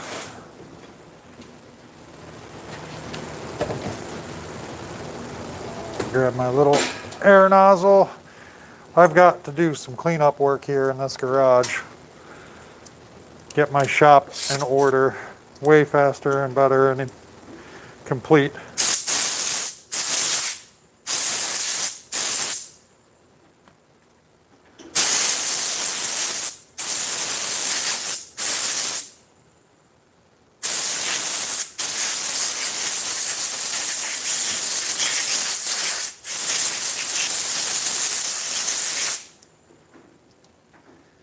Alright, got them both all cleaned up. Quick little air compressor job there. Yeah, definitely smoothed it out good on the cedar and on the maple. I like it. No complaints on either. Take a little look-see here. Set my mask down, breathe again. So yeah, on the cedar, pretty nice, decent work. Did okay on that.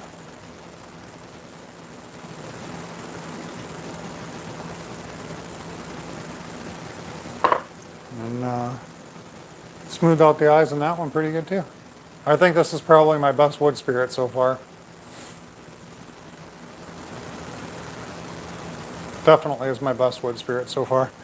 Still a long way to go to be really good, but definitely my best so far.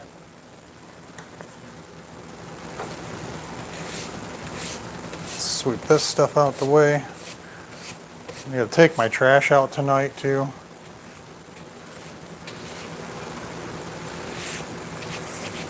Tonight is garbage night here. Super freaking dusty, dirty. So how are things for you, Spike? Haven't talked to you in a while.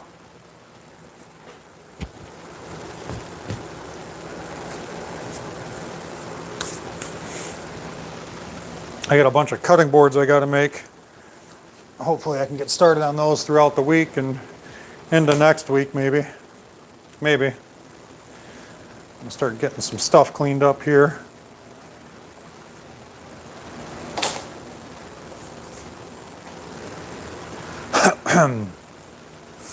Gotta set some stuff aside that belongs in the Dremel box. Like I said, keep that all separate so that I don't mix it up. What stuff I have to send back to Dremel and what stuff I get to keep for myself. It's really just all my own tools.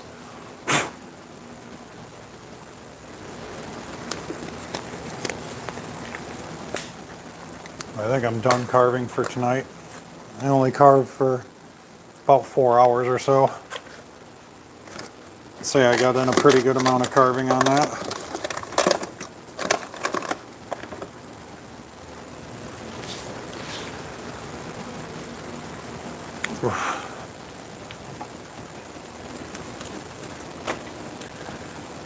I'm gonna have to wash that RZ mask.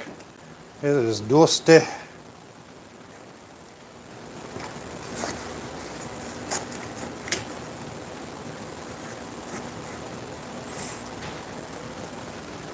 Put this pencil away, put all my other stuff away. I don't know if I'm gonna spray this this little guy with urethane or not. Maybe. I don't know. Next up, I gotta try to work on this little evil guy here.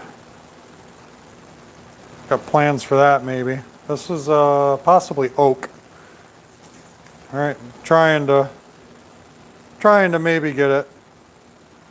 I don't know if it's going to be so great, but maybe.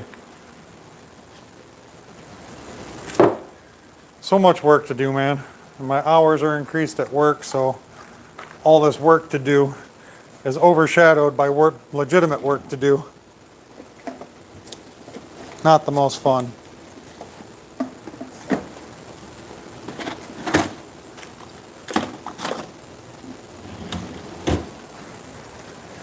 Got to get my carving station set up better. Get my wood shop together better.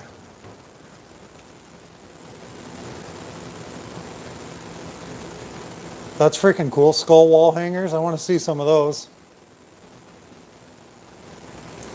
Oh, really? Can you order it through Amazon and get shipping cheaper for the RZ masks? Because those RZ masks are freaking great, dude.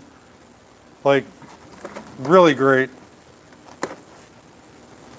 It has become my go-to mask. I don't even use my other mask anymore. My other mask is like one of the double can respirators. I do not use it anymore. I let my daughter use it when my daughter carved with me. But I legitimately, I don't even use it anymore.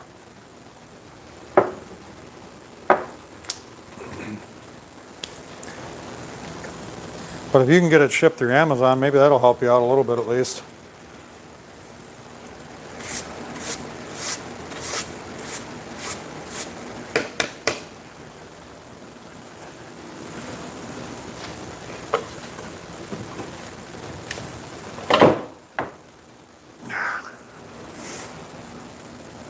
Dusty, dusty, dusty.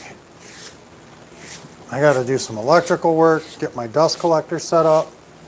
And I got this kind of backwards right now because I got my fan blowing into the garage right now. So it's moving the dust back towards me a little bit, but son of a gun. It is so freaking hot and humid out here in Michigan right now.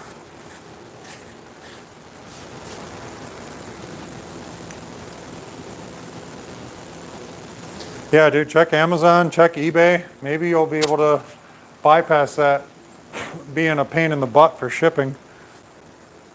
I try to Amazon a lot of stuff if the shipping seems to be ridiculous. And I mean, don't get me wrong, I really like to support our local businesses and stuff like that. I really, really do. But some of these guys, you know, they charge you way too much for shipping. You know, want to order something from them, they'll tell you like $45 for shipping. Like, wait, we're in the same country, bud. I'm not paying you more for shipping than I am for what you're making. I understand and I get it having to pay something, but I'm definitely not paying that kind of money. Let's do a little shop cleanup here while I'm chatting with you, because it has been a while since I've done any shop cleanup. And I got some cutting boards I gotta make. Got like 10 cutting boards I gotta make. When I say some, I've got at least 10 I gotta make. It'll probably be 14, 15 maybe if I'm lucky, trying to get everything that I can out of the wood that I have. Most of them are already sold, but not all of them.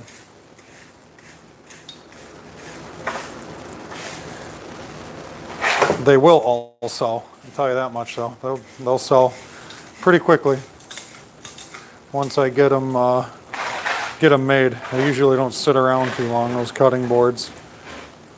They usually go really, really fast. And then I have people getting in line for the next batch. As soon as those are sold out, they are already asking when the next batch comes up. They want to get one out of the next batch. So good problems to have, right?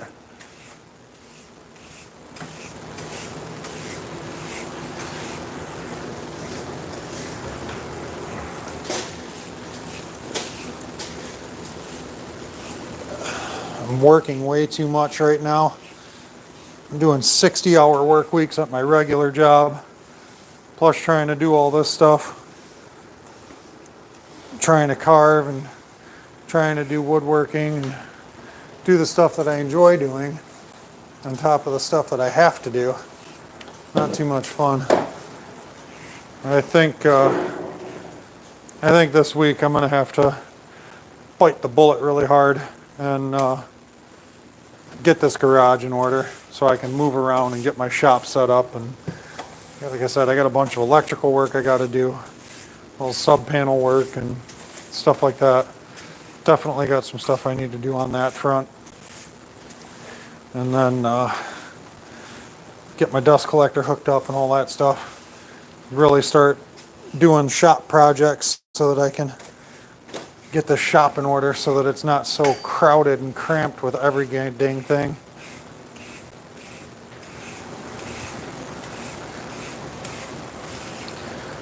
I don't mind having to move around to some things, but this is kind of ridiculous. Yeah, shipping more than an item is not fun. I don't blame you. Like I said, I continue to look around and try and find it cheaper. What, do you know what size you are? Did you look at their size chart?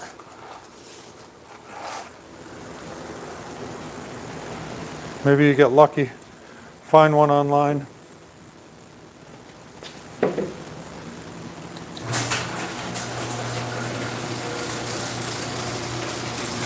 A few minutes, it sounded like it was raining out here, but doesn't appear to be. Might have been earlier, doesn't appear to be now.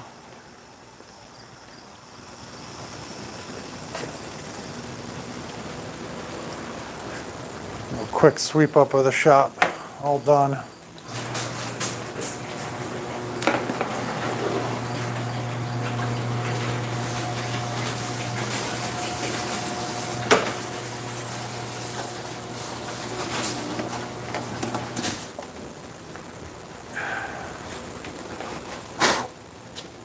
Blow that out of the way there. Yeah, I got a huge head also. I think I'm an XL as well. If I'm not mistaken, I'm XL. I'm going to look right now. Yep, I am an XL.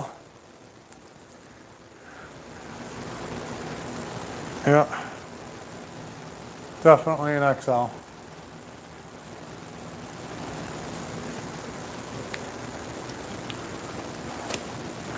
Nothing wrong with having a big head. Not in my opinion, at least.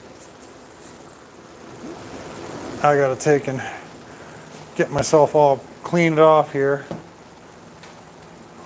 I'm gonna say go ahead and mute me for a minute. I'll give you a thumbs up when I'm not muted because I'm gonna use the blower to clean myself off here.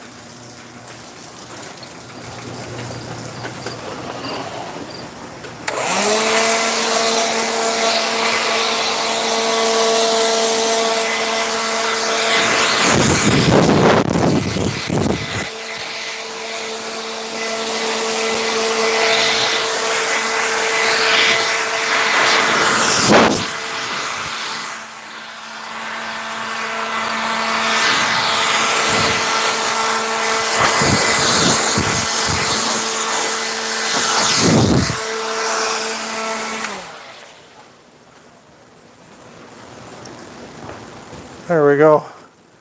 That's much better. Now I'm clean.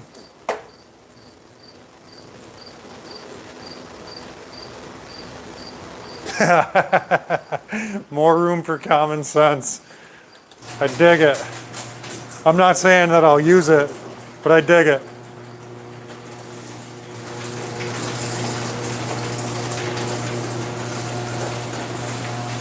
Ugh.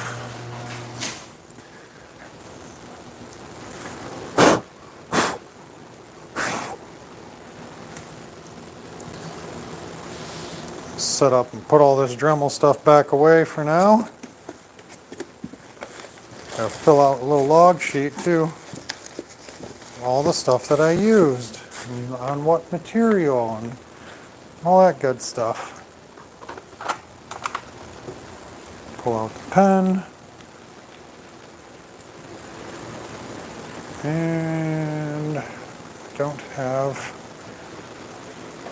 I thought I had a smaller board out here, but I don't. So I guess we'll go back to it. Get this guy back out.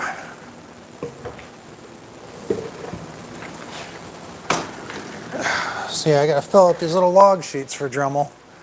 For doing this, this little thing, gotta fill out the little log sheets here. Today's date, August 30th.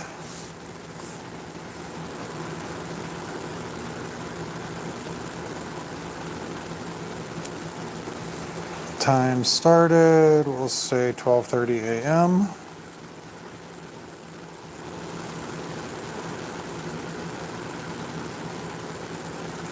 Time finished, we're gonna say 4:30 a.m., 4:45 a.m., 4:45 a.m., sure.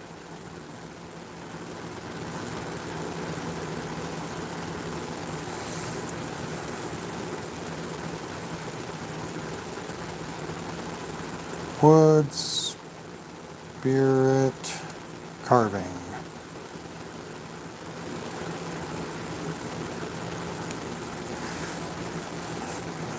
Material, maple. I'm going to take 2 lines because this is a very small thing. Attachments, accessories, flex shaft. Alright, well, let's see. I'm going to have to list this in order. What did I try? What did I use?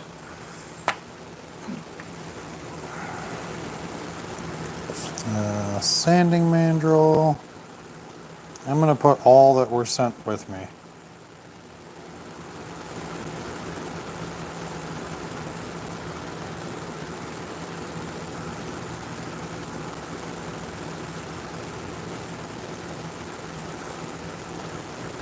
Burrs.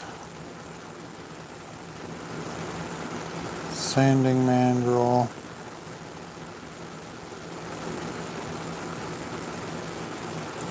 Flex shaft.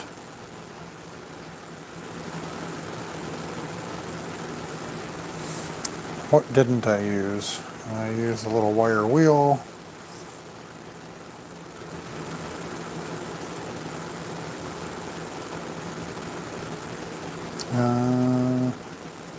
Easy lock.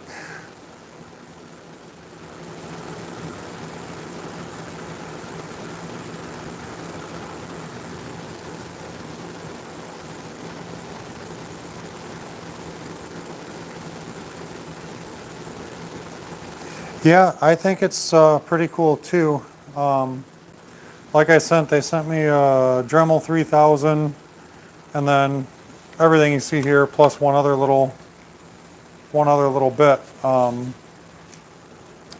or piece that covers over this.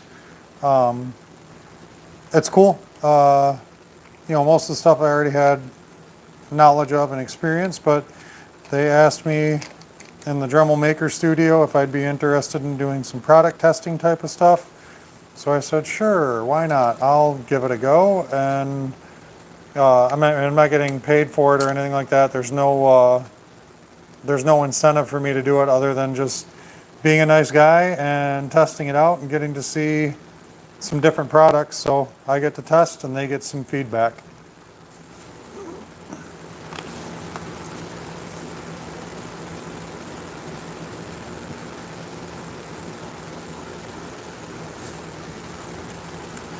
Okay, feedback.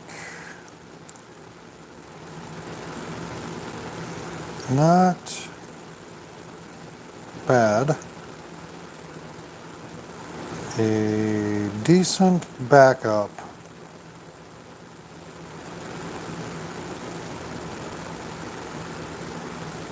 Back up to my 4300.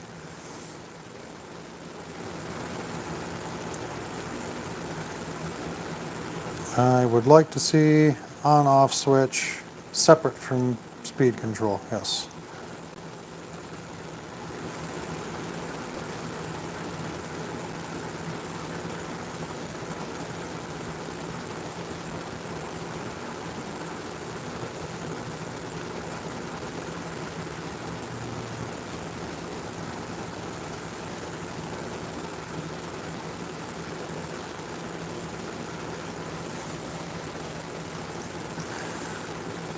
Plenty of power for maple.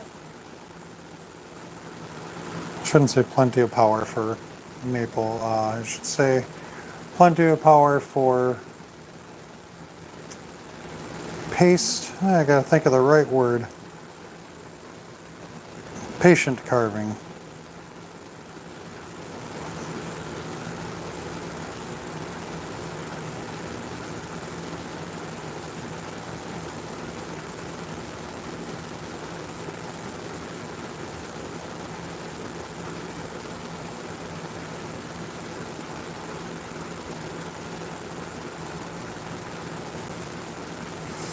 Alright, I think that's all I'm going to write on this one. And I'm going to separate this one and then we'll do another one. Do another carving next week.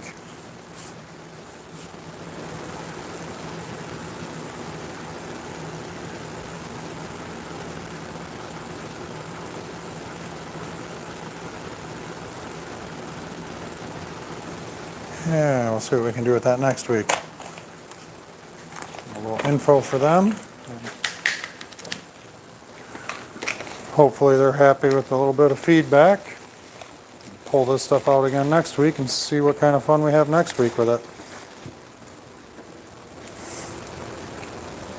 Do another carving project. I don't know on what yet, but definitely another one up and coming. And they got this, I think they got like a little meter type of thing on the Dremel. Like it's on the power cord. I'm sure it's some kind of like a little meter or something to tell them that it was actually turned on and used. I don't know what it is, but pretty sure that's what it is some kind of feedback for them so that they know that whoever said they used it actually used it for the time that they used it or whatever. Help keep people honest.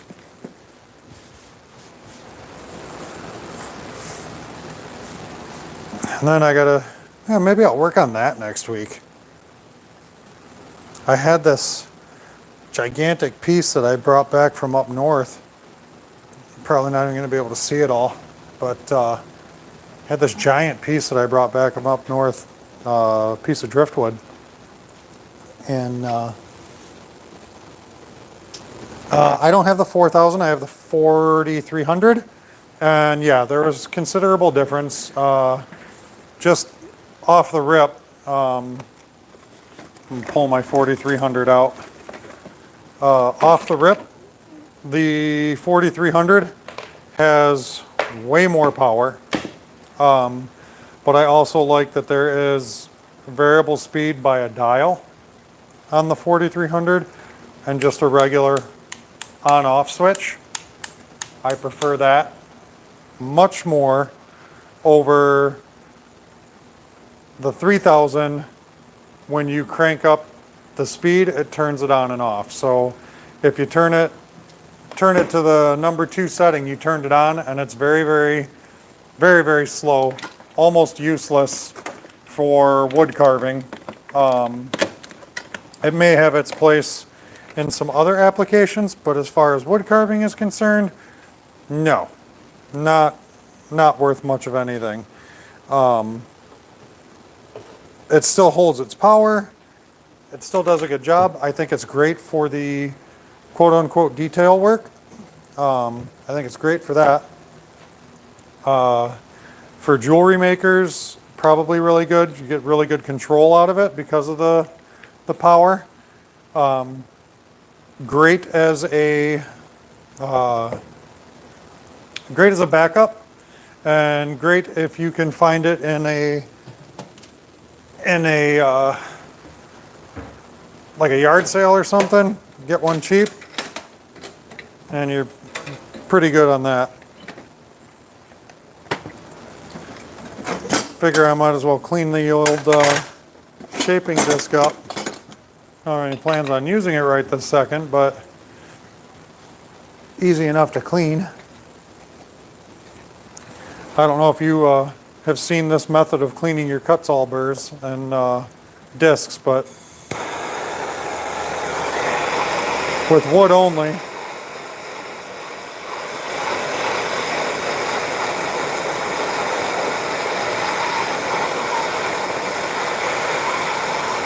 your disc gets clogged up. Let's say that you're able to just burn it on off.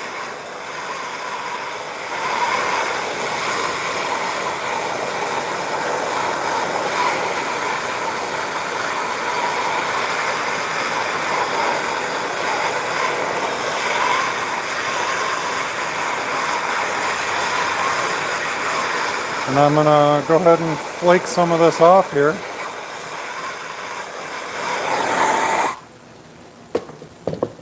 Grab me a little screwdriver tool. Really, it's just going to be a paint can opener, but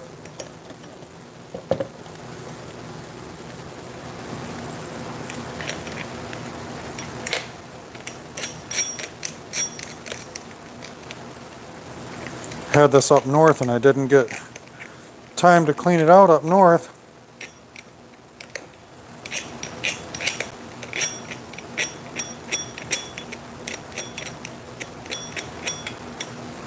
And this freaking project that I'm working on, man oh man, was that wood gummy.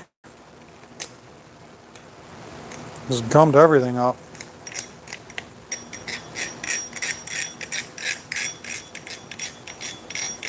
Doesn't even want to burn well.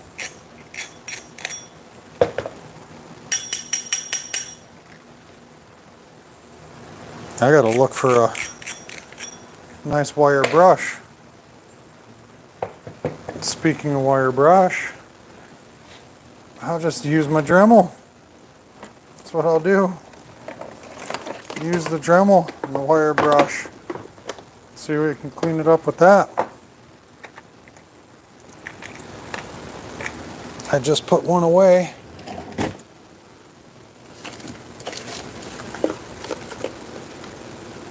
It's pretty big. Smaller ones too. Yeah. Yeah. Give that a go. Melt it and then go ahead and do this. Throw a little Dremel on it. A little bit of little bit of wire wheel. Clean it out of there maybe. Just going to use my little steel wheel here. Sure, why not? I'll give it a shot.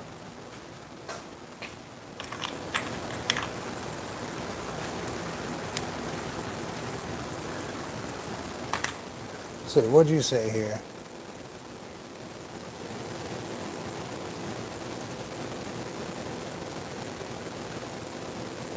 Huh. I have not tried to boil them.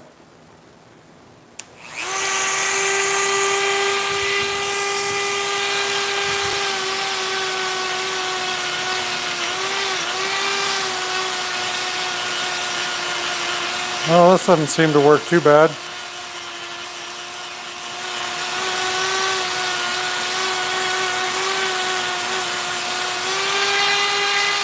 Definitely gotta hit that lock button though.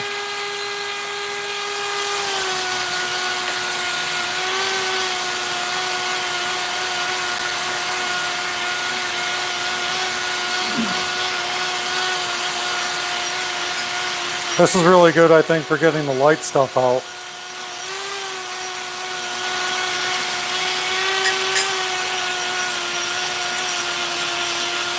The caked on stuff, I'll probably have to hit it with the torch again.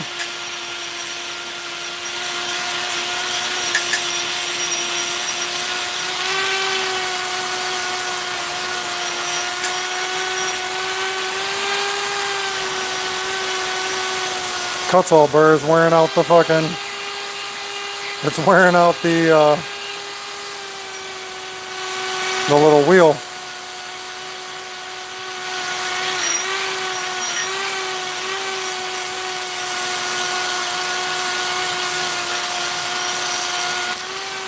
This wood, I think, was quite a bit sappy.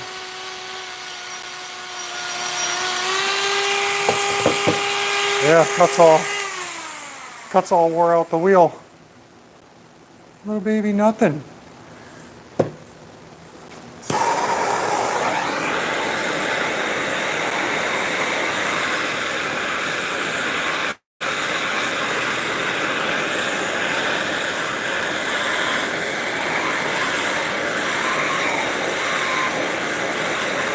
Yeah, I think this wood was really kind of nasty, sappy.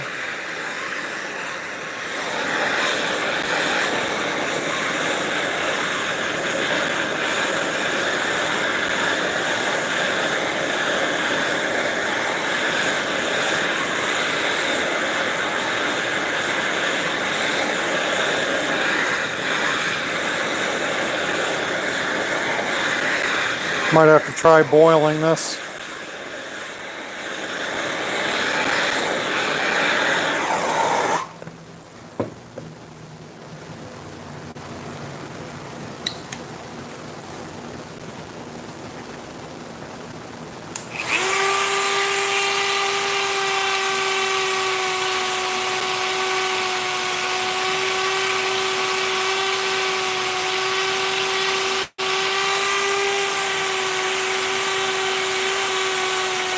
Yeah, heating it up seemed to take off that finish. So that's what they recommend on Kutzall's site. So you can hit it with the torch.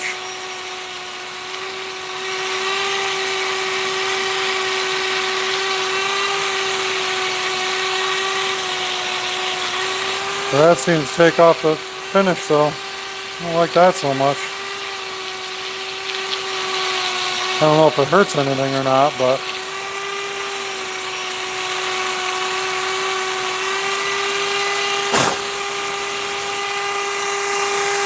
hitting it with the torch I think was okay, but like I said, afterwards when you're getting all this crap out of there, seems as though it hits it and takes off that finish a little bit.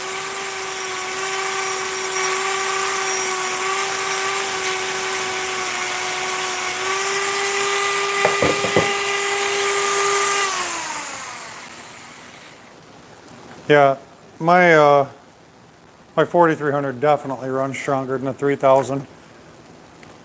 No doubt about it. It's not even a small comparison, really, I don't think. Wasted that wire wheel. That one's done. It's okay. That was just a cheap piece of junk.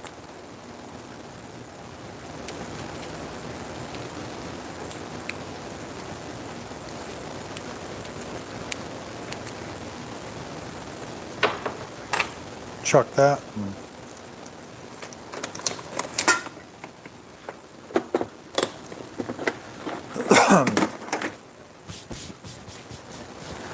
I only wanted to clean it because I looked at it. Yeah, it should be pretty much ready to go for next time now.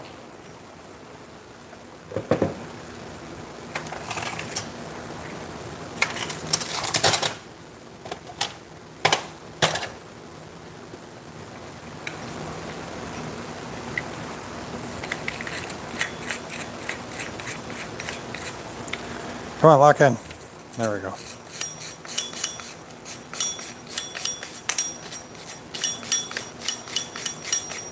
This is working better than the Dremel.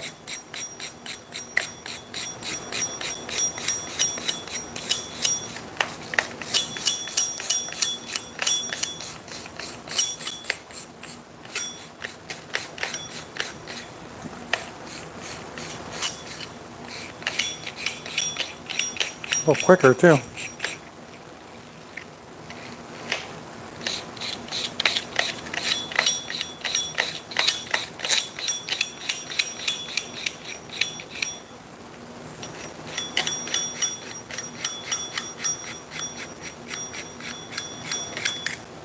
Yeah, not bad. I don't think heating it up was a good thing though, because that appears to have taken off all of the protective blue coating or whatever it is, but maybe not. Maybe it's just the wire brush, who knows.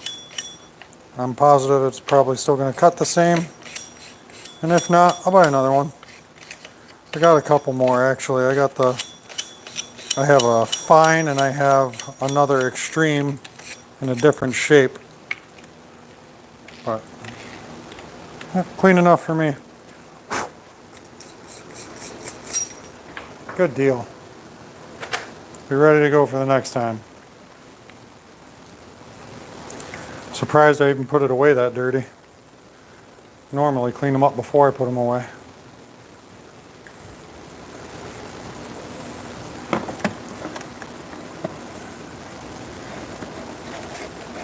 Yeah, I'm getting a little tired of my shop being so dirty, so I foresee a cleanup coming very soon.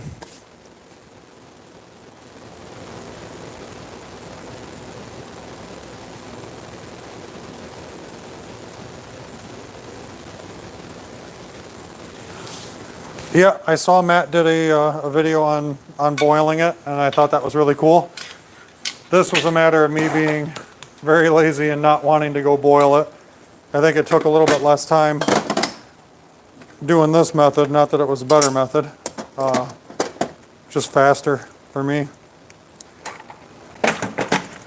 But I will try boiling my my burrs regularly, though.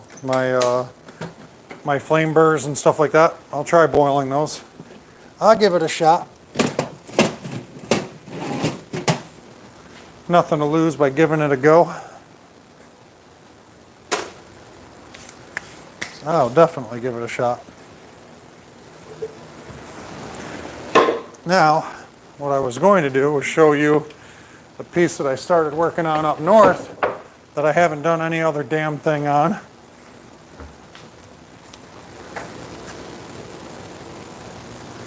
This is the piece that I started working on up north. It's heavy, getting lighter since I started working on it. This is that piece I started working on up north.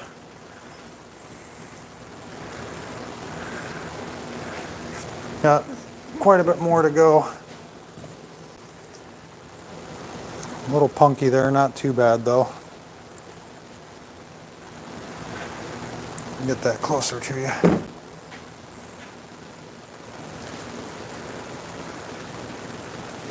But Gave him some horns, got him roughed out. I gotta do the eyes, gotta do a bunch of other work.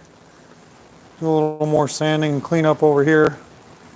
Get in and do these teeth up real nice. Get those good. Some things of that nature happening. Got some horns on them that are not even, right? This is just a nose piece. Give them these horns here. Nice little crack here, but I don't think it's going to affect anything. Crack right here is a little more concerning. I might try and get some glue down in there. Nice little horn here. Oh yeah, yeah. No, it's not small at all. This is from the tip of the horn to the tip of the base, going straight across. 44 inches or so. Yep, 44 inches from tip of this horn. Tip of this horn to this part of the base down here, 44 inches. And right now, weight-wise, probably weighs 25, 30 pounds. It's dried out a little bit. It was about 60 pounds when I picked it up initially. And I do believe it to be cedar or cypress or something, I don't know. But whatever it is, it was gumming up my dang burrs pretty easily. That wasn't too fun. Not my burrs, my shaping disc, sorry. But, all right, my man. I appreciate you coming in. Thank you. Appreciate saying it looks wicked. It's going to look better soon, hopefully. Appreciate you coming in. I'm going to get myself cleaned up and get ready to head for bed here shortly. My wife will be waking up in a little while. Spend a little time with her before I go to bed and have to get up and start this whole 60-hour work week thing again.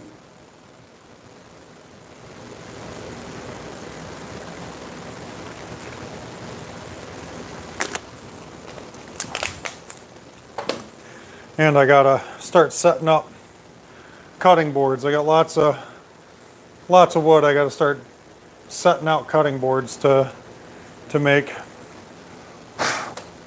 I got one stacked that I want, and then I gotta do the rest.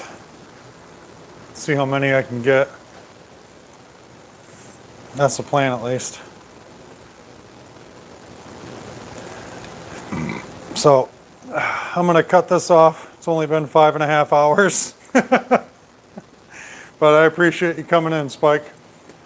Always good to see and hear from you, brother. You take it easy and have a good one, my man.